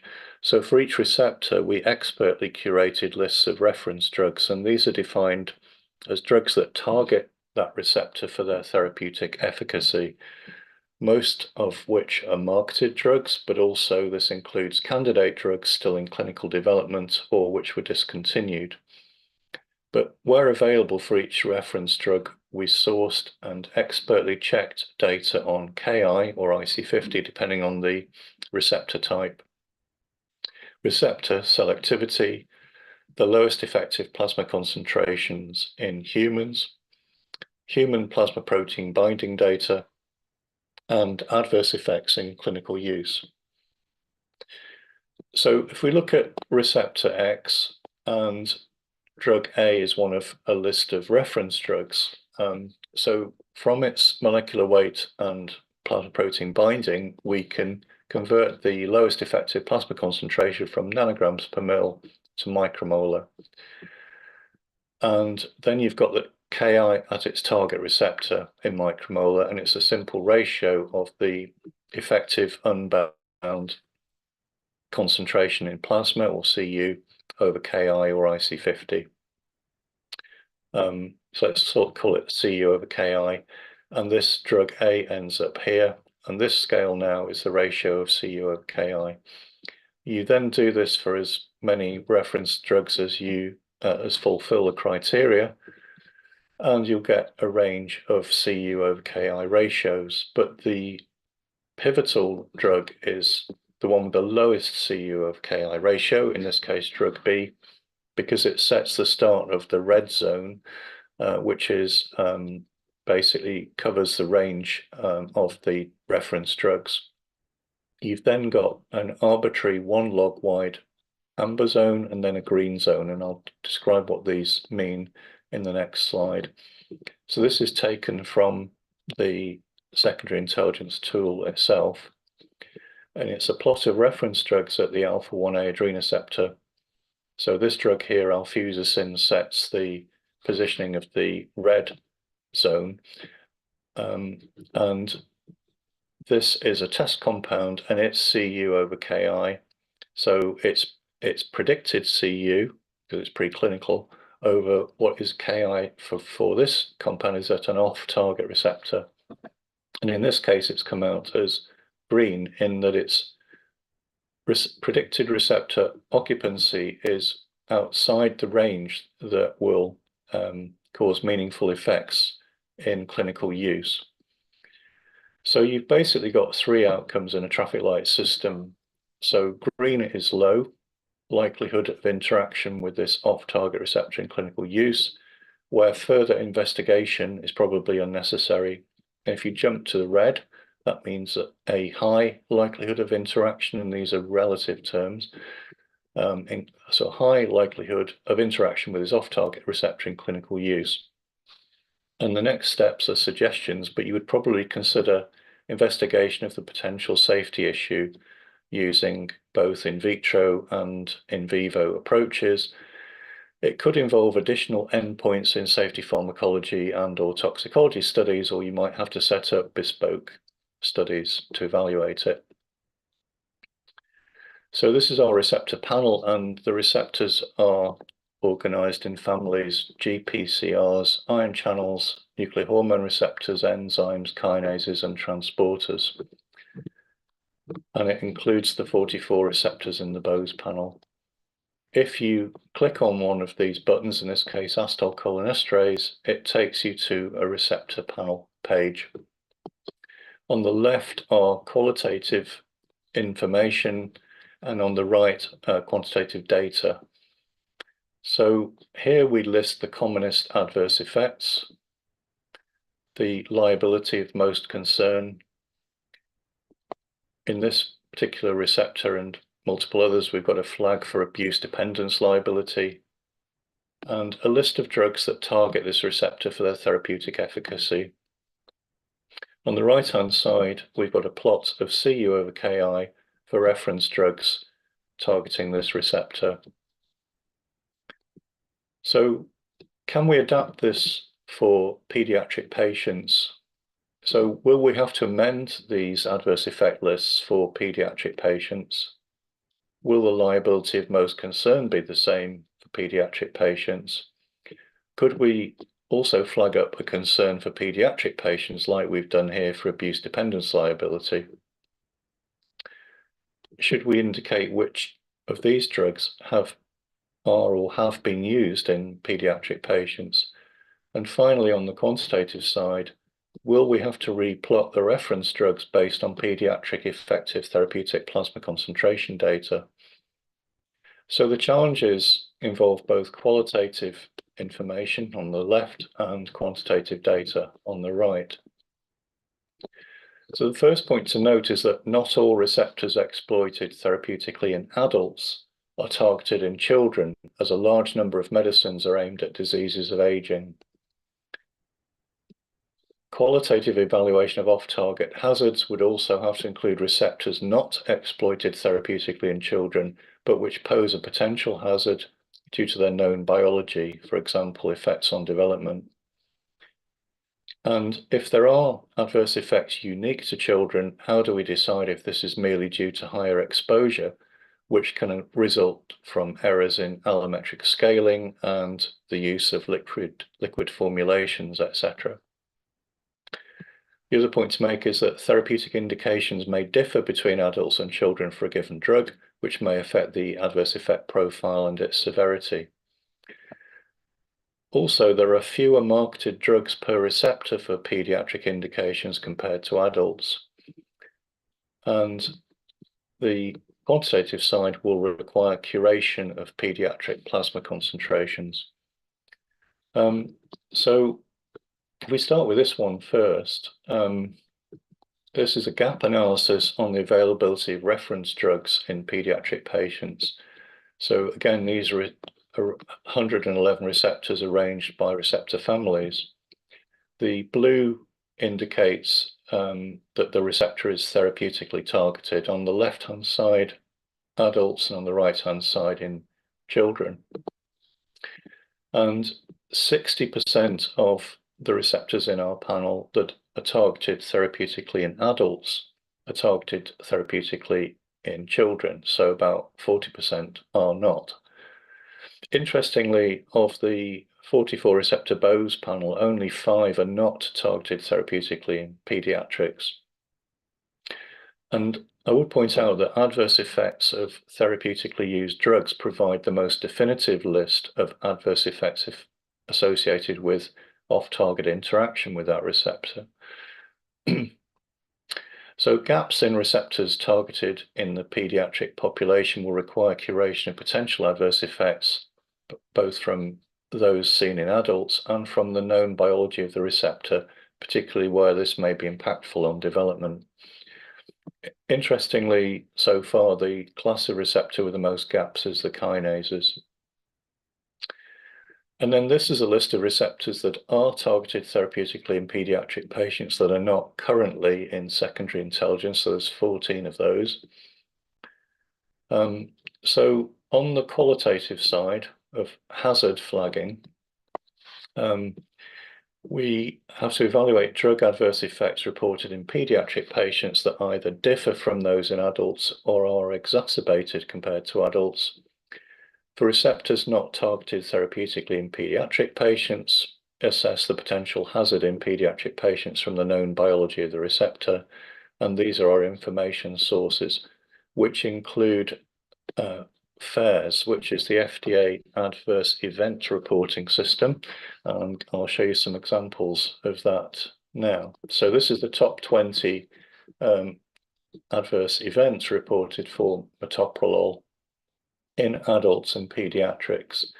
And interestingly, there are some adverse events which appear to be adverse effects that are prominent in the pediatric FAERS list but absent from the adults list, and these include intentional overdose, completed suicide, and suicide attempt. So there's something going on there in children, not in adults.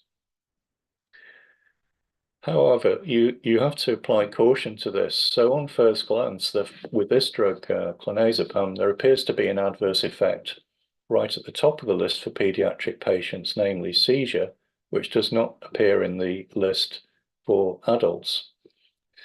But remember that FAERS will report manifestations of the disease phenotype as well as genuine drug AEs, and it turns out that clonazepam is used to treat epilepsy in children but not adults. And then the third and final example of this is with methylphenidate in adults and children.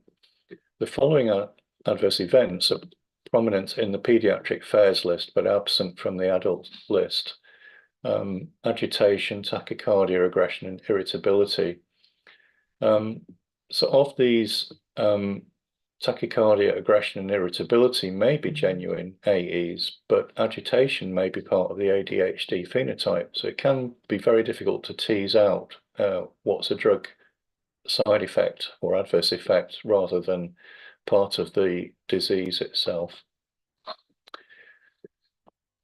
So on the quantitative side, we are curating the lowest therapeutically effective plasma concentrations for drugs used in pediatric patients and plotting, as we have done for the adult, CU over KI plots in secondary intelligence. So if they're close together, we can apply a rule of thumb across all receptors, but if not, we will require separate plots for pediatric patients. And replots for pediatric patients are only necessary if the lowest effective plasma concentrations are lower in children, indicating that a lower receptor occupancy is required to elicit a PD effect. And our sources include our own drug interaction database, FDA drug labels, FDA pediatric reports, and published literature on pediatric PK. So this shows an example with sumatriptan at 3 dose levels in adults and children. The solid lines are children and the dotted lines are adults. And you can see they're quite close together. And this is plotting them as CU over KI, as you would do in secondary intelligence. So you can see there's, on a log scale, they're very similar. And this is an example for 6 receptors. Where you can only see a red dot, it's hiding the black dot. So far, it's showing that the plasma concentrations are close or slightly higher in children. And if this holds firm across all receptors for which we have plasma concentration data in children, which is about 80 receptors, we won't have to replot our Cu over Ki plots to assess off-target risk in pediatric patients. But we may come across exceptions where we do have to do this, which will necessitate a replot for that receptor. So in summary, there are numerous off-target receptors for which there are no therapeutically used drugs in pediatric patients, but we're focusing on the receptors where there are drugs. And so far, the plasma Cu in pediatric patients seems to be similar to or higher than in adults, which means that if this holds out, we can use the same plots as for adults. Analysis of the reported adverse effects, or adverse events rather, in FAERS is revealing the existence in pediatric patients of potential adverse effects that are not seen in adults, at least for some drugs.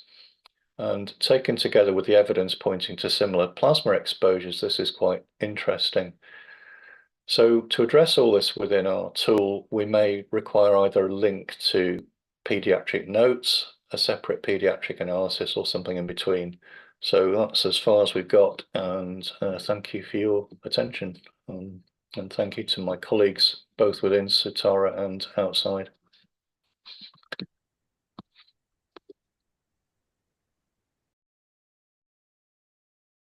Great. I guess we can go right on to Dr. Pollock for the next session. Great. Thank you, Paul. Good afternoon, everybody. We're in our final stretch for the set of talks and this very excellent workshop. So I'm Aaron Pollock. I'm Chief of the Obstetric and Pediatric Pharmacology and Therapeutics branch at the Eunice Kennedy Shriver National Institute of Child Health and Human Development, one of the 27 institutes and centers of the NIH. So I will pass it on to Dr. Lee to discuss some very interesting work at the Maternal and Pediatric Precision and Therapeutics Knowledge Portal. And around 2 minutes, we have about 2 minutes left, I'll pop up back on screen. So that'll be a good indicator it's time to start wrapping up. Thank you, Aaron. This is Lang. Thanks everybody for your invitation. So I will start with the first slides where speaking of the potential knowledge gap in maternal pediatric population among all the drug labels. About 30 to 5% of the drug labels containing the drug safety or guidelines for mother, nursing mother, women pregnancy and pediatric use, and women in labor delivery. So the imprint portal is trying to fill the gap, knowledge gap, among this landscape potentially. And imprint data model knowledge research coordinating center has 4 different cores. Sarah Quinney and Rob Bees are leading the pharmacometrics core, helping on clinical trial design. Myself is Lang Lee, and leading the knowledge-based core protocol development. Sean Granis and Chris Barlett is leading the real-world evidence core, and David Haas is helping the biobanking data sharing core. Okay. So that's what do we do over there in general. In this talk, I'm probably going to cover 2 topics. Number one is show you we call a co-learning and large language model application, and using data to build up a knowledge portal to classify PK, epidemiology paper, and clinical trial paper from the literature. And then we want to use that knowledge base to do gap analysis. The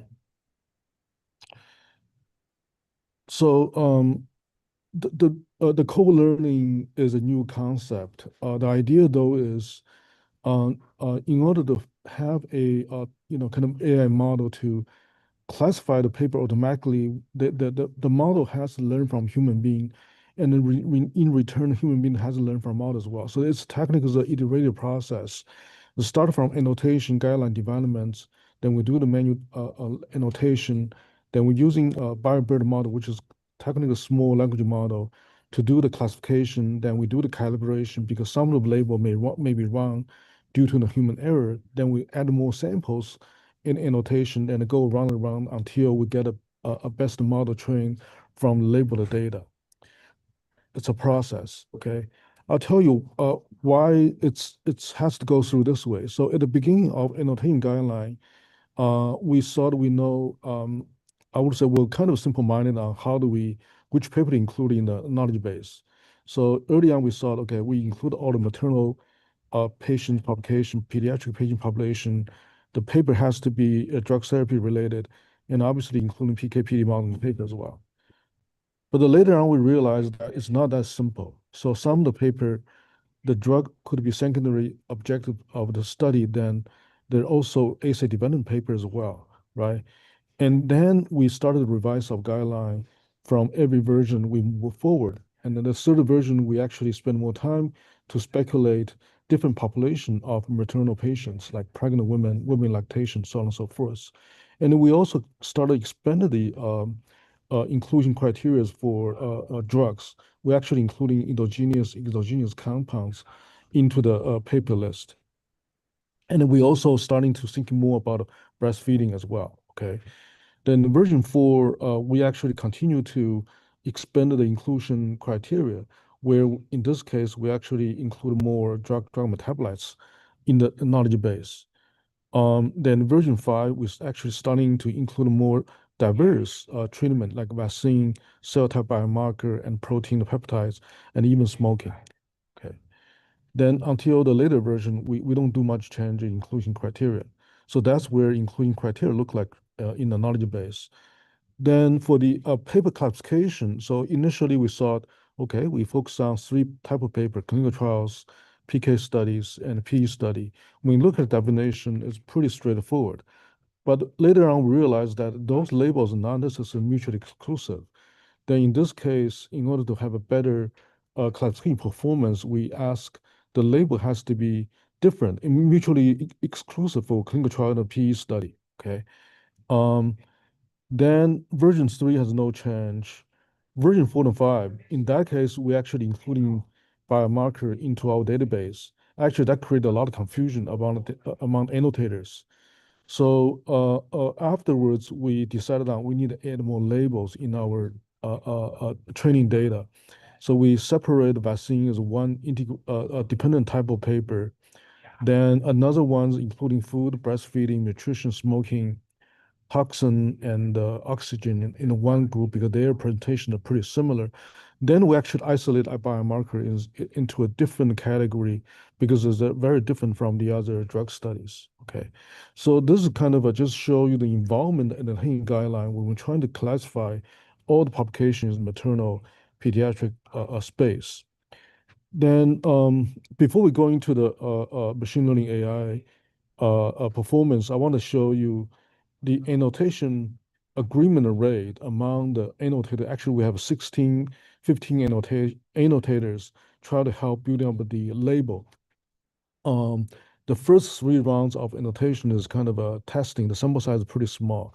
The later rounds of annotation is much bigger. We're talking about thousands of abstract being annotated by the annotators. And agreement rate at the beginning is kind of between 70% to 60%, which is pretty low considering PK, CT, and PE studies. It's kind of surprising, but it is true.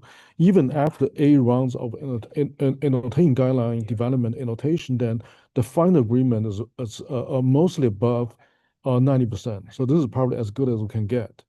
But having said that, in the labeled data, the annotation still have some error within that, okay? Then we started to train the machine again through the co-learning process.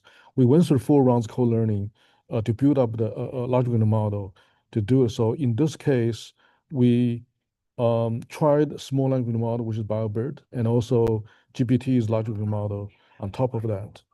So show you some performance. So in classified PK, a clinical trial paper, the BioBERT model performance reached F1 score. Look at the last bar is above 90%, which is good. For the epidemiology paper, the BioBERT model performance reached to close to 90%. It's not that high yet, okay? For clinical trials, for PK studies, the the F1 score just above 85% for bioburden model. So technically it's not good enough. Then we compared 6 label versus 3 label. Actually 6 label because we remove a lot of biomarker studies from PK and PE studies. The performance getting better for PE and PK. So both of them are actually getting above 90% F1 score. Then we actually compare a bioburden model versus GPT. Actually, bioburden is better than GPT in this case because it has over 5,000 training data. So small language model is better than large language model in this case. And finally, we did some more calibration of the labeling error, and the final performance is much better. So it's around 96% to 90 to 93% for all study types, CTP and PK study. Okay, so that's where how build the machine trying to do the paper classification. It's a pretty intense process. Then we started using machine to help build a knowledge base. In this case, we're starting from 36 million abstract. Then we did the first query, identify relevant maternal pediatric patients publication. And then among them, we do the label, close to 5,000 labeled abstracts. And then using those labeled abstract, we have updated mesh term, right? So we do a better query, trying to be more inclusive. So after updating the mesh term in the PubMed, we actually end up with 4.5 mil maternal pediatric kind of related publication.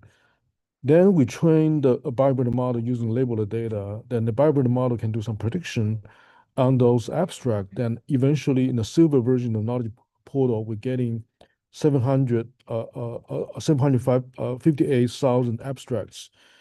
In the meantime, we'll also do manual data curation, which is golden version database. Right now has 5,000 papers in that. Not much yet. Okay. So some stats for silver version of knowledge portal. This is a pediatric maternal. This is study type, clinical trial, PE and PK study. Then this is a maternal subpopulation. Then there's also a pediatric subpopulation as well. Okay. So I don't want to go into detail. So that's the stats of the database. So this data are published technically a couple weeks ago, which is pretty exciting. Then using the knowledge portal, silver version knowledge portal, we did some, we call it a knowledge landscape analysis. The y-axis is the drugs. You don't see the name, but the point I want to say though is you want to see the heat map. So we have 5 heat map here. Every one of the heat map corresponding to one of a patient population. The first one pregnancy, the second one is postpartum, and then the 3, 4, 5 is pediatric 0 to 1, pediatric 1 to 12, and the last one 12 to 17. Okay. Then every figure has 3 bars, PK data, PK publication, PE publication, CT publication. And the darker the color is, the more publication of this drug. Okay. Then the area we want to focus on is really the blank area where there's no or limited publication for 3 study types. So that we call a knowledge gap analysis. So among 5 patient population, we show the 3 bars, the PK bar, PE bar, and the CT bar, showing the number of drug has limited or no evidence of PK and epidemiology and clinical trial evidence. And this figure is relative frequency of those drugs in each drug class. One notes here, all the drugs we're talking about are the drugs being prescribed to the patients. Okay, so technically it's prescribed drug in those patient population. So technically, pregnancy and postpartum population has much more higher fraction of the drug has limited publication evidence. So this is a high level of overview of what we have done so far. Then we also did a particular analysis on the opioids in the pediatric population. So in this figure, we're showing you that, among those opioids drug, whether the drug label containing either pediatric or maternal evidence, okay? Then particularly we focus on whether those opioids being prescribed to the pediatric population. So the second column here, claims data, means that whether they have claims data, we show they have prescription in pediatric population. The blank means there's no prescription, and the dark color means very high prescription rate. Okay. Then the area we want to focus on is whether there's epidemiology, clinical trial, or PK study for those drugs. Apparently, there's 3 drugs are not necessary. Okay, so this is a bit of so technically is butorphanol and the dependol and oxymorphine. Those 3 drugs had limited, publication in PE and the CT and clinical trial data and also PK data. So this is one of the first paper we published trying to use knowledge portal to identify the knowledge gap. I do want to show you a story where we can combine the knowledge portal and the real world evidence to show the benzonatate drug safety study. So this study is done by one of the junior faculty in my department, Sir Rahuka. So he actually looks through our knowledge portal, identified one drug, benzonatate. It has a lot of prescription in the MaxScan database, but historically it only has 9 epidemiology and PK publication in 70 years, ever since this drug's on the market. So the drug surprisingly has very limited evidence, even though being used widely. Then why do we care about benzonatate? It's a very common indication, cough indication. Use has increased dramatically since 2010, and there's no population-based drug safety study, inadequate safety label, no black box, so on and so forth, and extremely resistant to this prescribing. As a matter of fact, American College of Emergency Physicians recommend not prescribing to the pediatric population, but has been used significantly in the pediatric patients. Okay, so this figure is showing the EPIC Cosmo database. EPIC Cosmo is a combination of inpatient, outpatient data across all the EPIC vendor hospital data, so it's hundreds of millions of patients. And you can see that, during the opioids epidemic and later on the COVID epidemic, then the benzonatate prescription trend increasing significantly comparing to the other, drugs. Same thing happens in the MaxScan database as well. A very similar trend. So that's we're showing the prevalence of benzonatate in the pediatric population.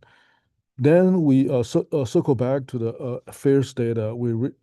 Using FAERS data, we saw significant high evidence of benzonatate associated arrhythmia, and those are seizure signals over there. Then we went back to the MaxScan and say, what's happening in the MaxScan data. So technically, just focusing on the seizure, we find out 68 higher dose of seizure for benzonatate comparing to standard of care.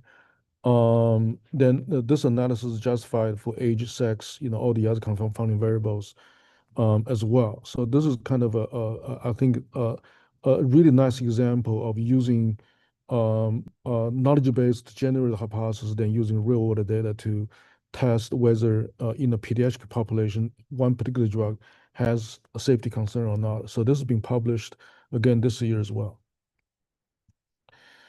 I want to circle back to the notion that the silver version database is good, but it doesn't have a lot of detailed data. So we still have to rely on human manual data curation to curate the data. Right now, the database has 5,000 papers, but it's not good enough.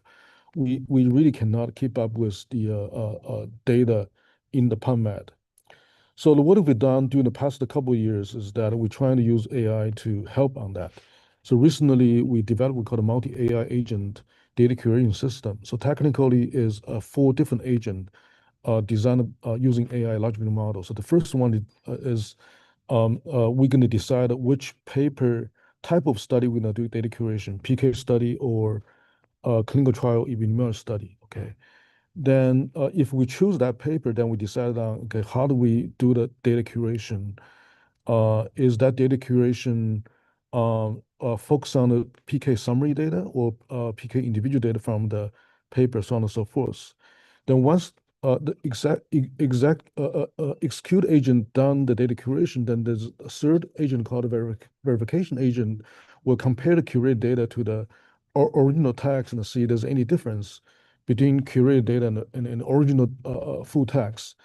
If find error, then go to the correction agent to fix the error. And this step, correction agent, verification agent, are going to go back and forth multiple times until we reach the threshold. We say the data curation is accurate enough, and then we push that data into the knowledge portal. Okay, so this is where we have done so far, and then this is the whole system is automatic system, AI system that I think is mimicking the human data curation annotators function. So that's what we have so far. Then we apply that to a couple examples. One example is drug safety data between human and animal studies in maternal pediatric population. So there are two data sources, PubMed data and drug label data, okay? And the multi-agent system, the F1 score is 95%, which is pretty good in this case. And in this case, from pediatric population, we actually curate about 700 drugs has only human data. Then there's but the 700 drugs has both human animal data, drug safety data, and only 75 of the drug has only animal data. We did the same thing for maternal population as well. Okay, the drug safety signal between maternal and pediatric depends on who has the symptom. And then the overlapping drug doesn't really mean they have overlapping symptoms, simply means that both for this drug, both human and animal, we have ADE signals. They may or may not be the same, okay? So data is right now is available. If you want the data, just contact us, okay? The second exercise we have is we right now to do the PK modeling data extraction from PubMed, and right now focus on 2017 to 2025. And we actually pulling out all those models from the full text using AI agent as well. So performance even higher. So we have a lot of models in our database. The question people ask me, why not to go all the way back to the PubMed, get it all done? I think the challenge though is the cost. So even getting those 5,000 or 6,000 model, we run it in the OpenAI and it costs the 50K computational time. So it's technical, it's gonna break our bank. So right now we're using smaller scale model with using local clusters around the data extraction. Hopefully we can keep the same performance, but with low cost, but we're getting there, okay? So this is knowledge base, a silver version. You can go in and explore the data. It's has most of the knowledge gap analysis available. And this is summary, okay, the final slide. So Imprint Silver version is a good tool for knowledge gap discovery, and using combination of silver version knowledge portal and real world evidence data, powerful resource to discover and validate drug safety signals for pediatric and maternal patients. And we have a multi-agent AI is efficient and scalable technology for data curation. And finally, there's still quite a bit of task needs to be done. So we still have to curate a lot of data from literature about study design, analysis method, outcome, risk factors. And we also has to do the matching of the disease ontology and drug response there between literature and the real evidence data to make the data more translatable between two different data sources. And we wanted to explore our AI to do systematic review of meta-analysis, and we're not there yet.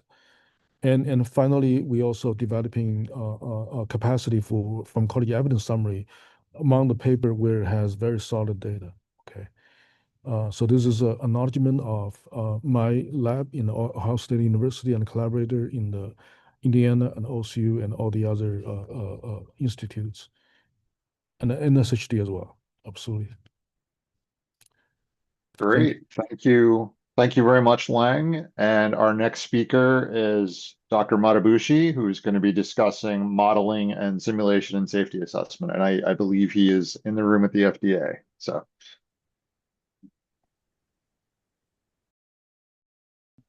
Just doing a mic check. Can you hear me? Yes, we can hear you fine. Awesome. Thank you. Thank you very much. And Good afternoon, everyone, and appreciate this opportunity for me to come and participate in this workshop. The focus of my presentation today is going to be on the use of modeling and simulation in safety assessment, and this will be from a regulatory perspective. I'm trying to see if I can move the slides. Yes, I'm able to move. Yes. So, first of all, the disclaimer, this presentation reflects my views and should not be construed as the FDA's policies. So, real quickly, the outline of my talk will be as such. I'll be talking about the role of modeling and simulation in drug development and regulatory assessment. I will follow that with modeling and simulation applications for safety assessments. I'll use 3 specific case studies, which I will try to focus on different stages of the life cycle of the new drug development and close out with some thoughts. So to begin with, modeling and simulation has been used for a long time in drug development. And what I'm presenting you here is a summary by Marshall et al. In one of their papers, where they tried to highlight the various applications of modeling and simulation approaches throughout the life cycle of drug development, as you can see on the top panel here, which starts from target selection validation all the way up to life cycle aspects. And these modeling and simulation approaches are used to address various questions early on to support internal decisions and later on for regulatory decision making. If we were to look at the as part of the regulatory assessment, there is also a very rich history of application of modeling and simulation approaches. The graphic I'm presenting here comes out of a report on success and opportunities for modeling and simulation at FDA from the FDA Modeling and Simulation Working Group few years ago. And on the y-axis, you can see various applications of modeling and simulation approaches. And on the x-axis, across the 5 panels, you can see modeling and simulation approaches have been reported across the agency for pre-market product reviews, post-market product assessments, as well as development and implementation of policies. And many of these, at least from my vantage point where I see, they are utilized for informing regulatory decisions. And these decisions, they range from contributing to evidence of effectiveness, developing appropriate dosing regimens, either for the indicated population of interest or specific patient subgroups. They are also used for identification of patient populations who are likely to benefit from the treatment, as well as assessment of benefit risk. And more importantly, in situations where it's very hard to study extrapolation of efficacy from one population to others, we have heard of several examples of extrapolating from adults to pediatrics. So in a nutshell, there has been a rich history of application of modeling and simulation approaches, not only for drug development, but also for regulatory decision making. And over a period of time, these became so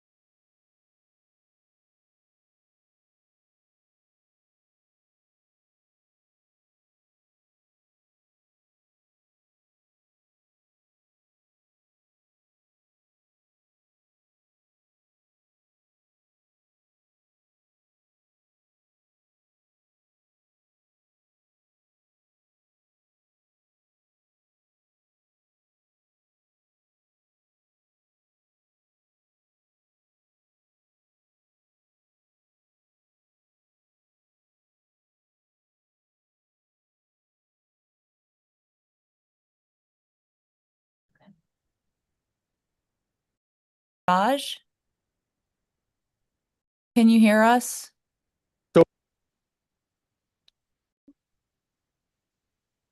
Can you hear me now? We had a technical glitch in the room. Just checking to Yes. make sure. Yes, we can hear Awesome. you. Thank you very much. Maybe I'll take it from the top a bit here. I'm trying to see how to move my slides. I think we lost you for about a minute, so. Sure. I'm trying to navigate the slides and looks like the slides. Okay. Okay. Looks like the slides are now responding. Can you see my slides and hear me again? Can you give me a quick? Yes, we can hear you and see your slides. Thank you very much.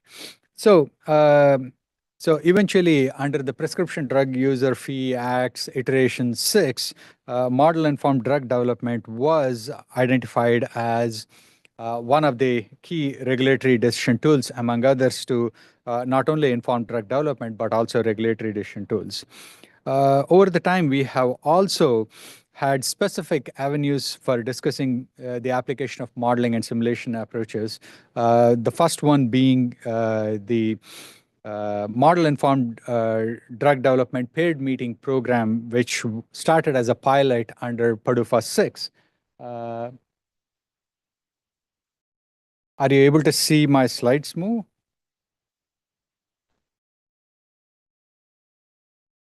Yes, we are seeing your slides advancing. Okay, thank you very much. Looks like there is a little bit of glitch in the room, so sorry for that. So this is a dedicated forum for regulatory interactions on the application of modeling and simulation approaches for specific drug development programs, and a variety of questions have been answered, such as dose selection and optimization, use of clinical trial simulations to inform drug developments, as well as mechanistic safety evaluation. And to date, we have had 80 industry meetings and 6 regulatory approvals, and all the 6 regulatory approvals are based on modeling and simulation-based evidence as the primary evidence. We also have another path, which is called the Fit for Purpose Initiative, and this is an avenue for engagement on assessment of dynamic drug development tools for use in drug development, and these span across multiple different drug development programs. These include aspects such as disease models or statistical models. And to date, we have had 4 designations that have been determined, and there are 10 drug development tools currently under evaluation. So hopefully, I think this provides you with a background that we have had a rich history of applying modeling and simulation approaches in regulatory settings. And there are various avenues for engaging on this. What I will do now is I will pivot to focusing on the application of modeling and simulation approaches for safety assessments. Before I go into the specific cases, I want to take a quick minute here to talk about the various ranges of modeling and simulation techniques that are available for applications or that we routinely employ for evaluating. And many of these are employed for safety evaluation also. And you have heard about several of these from Dr. Watkins and others, and probably you'll hear later also. Some of these aim at characterizing the drug concentrations, which are the first column. Some are focused on characterizing the pharmacological effect, either in form of biomarker, pharmacodynamic response, or clinical responses. These involve application of in silico or clinical trial simulation tools. And in the bottom, these are approaches which are rooted in systems processes such as systems biology or quantitative systems pharmacology. And you will hear more about the QSAR from Dr. Burkhardt later. The focus of my case studies would be on the application of mechanistic modeling approaches such as QSP or system to biology or PBPK. And you heard a little bit of primer from Dr. Watkins. I will reiterate some of those aspects here. The value of these mechanistic approaches is that they are able to integrate information across a wide scale of data, going from molecular all the way to clinical pathological knowledge. They also provide a better understanding of the interplay between human body, the drugs, as well as the disease and their interplay. And most importantly, these allow for simulating and making inferences of conditions that are untested or are going to be very difficult to be tested out in real world situations. With that as a brief backdrop, I'll start off with my first case. This is the application of modeling and simulation approaches in T-cell engagers clinical developments. These modalities, they enhance the recruitment of the cytotoxic T cells to tumor-associated specific antigens for targeted cell killing, and are very attractive for developing therapies for hematologic malignancies and solid tumors. So given their mechanism of action, they possess a very limited therapeutic window with safety concerns that are some which are short-term, such as the cytokine release syndrome and neurological toxicities, and some long-term, which are cytopenia, infection, and on and off-target tumor toxicities. In this particular area, given the challenges with the translation of animal studies to humans, modeling and simulation approaches have been very integral to support their development, and specifically the quantitative systems pharmacology, along with other conventional modeling and simulation approaches such as population pharmacokinetics and exposure response. What I'm showing you here is a typical quantitative systems pharmacology kind of development. It's a very busy slide. I will walk through this particular slide from left to right. What this model development involves is integration of information based on our mechanistic understanding and immunological principles, information that comes from benchtop testing, such as in vitro potency, and any relevant animal models, such as the cyno monkey PK/PD models, along with, on the top right side, our understanding of human physiology and pathology, and any early reads from early clinical development, such as those of the cytokines or any early clinical data. All these are integrated through the application of various mechanistic models to be able to inform an understanding of the dynamics of the cytokines, which are shown here, which are associated with the risk for cytokine release syndrome, as well as potential effect with respect to the target cell depletion. So this is an integrated model which integrates information across a wide scale of information, and these are commonly employed. And what I'll do is I'll try to provide a quick use example. This is a case for odronextamab, which is a bispecific of CD20 and CD3. And during the early development, one of the dosages of odronextamab, which was being under consideration, the step up of 120 and 160 dosage, it reported very high incidences of grade 3 cytokine release syndrome, which you can see in the table here. A model similar to the one which I showed in the previous slide was developed to be able to characterize the peripheral cytokine dynamics, and you can very clearly see following the first dose, there is a huge spike of IL-6, followed by spikes at every step of the dosing. This model was used to perform simulations of alternative. So clearly this characterizes the potential for safety.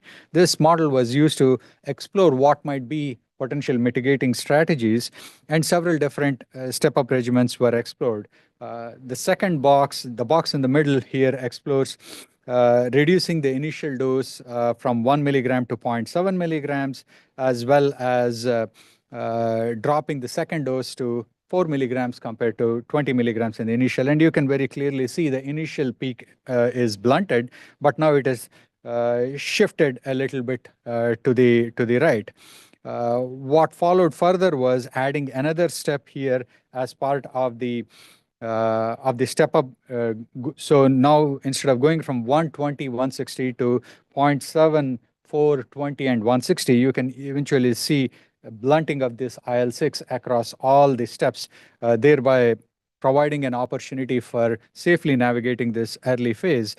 And this information was confirmed later when this new dosing regimen was studied with clearly lower risk of grade 3 CRS toxicities. The second example I will talk about is the drug-induced proarrhythmia risk assessment. And clearly, it is well known that drugs that block the hERG channels, they delay the ventricular action potential, which shows up as prolongation of QT interval, which is associated with torsades.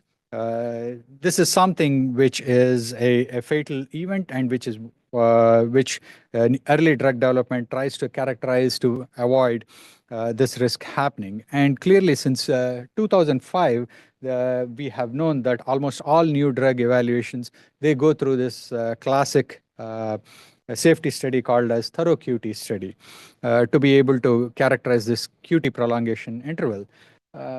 The features of this is a very intensive and expensive clinical pharmacology assessment, and the threshold of concern is very small. It's around 2%. So this is a study that is done to pick up this small effect. And it is primarily dependent on a statistical analysis. Eventually, over a period of time, modeling approaches were utilized to characterize the relationship between drug concentrations as well as change in QTC interval. And this provides a more clinical relevant perspective given the graphic that I'm showing in the bottom. What it allows for is not only characterize what is the relationship between exposure and QT, but also has the ability to project for potential untested scenarios such as the supratherapeutic concentrations and what might be the expected increase in exposure. This also has a portability to move away from a very rigid kind of a design that comes in the form of a thorough QT study, which may not be feasible in all therapeutic contexts, but to be able to be conducted in conventional phase 1 kind of settings where it is used. Now, this approach is used for informing late phase clinical trial for ECG monitoring.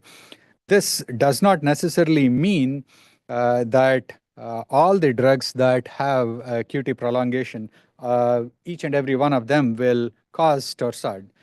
Hence, there is a clear need for a mechanistic marker that can be used for assessing the multi-channel pharmacology.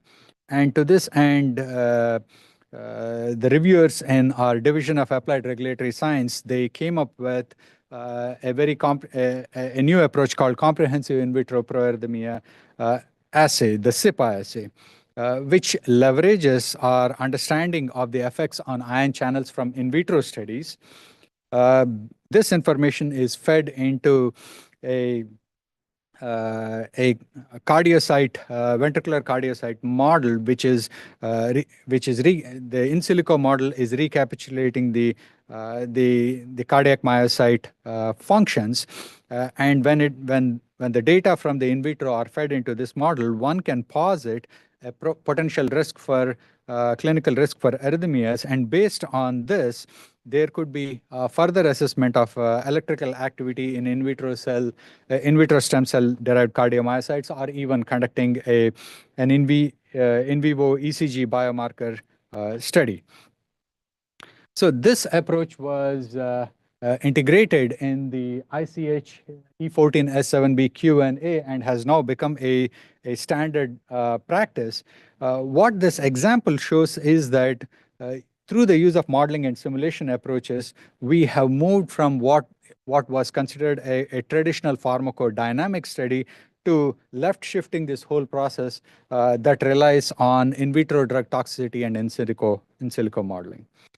The last case study that I want to quickly touch upon is the one which is used more frequently is drug-drug interaction assessments in the late phase of drug development. And it's well known that drug-drug interactions can occur when more than one drug is taken by a patient and there are consequences for it. And as such, every new drug development program requires the evaluation of potential for drug-drug interactions. However, it's just not possible to practically evaluate every possible drug-drug interactions. And it is here mechanistically based approaches such as PBPK, which integrate information across the physiology, physicochemical properties, drug-dependent properties, preclinical as well as clinical information that can be used to build these systems approaches, where in this graphic that I'm showing on the left side is the information that comes from in vitro, which is used to build a model which can be further refined based on any available clinical PK information, such that that model can be used to conduct simulations to project for unstudied situations. And based on a recent survey, these approaches are now routinely used to predict drug-drug interactions, especially those that are related to interactions based on enzyme, transporter, or acid-reducing agents.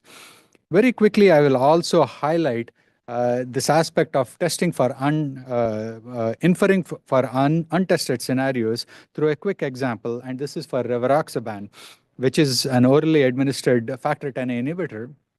It's 60% cleared by liver and 40% by renal elimination. And initially, when this was approved, so this is an direct-acting oral anticoagulant. When it was initially approved, the label stated to avoid the use of a strong combined PGP and strong CYP3A inhibitor because of the potential risk for bleeding. But there were no specific stipulation for avoidance in patients with renal impairment, either use caution or there was a dose adjustment. But the question would be, what would happen if someone with some degree of renal impairment were to take a moderate or a weak CYP3A inhibitor and a combined PGP inhibitor? So to answer those questions, having a physiologic-based model which incorporates various elements of both the enzyme, transporter, as well as renal components, not only for the subject drug here, which is rivaroxaban, but also the one of the precipitant available, and put an interplay between both of those and be able to account for various degrees of impairment of renal function can help provide a projection for what is likely going to happen. And clearly, the simulation showed that there were significant increase in exposure such that that translated into the updating of the US package insert for rivaroxaban, wherein clearly the use is discouraged unless it justifies the benefit in that particular situation, the benefit risk in that particular situation. So I hope, in summary, I have provided the background that modeling and simulation approaches are very routinely used in drug development and regulatory assessments, and they are also used for characterizing and mitigating safety aspects also. And clearly, I hope I have highlighted the value of modeling and simulation approaches that are rooted in mechanism, as they are enablers for not only understanding the translation from non-clinical to clinical, but also for addressing various questions. One which I have not touched is getting into the pediatric space. These are highly suited for that kind of a projection at some point of time. Before I close out, I would like to acknowledge the various people who were instrumental in helping me put together this presentation and share this with you. And I look forward to the panel discussion. Thank you. Great. Thank you, Raj. So we are running about 10 minutes behind, but I think we're okay because we had a full hour set up for the panel discussion. So with that, we'll be hearing from Dr. Prasad on some multiomics incorporation into drug disposition and safety for pediatrics.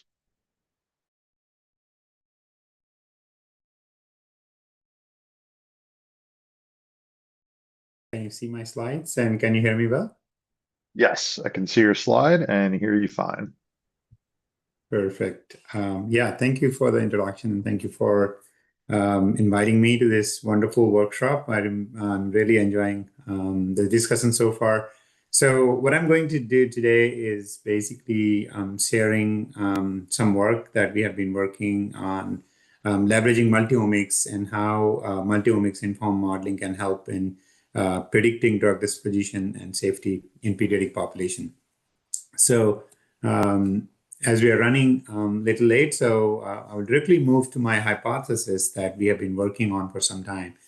And the idea here is we are trying to basically use the predose omics data, which is primarily metabolomics and proteomics data, and leveraging that to predict PK and even PD in different populations. So the idea here is that endogenous metabolic features, for example, metabolites that are measured before dosing a particular drug, and if these metabolites are sharing similar disposition mechanisms in terms of metabolism, excretion, that with the drug, they could serve as predictive biomarkers or surrogates for drug-drug interactions, for drug exposure, as well as PD. So here is an example of how these omics data look like. So here is when we are giving a dose. So this is pole difference between the metabolite levels between the treatment versus control group. So these are 16 individual healthy subjects before giving the dose and after giving the dose. And you can see there is distinct features that are metabolic features that are responding to drug. And so the idea is these individual metabolic features can serve as biomarkers for these transporters or drug metabolizing enzymes, or even the PD biomarkers. So what we are leveraging for this is primarily proteomics and metabolomics, as we believe that we can quantify these proteins now, and these data are rich in terms of we can quantify around 2,000 to 10,000 proteins in a sample. In plasma also, we can quantify more than 1,000 proteins consistently. And then in metabolites, there could be a lot of endogenous compounds, but also metabolic products that are coming from microbiome or food or xenobiotics also that can be detected in each sample. And these methods are highly quantitative and reproducible. So the question is why proteomics and metabolomics? Because these are highly quantitative and they are representing the function as compared to transcript or genotype analysis. So if I move to the next slide, what I'm trying to show here is basically definitely we can use the modeling and simulation for pediatric assessments for particular groups using data which is physiologically relevant. So here are example of quantity proteomics data of different enzymes like cytochrome P450s or transporters in different age groups. And as you can see, there is huge variability with age. But then there is non-monotonic distribution or non-monotonic expression of these proteins, meaning they are not following similar trend, so they are not proportional to the age. But at the same time, they are highly variable within each group. So the age alone is not defining the expression of these proteins. Similarly, the genotype. Here is an example of UGG2B17, which is one of the most polymorphic enzyme in human liver and intestine. This is a study we did with 455 human livers. And what I'm showing here is protein abundance of UGG2B17 on y-axis and different copy number variations. So these are basically different copy numbers. So in individual with gene deletion, of course, we don't expect any UGG2B17. But then in the expressors, which are one copy number or two copy number, we are seeing huge variability, which is not only related to the genotype, which is copy number variation, but also other factors. And so here is example of, in this particular case, females having almost four-fold lower expression of UGG2B17 as compared to males. And then also this is unique in terms of its expression pattern across age. So this protein is not expressed or sparsely expressed in kids below 9 years of age. And then during puberty, there is a dramatic increase in the expression pattern here, as you can see, in particular in males, but we do see similar trend in females. And then we also found that some other genotype that are also explaining the variability. And if you take all these together, this is basically representing or explaining 26% of variability in UG2B17. So there is much more factors than just age, sex, and genotype. So how can we address this? And one of the approach is using biomarkers.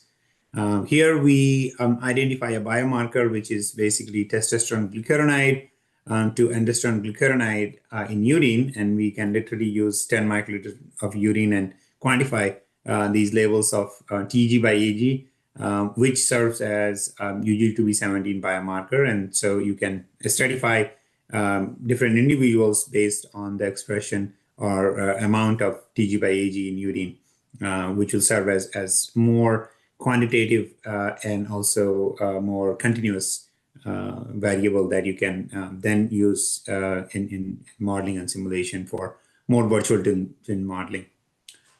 So this is something which is emerging in our field and in pediatric also. That's what we are trying to embrace here.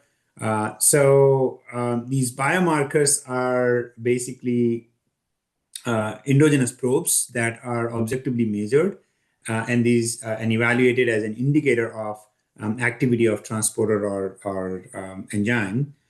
You can think about this as biomarker of PD, similar to biomarker of PD. But these are highly relevant for DDI prediction. For example, in phase 1, you don't need to use an exogenous probe. You can basically use the biomarker that is representing the pathway and quantify that biomarker and see if there is the investigational drug is impacting or affecting the levels of the biomarker.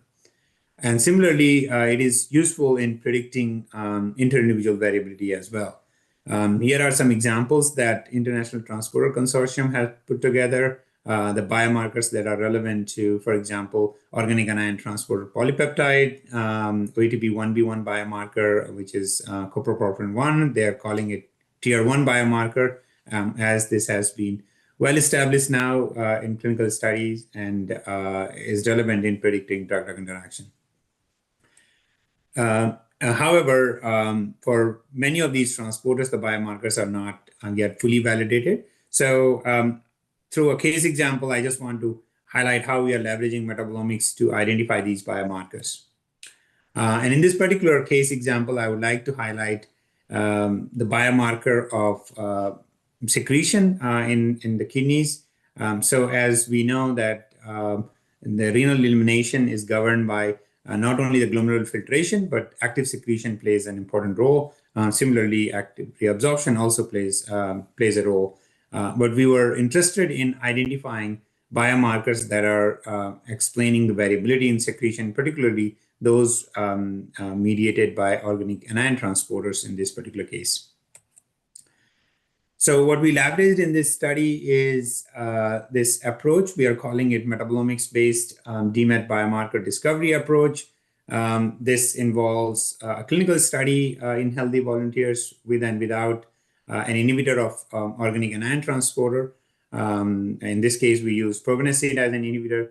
And then we performed also in vitro studies using organic anion transporter, the cell line expressing organic anion transporter 1 and organic anion transporter 3, and then performed metabolomics analysis and identified endogenous compounds that are relevant to the transporter of interest. In particular, the transporter assay that we perform is unique in terms of the fact that we are using metabolites extracted from human plasma and human urine. We basically use these cells expressing transporter and then cells without transporter expression, the mock cells, and then looking at how are these compounds, the endogenous compounds in human urine and plasma, are taken up into the cell through untargeted metabolomics. And then we are also probing this by using an inhibitor of these transporters and looking at decrease in the uptake. So both in vitro and in vivo quantification or this untargeted metabolomics analysis is providing us the rich data set that we can then use to discover and validate the biomarker. So for this particular study, the clinical study that we performed included subtherapeutic dose of furosemide, which is an organic anion transporter substrate. So this was our positive control. And then we used probenecid as an inhibitor in this study. We took 16 subjects in this study. 8 were males and 8 were the another 8 were females.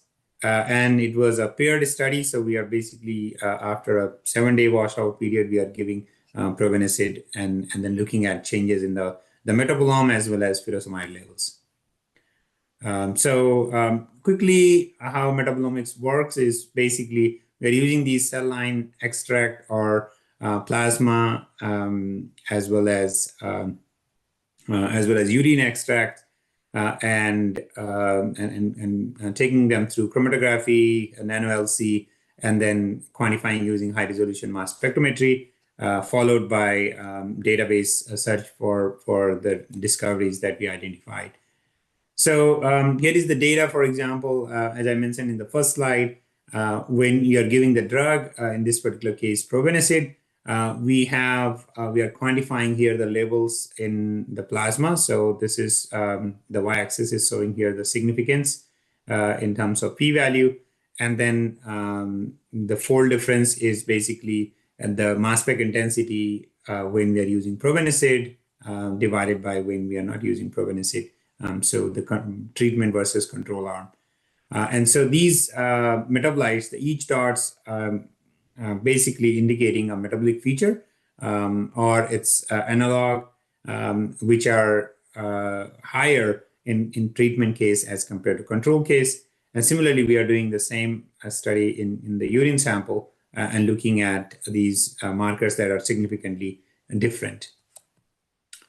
So for discovering these biomarkers, how we are doing this is simply asking the question in presence of probenecid, is the plasma concentration of metabolites increased? And if that is true, then we are asking another question, is the renal clearance decreased? And if both of them are true, then we are considering that as a putative OAT biomarker, for example. And so the case I want to show you that we characterize further is this MYZ162-00055. And so when we applied this to all 16 subjects and looked into the PK analysis of this particular biomarker, as you can see, without probenecid, you have relatively stable baseline. But the moment you give probenecid, you have this increased levels of this particular biomarker, indicating that probenecid inhibition is causing increased plasma levels of this particular biomarker. And not only AUC is increased in all subjects, but we also saw that the renal clearance is decreased proportionally. So it is indicating basically the drug-drug interaction risk here. Quickly moving, we have published this paper, but I just want to highlight that this compound is indole 3-carboxylic acid glucuronide that we characterized and confirmed by in vitro synthesis as well. And then the question that I want to highlight here is, this is just a case example. And the point I want to highlight is, can we use this pre-dose level of biomarker to predict DDI? Right. And so what I'm showing here is the hypothesis is very simple. If the biomarker level is high in plasma, that is indicating that the renal elimination by OAT is lower or slower. And that means your fraction transported by OAT is smaller than what is eliminated by glomerular filtration. So your DDI risk is lower and your AECR would be lower. And that's exactly what we are seeing here. This is basically indole 3-carboxylic acid glucuronide that is shown in the x-axis. And these are different individuals. And this is done before giving probenecid. So this is a pre-dose concentration of the biomarker. And then this is predicting the furosemide AECR. All right. So at the patient-centric level, we are able to predict whether these individuals are prone to DDI risk or not. And so this is one example. Here is another example where we are trying to understand whether we can use these endogenous metabolic features to predict metformin PK exposure or metformin exposure. What we did in this case, I mean, just the hypothesis is basically metformin is not metabolized. It is primarily eliminated through kidneys, but then there are a number of transporters, cation transporters that are involved in disposition of metformin. And the hypothesis here is there are many endogenous compounds that have similar pathways of metformin. And can we identify those compounds through metabolomics approach and use them as biomarkers? What we did in this study is simple pop PK analysis where we are trying to look at different covariates that you could obtain from these subjects, these patients. These are pediatric patients, is from 7 to 16 years old. Certainly the total body weight correlates with the metformin clearance, and similarly, we could see metformin clearance correlate with the GFR. But as you can see, this variability, and so what we are envisioning is, can we identify individual biomarkers that are better predicting this variability further? And that's what is going on right now. So the question is, I mean, is this something, there are other areas also applying, and in fact, this is a publication from FDA recently where they have used a similar concept where they're using proteomic pharmacodynamic biomarkers for biologics to inform basically bioequivalence in case of biosimilar.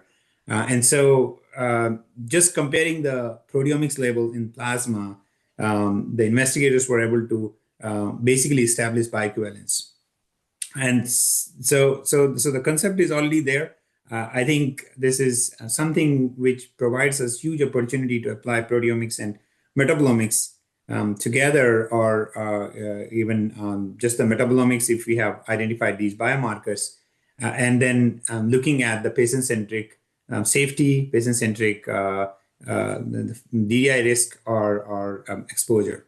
Here is an example of how quantitative proteomics is being used in case of, again, precision response or precision dosing by understanding these extracellular vesicles or characterizing these extracellular vesicles extracted from blood and predicting the pharmacokinetics, for example.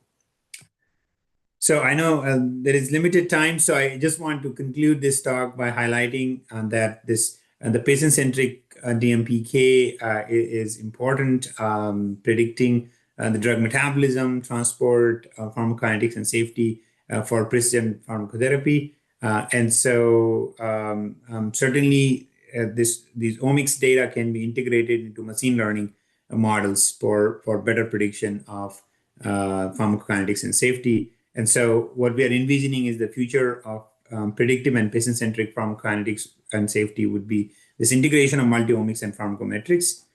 So with that, I hope I have convinced you that the biomarker approach for DDI prediction is a safe and cost-effective approach, and it can be used in the patient-centric applications. Also, the approach we have developed, this MDBD approach, which is metabolomics-based DMET proteomics, DMET biomarker approach, discovery approach, can be leveraged in identifying biomarkers of drug metabolizing enzymes and transporters. Also, I hope I conveyed to you that this indole 3-carboxylic acid glucuronide can be used as a sensitive biomarker for OAT activity in renal secretion. And finally, with I hope this integration of multi-omics data is a promising approach and for patient-centric precision pharmacotherapy. With that, I would like to acknowledge number of collaborators listed here and my group, and happy to discuss further during the panel discussion. I really appreciate your listening to this talk. Great. Thank you for that talk, Bhagwat. And our last talk, certainly not least, is from Dr. Burkhart, who's going to sort of tie everything we've heard together back to the E11A guidelines and really start to think about how we can address those with that. So last talk before the panel, to you, Gil. Thanks, Aaron. And thanks very much. We're almost at the end of the day, so please stay with us. I wanted to finish the day with something very practical from a regulatory standpoint and talk about how we can answer the pediatric developmental safety questions in ICH E11A using these techniques.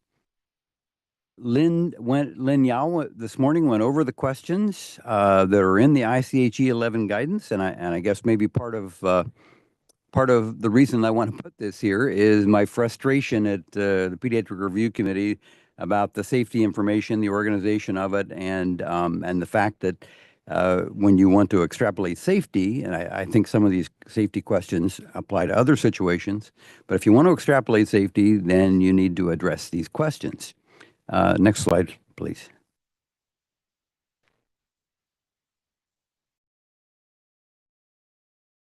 We actually have a commentary in the British Journal of Clinical Pharmacology that actually just came out, and with Lynn and the rest of the group here. So I would encourage you to take a look at this commentary. But the major points in it was that ICH E11A is very clear, and the safety extrapolation should be considered separately from efficacy extrapolation. That sounds simple, and if you look at the guidance, it's very clear. But that's not what we're seeing in the pediatric study plans at the PERC. And there are additional questions and additional considerations that need to be considered related to safety, and I'm going to go over those in the next few slides. Next slide, please. So basically, the ICH E11 safety extrapolation questions are pretty comprehensive, and they should be addressed completely as part of the safety extrapolation plan. I would prefer if we actually saw that directly, these questions directly being addressed in the pediatric study plans. Maybe it'll take some time for sponsors to kind of get into this. But the methods for addressing these questions are not detailed on ICH E11A. And I wanted to kind of suggest here at least options for addressing some of those questions. And that's what I'm going to do in the next few slides. Next slide, please. Are there known, this is an important one, obviously, related to our discussion today. Are there known on or off target effects of the investigational drug relevant to pediatric safety and pediatric development? Well, we had, of course, a prolonged discussion about secondary pharmacology today. Certainly fits this question very well. And secondary pharmacology is already conducted, as you heard, during the early IND phase. Hopefully in the panel discussion, we'll be talking more about, what some of those targets should be that are being screened. We need to talk about whether there are additional targets that should be added to the traditional panels related to pediatric developmental safety. And I wanted to emphasize again what was already actually presented in a couple of the talks, is that it's not only off-target effects, it's on-target effects. That covers not only small molecules, covers biologics. And so if you think about monoclonal antibodies against cytokines or growth factors, then certainly they would have could have developmental effects. I also wanted to mention structure-activity relationships. There was some inference to that early and talked about secondary pharmacology. Next slide. So for those of you that perhaps aren't very familiar with structure-activity relationships, these are the complex interactions spatially between a drug and a biological molecule. Actually, I started my academic career in medicinal chemistry, working in a lab in the department of Donald Abraham. He's actually quite well known in the area of spatial chemistry. And there was an earlier mention about a new drug in sickle cell disease, and some of that comes from Don's work in heme. And actually, if you walked into Don's office was actually, this was back, in the 1960s before computers could do all this modeling. Don's office was full of a huge model of transfer RNA that he did out of Tinker Toys. Anyway, the quantitative the Q in QSAR is quantitative, and that also pertains to some earlier discussion about you need to think about quantities related to whether an interaction is likely to occur during therapeutic use of the drug. Next slide. ICH E11A also asked what information is already known from non-clinical sources, and they put a table 1 in there that can be leveraged to the target population. And I wanted to stress this because today we've been talking about in silico, in vitro, in vivo animal studies. All of those things, they're nothing new. They're actually in the table for ICH E11A. And so all the techniques we've been talking about today ought to be included in your assessment of safety for your pediatric study plan. There was also a question about off-target and, and related to pharmacodynamics and whether you would expect it to be the same in the reference population as in the pediatric target population. One way of looking at that is quantitative systems pharmacology that matches concentrations to biology, and that's Raj Matabushi talked about that earlier. Next slide. The other 5 questions are actually related to informatics and information that you would naturally expect to go through in putting a pediatric study plan together. There are a couple things here you should note, and one, for example, is related to, it talks about excipients in the formulation, talks about background therapy, could be quite different, obviously, in the reference adult population than it is in the pediatric target population. It talks about long-term therapy, and that's an important consideration. I mentioned this morning that greater than 50% of the drugs that we approved in pediatrics are, in fact, for long-term or chronic therapy as defined by the FDA. Next slide. So Lynn also mentioned this morning the additional considerations. Additional consideration as part of the pediatric extrapolation concept should be given to the collection of pediatric safety data in certain situations. I put, this is actually the in black here is directly from the ICH E11A guidance. I put in red here a couple comments for when there are significant safety findings noted in the reference population that would be of special importance in pediatrics. So think about sedation, something that would affect motor skills, and so I'm going to give you an example of that. And also when the drug has a narrow therapeutic index, and there are multiple examples, and let me talk about that. Next slide. So this is we published this a couple years ago. This was looking at sedation with antipsychotics and antidepressant drugs, differences between sedation, the incidence of sedation in adults versus in pediatric patients.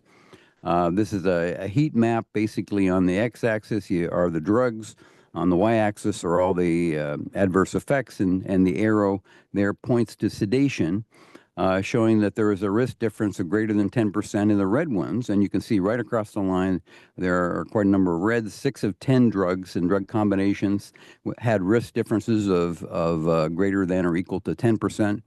And so sedation is a major adverse effect of special importance to pediatric patients, learning other things, and therefore requires analysis of pediatric safety data. So if sedation is a major adverse effect in your reference population, then you have to, in my mind, at least, you would have to do additional, present additional safety information. Next slide. So this was from a review we did of drugs that had food had a food effect. In a food effect, of course, food effect studies are not done in pediatric patients; they're done in normal, healthy adults usually.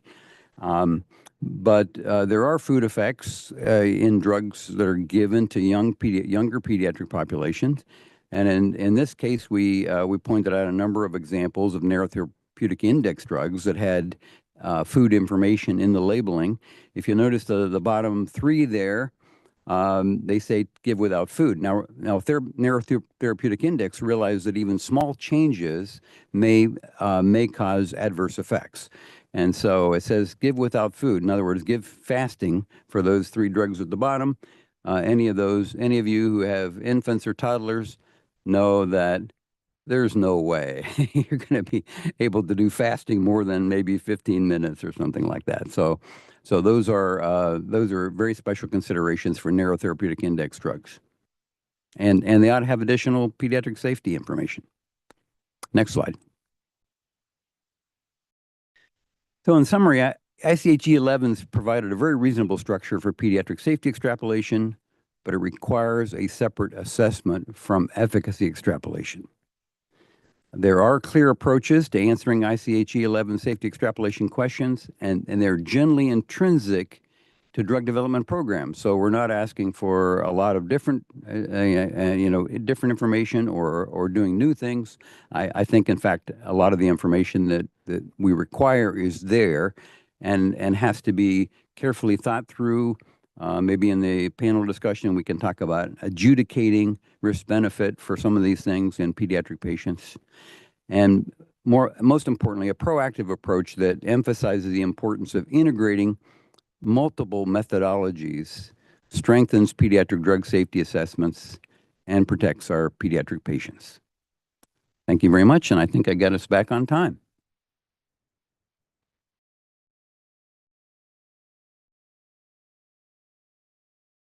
So the next is our panel discussion. So if anybody who wants to speak up from the speakers in topics 3 and 4, or actually any of our other speakers from earlier sessions, you're welcome to turn on your camera.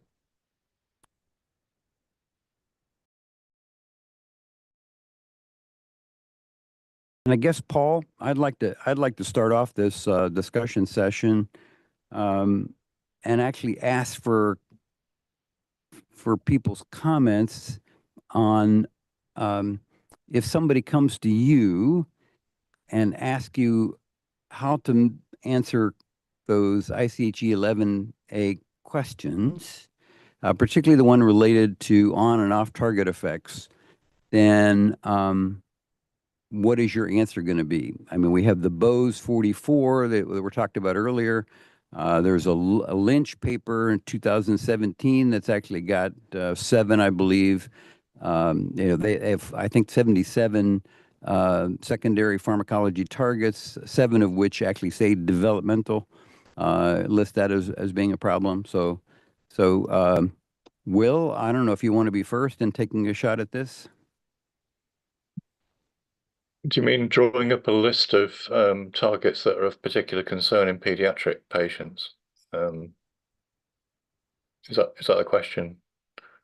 Yes, it's not you're right. I'm trying to make the point that it's not futuristic, and not what would you do in 5 years. It's I'm looking at the pediatric study plans that we get in today, and and the ones that want to extrapolate safety. I would expect them to answer these questions. Yeah. Yeah, I think we have to draw from various sources, and it might not just be targets involved in ontogeny. You did see one, just as kind of a little example that I showed, where there seemed to be some kind of suicidal ideation cluster in pediatrics that wasn't evident in adults. So we've got to be got to look under various stones to try and find some additional receptors that we can flag up as being a particular concern as off targets in pediatrics.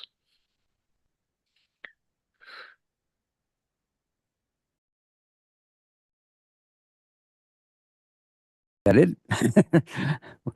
Yeah. So you said you've got 111 so far, yeah. Secondary pharmacology targets. Yeah. We've got, I think there are about 20 that are in the Brennan panel, the one that Jean-Pierre presented, that are not in our list yet, and they're mainly kinases. There are also those 14 targets that are targeted in pediatrics that aren't in our panel. So there's still quite a way to go. And we also have to be guided by what assays are available commercially as well. If we start expanding beyond that area. The other point I'd make about quantitative risk assessment of off-target activity, once you start listing receptors that are not targeted by drugs particularly in adults or pediatrics, you're starting to have to extrapolate from other receptor interactions in the same family. I think the Bose panelists knew what they were doing. Those receptors are largely associated with marketed drugs, and you go beyond that panel, you start to encounter receptors that are not. So that makes it more difficult for quantitative risk assessment. Jean-Pierre and Becca Raz, are you still on? Jean-Pierre, I'm still there, so I think I fully agree with Will's comment, and I think that's where probably we need to work collaboratively between regulatory agencies, industry, and maybe a service provider in order to establish at least a starting point, a list of targets that a sponsor could use, at least initially.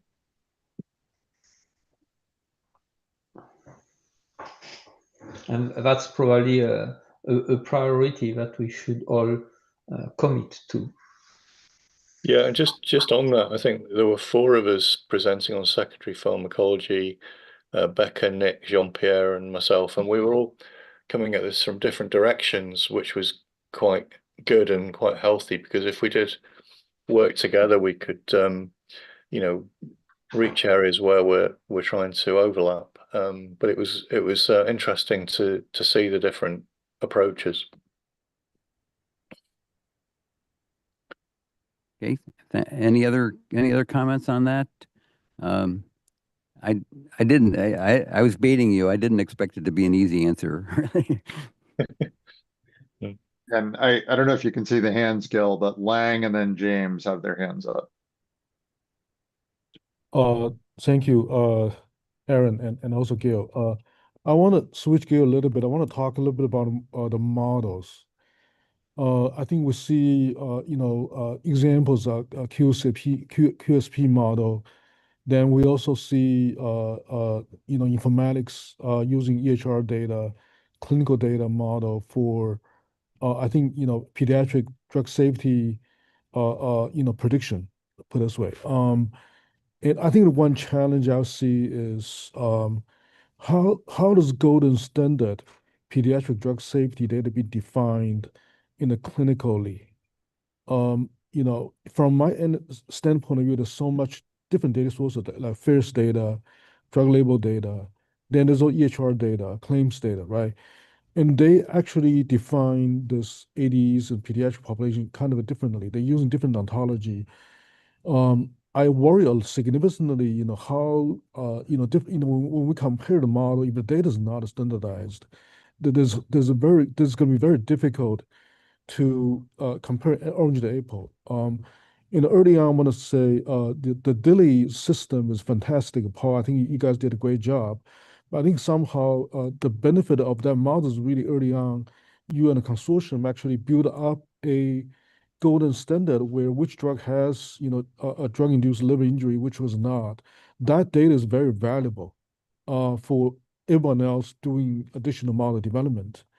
But I think this is where I feel for people working in the industry, academia, or even FDA, I really hope we can do some collaboration on how do we define those clinical symptoms, side effects, using different data sources and trying to make sure we're on the same page on that.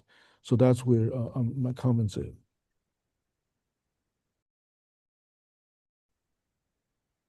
I could comment just a little on that. I mean, the Wei Tong at NCTR and his group made an effort to categorize drugs that are on the market in terms of relative liver safety liability, more, less, toxic. It was based on labeling, which has some concerns, but is what a lot of people are using now to go and try to validate a model. I think relevant to pediatric DILI is one of the questions that came up is where's the source to know what drugs out there actually are more toxic, at least to the liver in children than adults. And that turns out to be very hard to get. It's pretty clear examples like valproate, that come to the surface. But the problem is if you've done an adult study and you don't think there's any liver safety, and then you do a pediatric study, you probably don't monitor very much in those individuals. And so minor changes in liver chemistries, which often identify a subset that are more susceptible to the more serious but much rarer toxicities, can be missed. And also, if you have an adult drug that,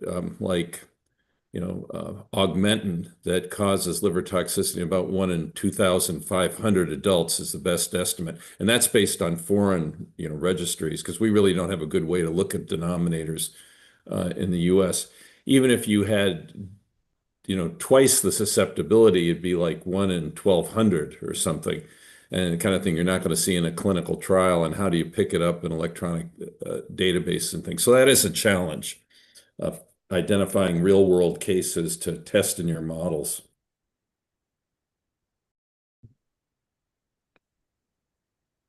I see that Mona has joined us. We're very fortunate to have her present from the FDA, and she's Lin Yao's right-hand person. And so, Mona, do you want to make any comment about expectations for seeing safety data, particularly when safety is being extrapolated? Thanks, Gil. And thanks also for your presentation and kind of bringing us back to the ICH E11, so we can think about all of the different methods that we've heard about today, and try to figure out how to use them, apply them to answer some of these key safety questions that that's been, you've reviewed and are nicely laid out in this ICH E11A. I think what I really wanted to kind of reiterate is that closely engaging with us at FDA is really, I think, important to discuss how these different safety questions can be reasonably answered with data that's maybe already been collected by sponsors and maybe data that's already publicly available. And I think that's a good starting point. I think then we could have some discussions about how much confidence there is in the different data sources that would be relied upon to help answer some of these questions. And I think once we've done that, we can begin to strategize in collaboration about what additional safety data might need to be collected to support pediatric safety of a product in development. And so I just really wanted to emphasize, I think early engagement during product development, I think would be important. Thank you, Mona. Raj is standing here, and so yeah, I'm going to ask Raj. We do have pediatric study plans that come to us with basically no new data that want to extrapolate both efficacy and safety. And they'll use a modeling approach. Sometimes it's in pediatric rare diseases where there really aren't that many patients. And do you have, Raj, I guess I've got to ask you, do you have confidence in the modeling that we're doing now, that in some cases actually that could be done without any additional pediatric data? So you're asking an absolute answer for a very complex question. So you're bound to be disappointed with my answer. Before I go ahead, I see that Bhagwat has his hand up. So after I answer, probably we should go to Bhagwat. So I think Dr. Watkins also touched upon this. We can start based on what we have the best understanding, and many a times that comes from what happens in adults to begin with. So if there is a safety signal in adults, that becomes a point of interest when you try to go into pediatrics, and you try to have an understanding in adults whether this is an exposure-dependent kind of phenomena or not. That is the starting point. And often we focus on those which are exposure-dependent because once we have an understanding on disease similarity and the key driver is exposure, the fundamental assumption that operates is that if we are able to match those exposures, the expectation is that the safety readouts that are dependent on the exposure would also be reasonably similar. That kind of an approach we take it. Is that the best approach? Probably not. Is there a better alternative at this point of time that's ready to go? I'm not so sure based on whatever I have heard. But can we make progress in that direction? That's what I heard, some of the things. So we will have to utilize some of these methodologies which can posit what are the expectations in pediatrics. We will not know for sure that whether they will pan out or not unless we have some way of monitoring for these in the pediatric development settings.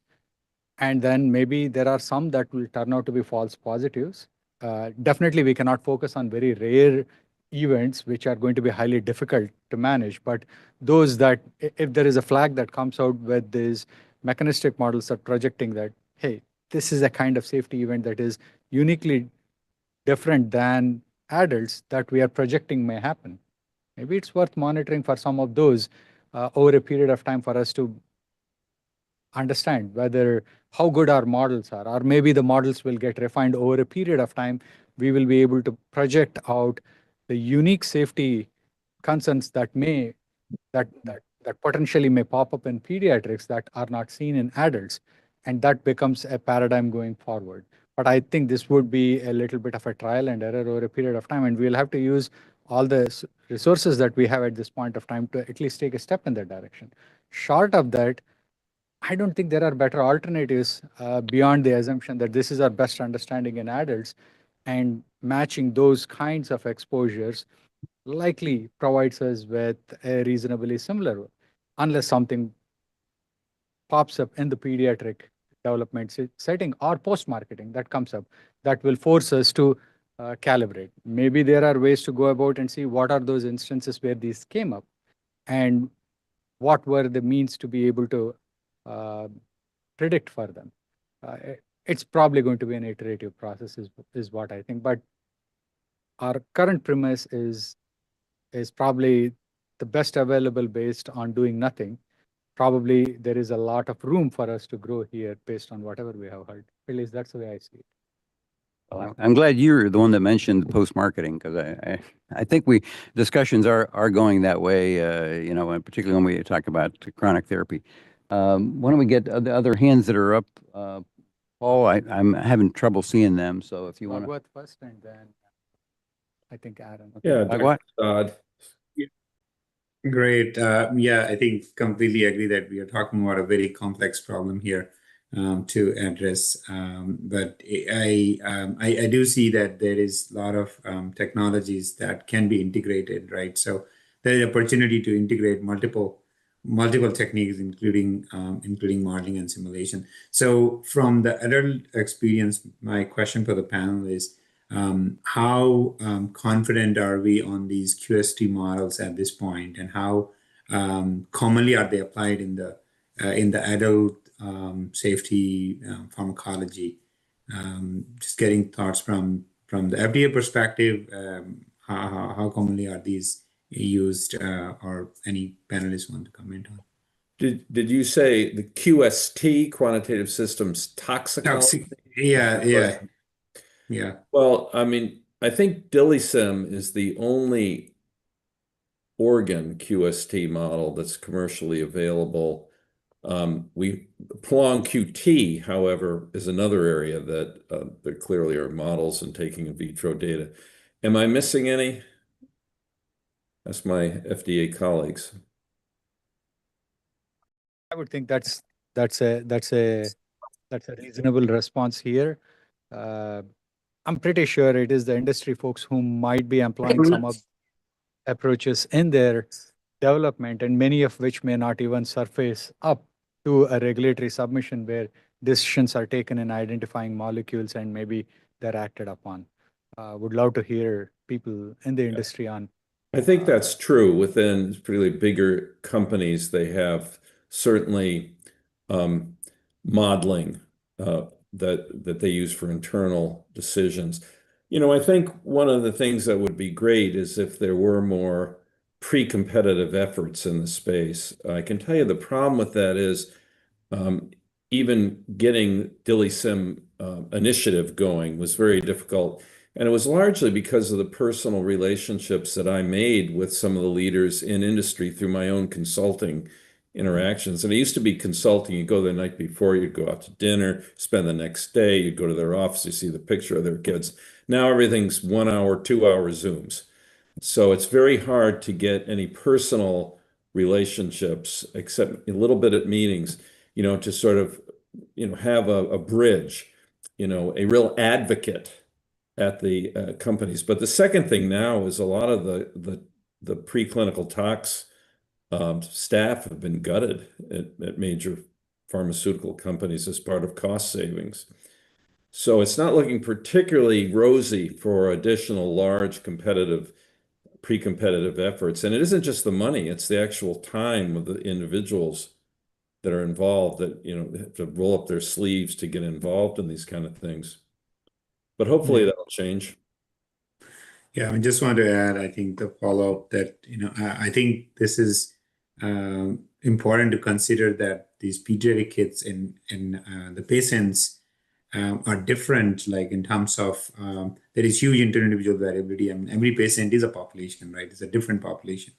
And so when we are thinking of these models, I do see a huge opportunity to encourage this more adult validation in adults and then extrapolating that from adults to the pediatric, but understanding, of course, the physiological differences are critical and mechanisms are critical.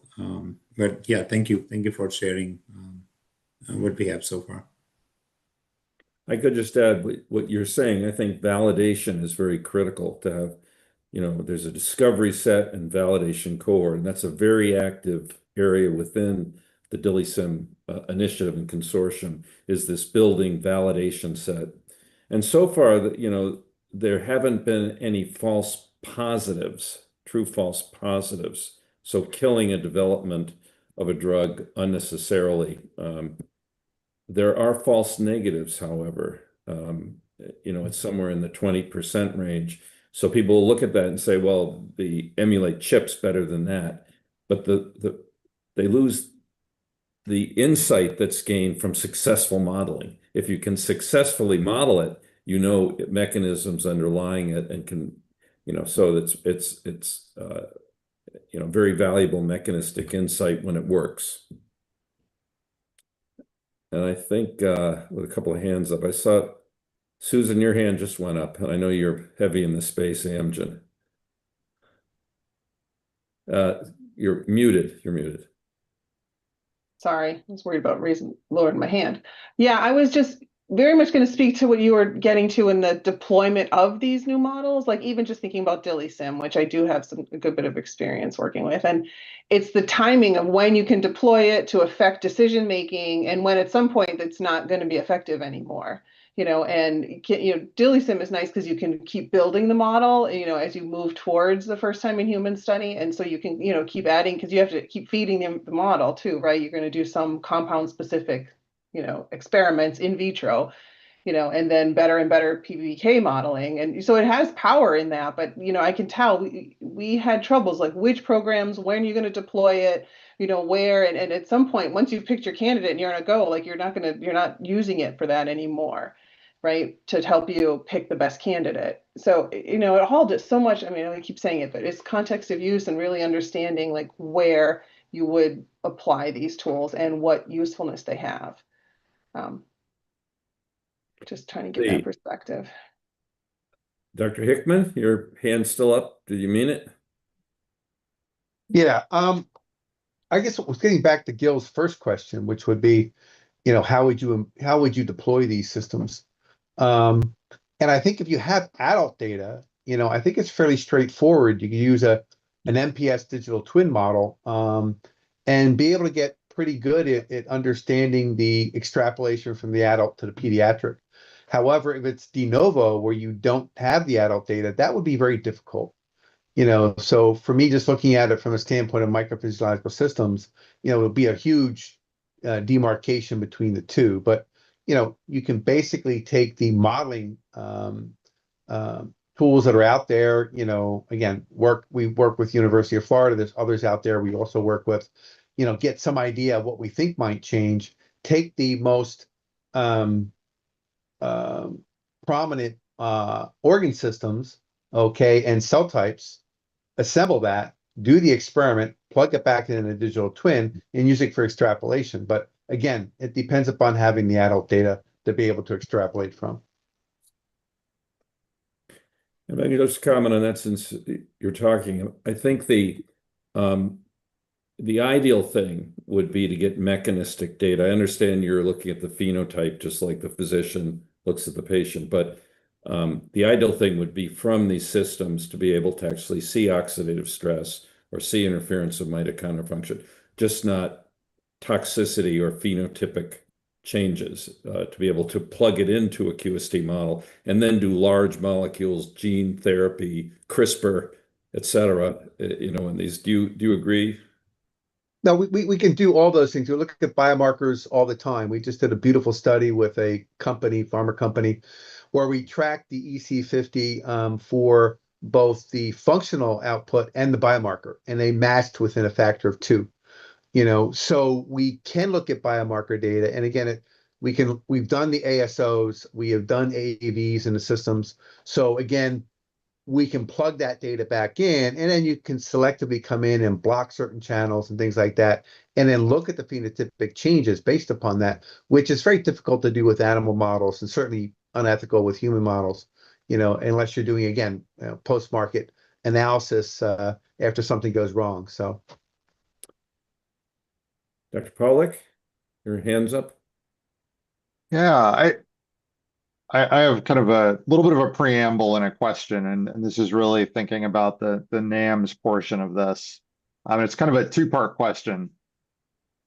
First, one of the things we've heard and gotten a few questions on is, how is AI going to change some of these models? And I think maybe unfortunately people use AI to be synonymous with large language model, whereas there are certainly other types of machine learning.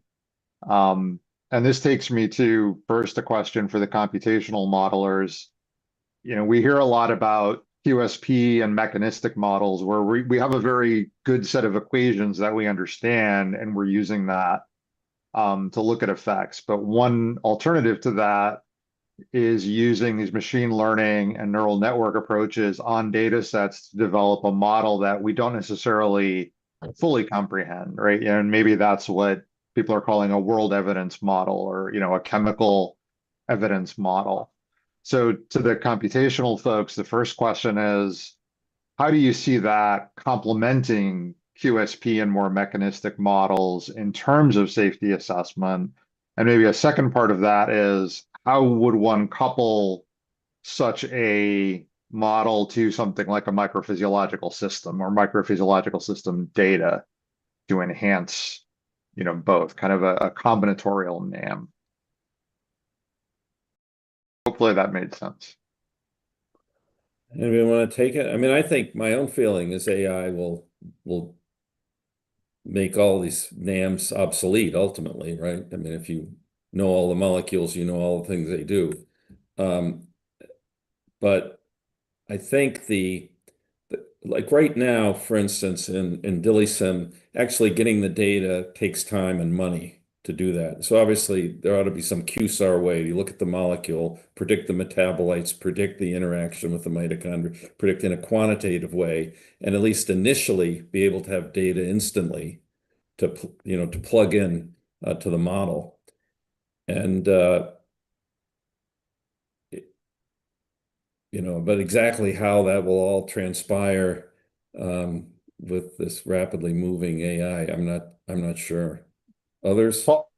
Paul, you triggered a memory I had. I was at the Stanford Drug Discovery Symposium this past year, and they had done a panel with four heads of research at major pharma companies, and they were going on about how AI was going to change preclinical and make it better and faster and everything else like that. And I asked the question, I said, well, you do all this stuff, you all this stuff with preclinical, you still have to go into a phenotypic model. And they had said going directly into humans is unethical. And they also said that all the animals don't work. So this is where I think a lot of these NAMs kind of fit that spot, and it's up to the individual users, as Susan has said, is to figure out where they fit in their process. Because there's not just what we do, there's Emulate's been mentioned, Inspiro is out there, Mementos is out there, and then there's companies like Gaunis RX, which are, doing drug-drug interactions with large scale based upon patient databases in the millions, okay? And so there's all these different ways you can pull this together in terms of using the computational and the data acquisition, I think, to be able to do this. But at the end of the day, you still got to go into a phenotypic model. This is Lang. I think I echo Jim's comments, especially in the clinical domain. I think that the clinical data is very dirty. Where how do you define ADE? It's just everywhere. I think a lot of work has to be done in the data integration and the data normalization stage, where there are available data where there's clinical, kind of a positive evidence, positive, negative evidence there. Then the machine learning AI can be trained on. Then you can start to compare which one's better than the other. And then I think we're not even close in both clinical data and also preclinical data fields yet. I think the hope obviously is very high potential, but honestly, a lot of work has to be done from both areas in order to make that happen. So that'll be my comment.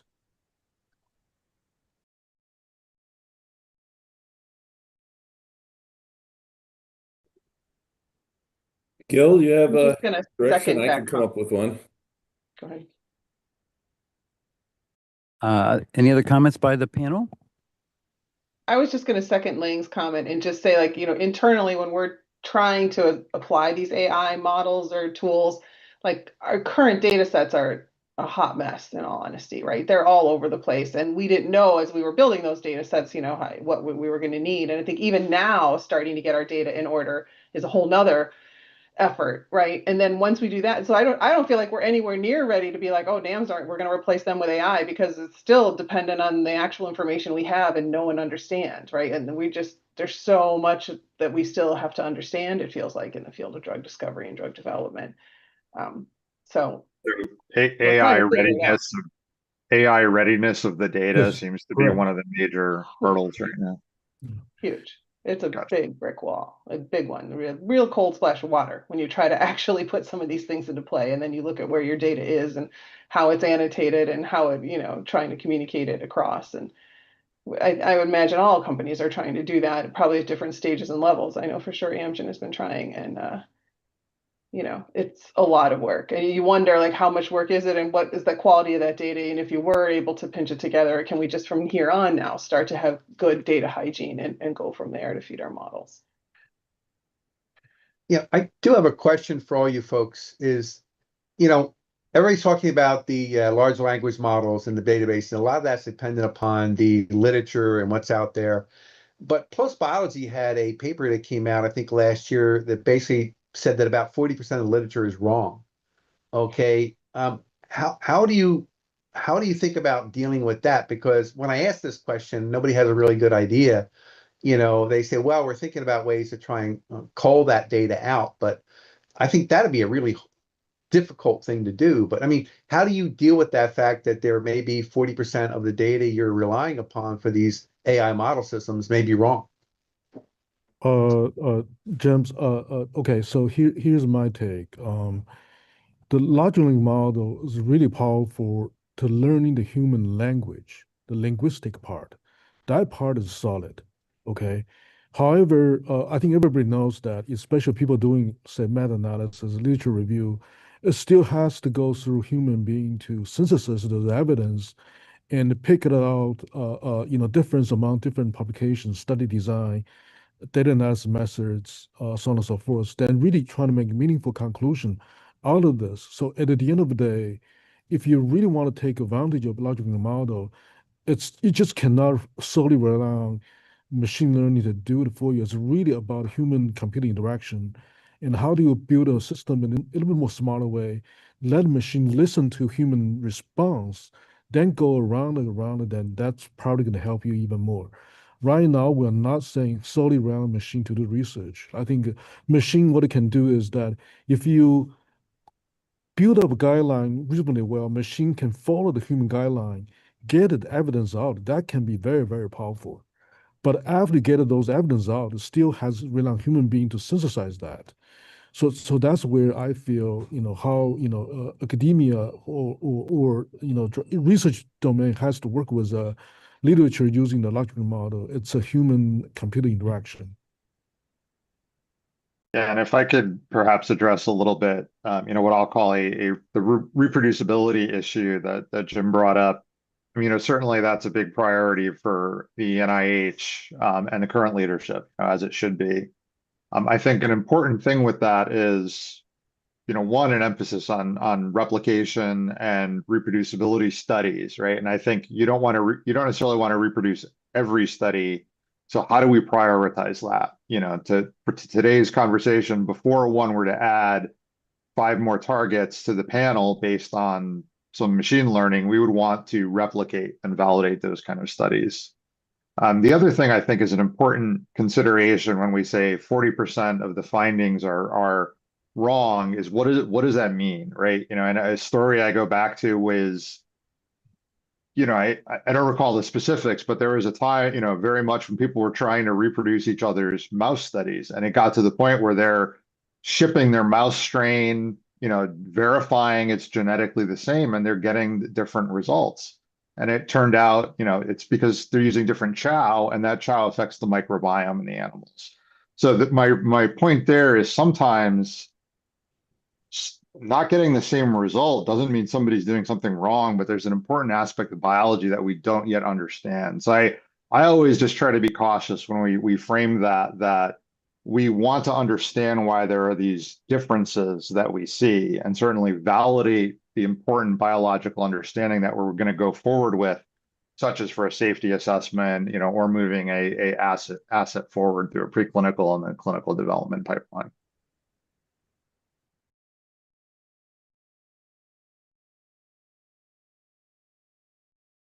Will. Yeah, I was going to say in my talk, I had some examples from analysis of FAIRS where if you let the current status of machine learning, or rather AI, loose on it, it would have come up with some erroneous outputs. But another example was we were validating secondary intelligence for a single receptor and a single adverse effect last year, which was alpha-1A adrenoceptor antagonism and orthostatic hypotension. And we had a really nice data set of drugs in the same lab that had off-target activity in terms of Ki at that receptor. And so the first thing I did was to try to assign them to either postural hypotension negative or postural hypotension positive, and there were some clear-cut examples of both. But there were some drugs where, if you looked at the FDA label, the only reason they were getting assigned to being at risk of orthostatic hypotension is because they were from the class of, antidepressants, and previous drugs had been, they're basically getting tarred by the same brush. And there were others where some review articles had them down as clear of the adverse effects and others didn't. So when James was saying that 40% of published data is incorrect, it's things like this that it gets picked up in a review article and then perpetuated. And I'm concerned with the current state of AI that could happen. It could then get set in stone. And I reckon if we just sort of wait for maybe 12 months when it become even smarter, it might be able to cope with that complexity. But at the moment, it might end up with some very dodgy data.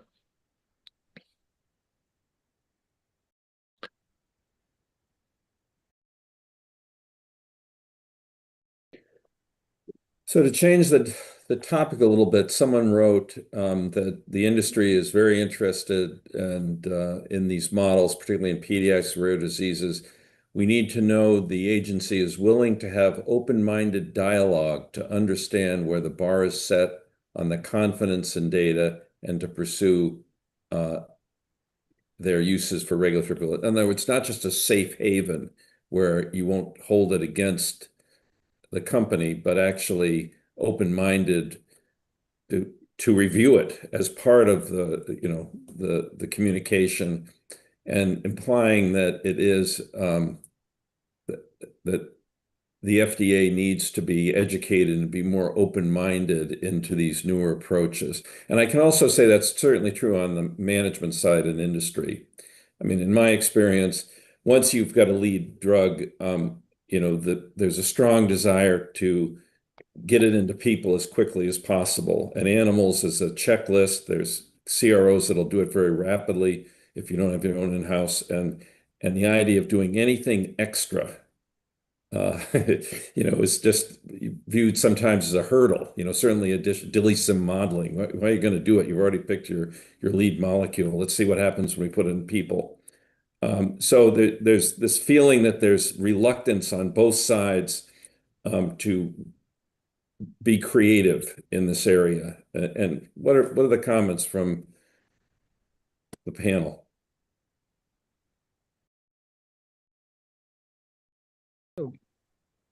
I'm not sure I can fully appreciate the nature of the comment that you described, Dr. Watkins. But from our end, what we have put forth is, and which is also featured as part of the ICH M15 draft guideline, is a risk-based credibility framework, which operates on the domains of what is the question of interest, what is the context of use, what is the model risk associated, which has two components: what is the influence of the model as well as decision consequence, and what is the impact of the model. And answering these questions will drive what should be the credibility assessment plan in general. So when we are articulating such kind of a broad generalizable framework for having conversations,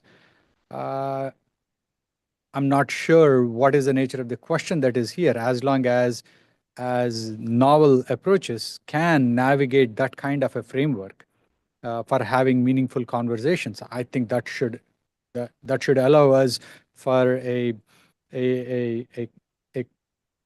language for us to interact on these emerging technologies and how they will be applied. It cannot be like we have a technology that can help predict something, but we have no good understanding of what are the consequences if we got wrong, or what is it that is done to alleviate any of the residual uncertainty. Those become very challenging conversations, and it depends on what context that they are being engaged on. So I would think that we have a general framework that would allow for any computational approaches that are aimed at addressing a certain question of interest to be engaged with us, is what I would think. I don't know, Gil, if you had anything. You want to mention the CPIM meeting?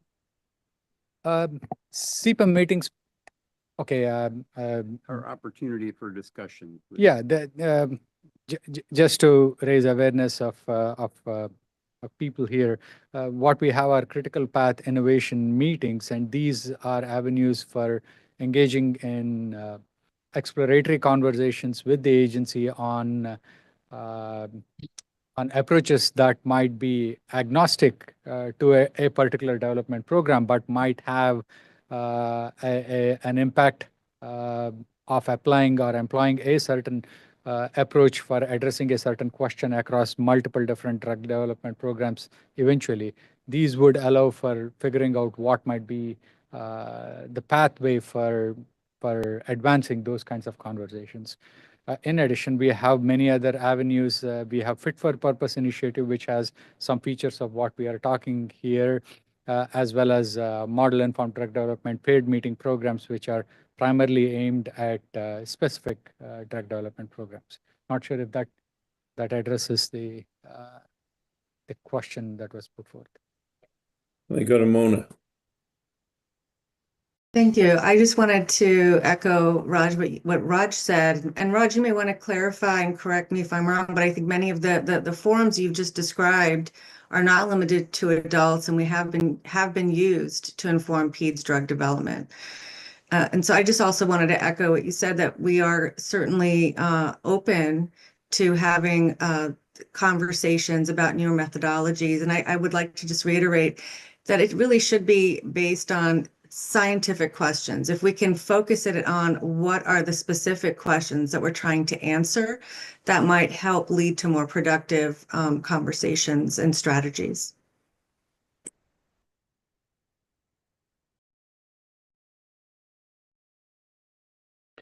Susan? We're next. Okay. Yeah, I just wanted to mention something that you were saying, Dr. Watkins, and about like the timing or the interest of industry to take on new things, I guess, as we're, kind of racing to the patient, so to speak. There's that early discovery, right? And very much if you can give us anything that can tell us something that's more effective and going to be more safe, like that in that time when we're deciding on candidates, right? We're very interested and putting a lot of energy there. But the pediatric space is a little different, right? Unless you're pediatric first or pediatric only, which we haven't talked too much about today. There was a Q&A question about it. But generally, you're later in development, like I said, you already it's more than the candidate, it's an actual medicine, right? And then you're trying to go into the field of pediatrics, right? Where I think there is a lot more interest and energy in trying to use novel approaches or new approaches or better inform our decisions and how we can get to the younger patients sooner, or, in a more safe approach too. So I think pediatrics does have its own kind of different avenue or scenario with that, where it is a lot of unknown, and a lot of times, like, pediatricians are heroes in my mind. Like, they're often going where there isn't a lot of data or information, and they're just trying to do the best they can for the patient in front of them, right? And so we have already that mindset to really try to get there and to try novel things and to try to inform it as best we can. So I feel like there is more energy in that arena.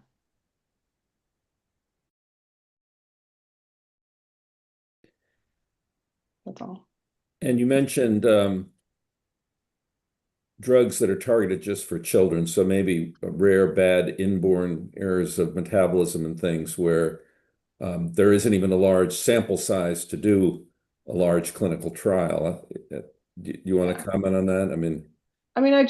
Someone did ask a question too, like if you don't have any data at all, right? So we would call that a pediatric first, development plan, right? Where it's only a pediatric indication, and oftentimes it's usually the very young, right? It's very different risk benefit, but then you still have to create some data. And you'll see if you go into the guidance, I think it's ICH-M3 or 2 in the Q&A there is some talk about pediatric first and, species choice. And, at that point you might need 2 species. And in the S11, there's the end of our guidance has a paragraph about how to address it. And it would be like in that sense, to create some safety data in the young, and at least one species in an animal of appropriate age. But then there's a lot of information that you could be adding in with all of this modeling, all the things we heard about today, right? That could be a much richer proposal in that sense. I feel like, all of this modeling of PK and efficacy and tissues and, tissue distribution. And so I feel like in that space, that's where I can see like a lot of interest and energy. Comments from anybody? Yeah, this is Ikram, and I'm listening to this, and I second what Susan is saying, and especially, when situations you don't have any adult data to depend on for pediatrics, and you need safety data. As Susan said, you start with where you can find this data. Juvenile animal studies in one species maybe, and all of these tools that we have here that they can be targeted for a certain, especially in situations we know what the gene that is involved in and what toxicity or the organ toxicity that might be an issue. But it's the end result is to make sure that we have safety data that we can actually use before putting something into pediatrics, without any other data that we can depend on either from adult animals or adult humans. So let me ask another sort of challenging question. I think most of us on this workshop today agree they're very promising new technologies that can be very helpful in drug development and in estimating safety in pediatrics. But that the rate of uptake probably is not optimal. And would it be in the public health's best interest if the FDA just started demanding it? Now, what I mean by that is you saw the table in that paper where it said DILIsym as available or upon request. So would that be helpful to public health in the best interest if the FDA started using a stick as well as maybe a carrot? What do people think?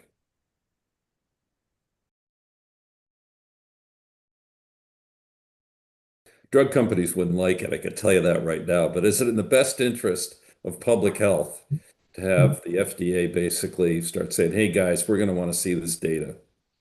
You know, you got to do it. Yeah, because I don't work for a pharmaceutical company, I can suggest this. But what about a carrot? What if the FDA, because in the FDA NAMS roadmap, they do call for co-submission of NAMS data alongside traditional in vivo tox data. What about if they offered a sort of fast track for INDs that contained NAM data? Because I think the issue is at the moment that others have mentioned is that if you're a pharmaceutical company, you're at some risk if you submit a model or organ on chip data showing, say, risk of DILI, where your tox 28-day studies have been completely clean. Right. Jean-Pierre, just to add to Will, so if we go back to some historical data, whether it's DDI, genetic toxicology, safety pharmacology, we have seen the uptake of the in vitro data and in vitro assay once a guidance was issued and released. So that's the stick. Okay, and the carrot was in effect that the industry had already in place this assay for a number of years before the guidance came through. So probably I agree with you, Will, the carrot and the stick. So a balance between a carrot and the stick might help. But we need also to think about some incentive for farmers in order to facilitate the development and release of such data. If there is no incentive, well, maybe difficult. Yeah, and if I could jump to something Susan brought up, and that is the first, there's a big differentiation, I think, between a pediatric first drug and then a clinical development program where now you have your adult data and now you're submitting your pediatric plan. I think one of the biggest value adds to public health would be having models that obviously would have to be cost effective and fairly reliable that could be used in discovery before a candidate is nominated for clinical development. And I'm talking here specifically about drugs that are not pediatric or even pregnancy or lactation first, which have very similar issues. Because by the time a company has a medication out, we can assess it for pediatric safety, but that's still a yes, no. That's just, yes, you can use it in pediatrics. No, you cannot use it in pediatrics. So that's not, let's select a drug that we think is going to be safe in pediatrics. And I know that goes beyond, the primarily regulatory discussion we're having today. But I actually think if we could find incentives or, shift the value proposition for pharma, that we can, and maybe this is where the computational models come into play because they would be relatively cost effective once generated, that could be used on those early discovery candidates before they go forward. If I can add on this topic, I don't have an opinion on a carrot or a stick kind of thing, but circling back to what Jean-Pierre pointed out, the drug interaction space where in vitro methodologies and then the in silico methodologies that came on back of those, and how they became the regulatory expectations at some point of time. These did not happen overnight. There was probably close to a decade or two of trial and error that happened in the field, which eventually led to a stage where there was a great deal of comfort across all the key stakeholders in the ecosystem. I think Aaron probably touched upon this. If the underlying regulatory uncertainty or the scientific uncertainty is resolved, I'm pretty sure it is in the best interest of pharma to use the most cost-effective means to get to a place to meet the regulatory expectations. And from regulators, it is going to be whichever approach or methodology that provides resolution of the underlying safety questions with a degree of confidence that is acceptable for making the decisions.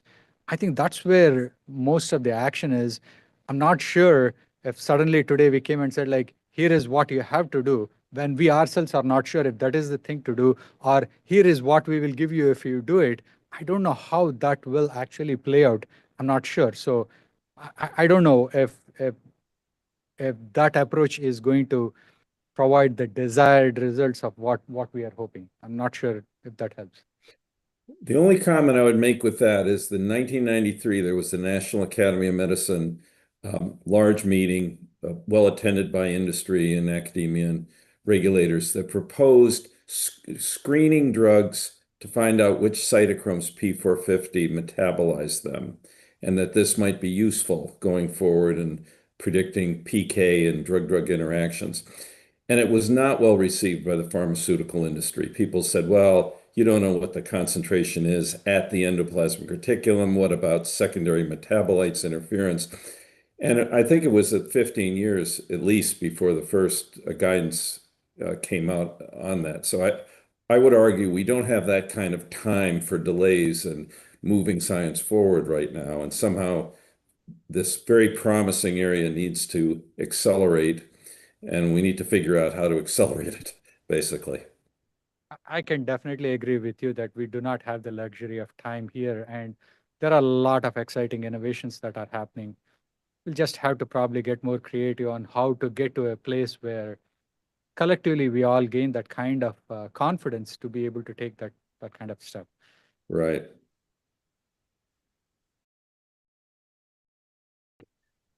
Well, Gil, any last? Oh, you're gonna give all the last minute words, but any one more topic we want the panel to chat about? Thanks, Paul. I think, in fact, it's late on Friday afternoon. There's a couple inches of snow on the ground here, so I think we'll have. How about a quick wrap up? And I'm extremely happy, and I want to thank all of the panelists, all of the speakers, the moderators, and particularly the people who attended today. We talk about a topic that has a lot of interest. We had over 1,500 people register for this workshop. It's certainly the biggest I've ever been involved with. And so there is lots of interest in this topic, and lots of excitement, as I think you heard at this last panel session. And so I have no doubt that we're going to be able to continue to move this forward. I will do my best, at least, to continue to plan on having discussions that move things ahead. I heard the word guidance. I'd love to see a guidance, but as was mentioned, things don't happen too quickly here. So but we're gonna move things ahead. We don't want to wait a decade or more. And I think that for the safety of our pediatric patients, and the developmental safety assessment, hopefully we've scored today in terms of putting that very high on the list of things that people are thinking about as they develop their pediatric programs. And so I would reiterate what Mona and Raj said in terms of making sure that that people reach out to the FDA. We have so many mechanisms for discussion, whether it be about specific applications or about scientific concepts. And those are extremely productive to go to those types of meetings between sponsors or the public and the FDA here. So thank you all once again. We have recorded this. It's going to be available to you. We'll make as many slides as we can available to you, and I hope that we can keep this topic moving.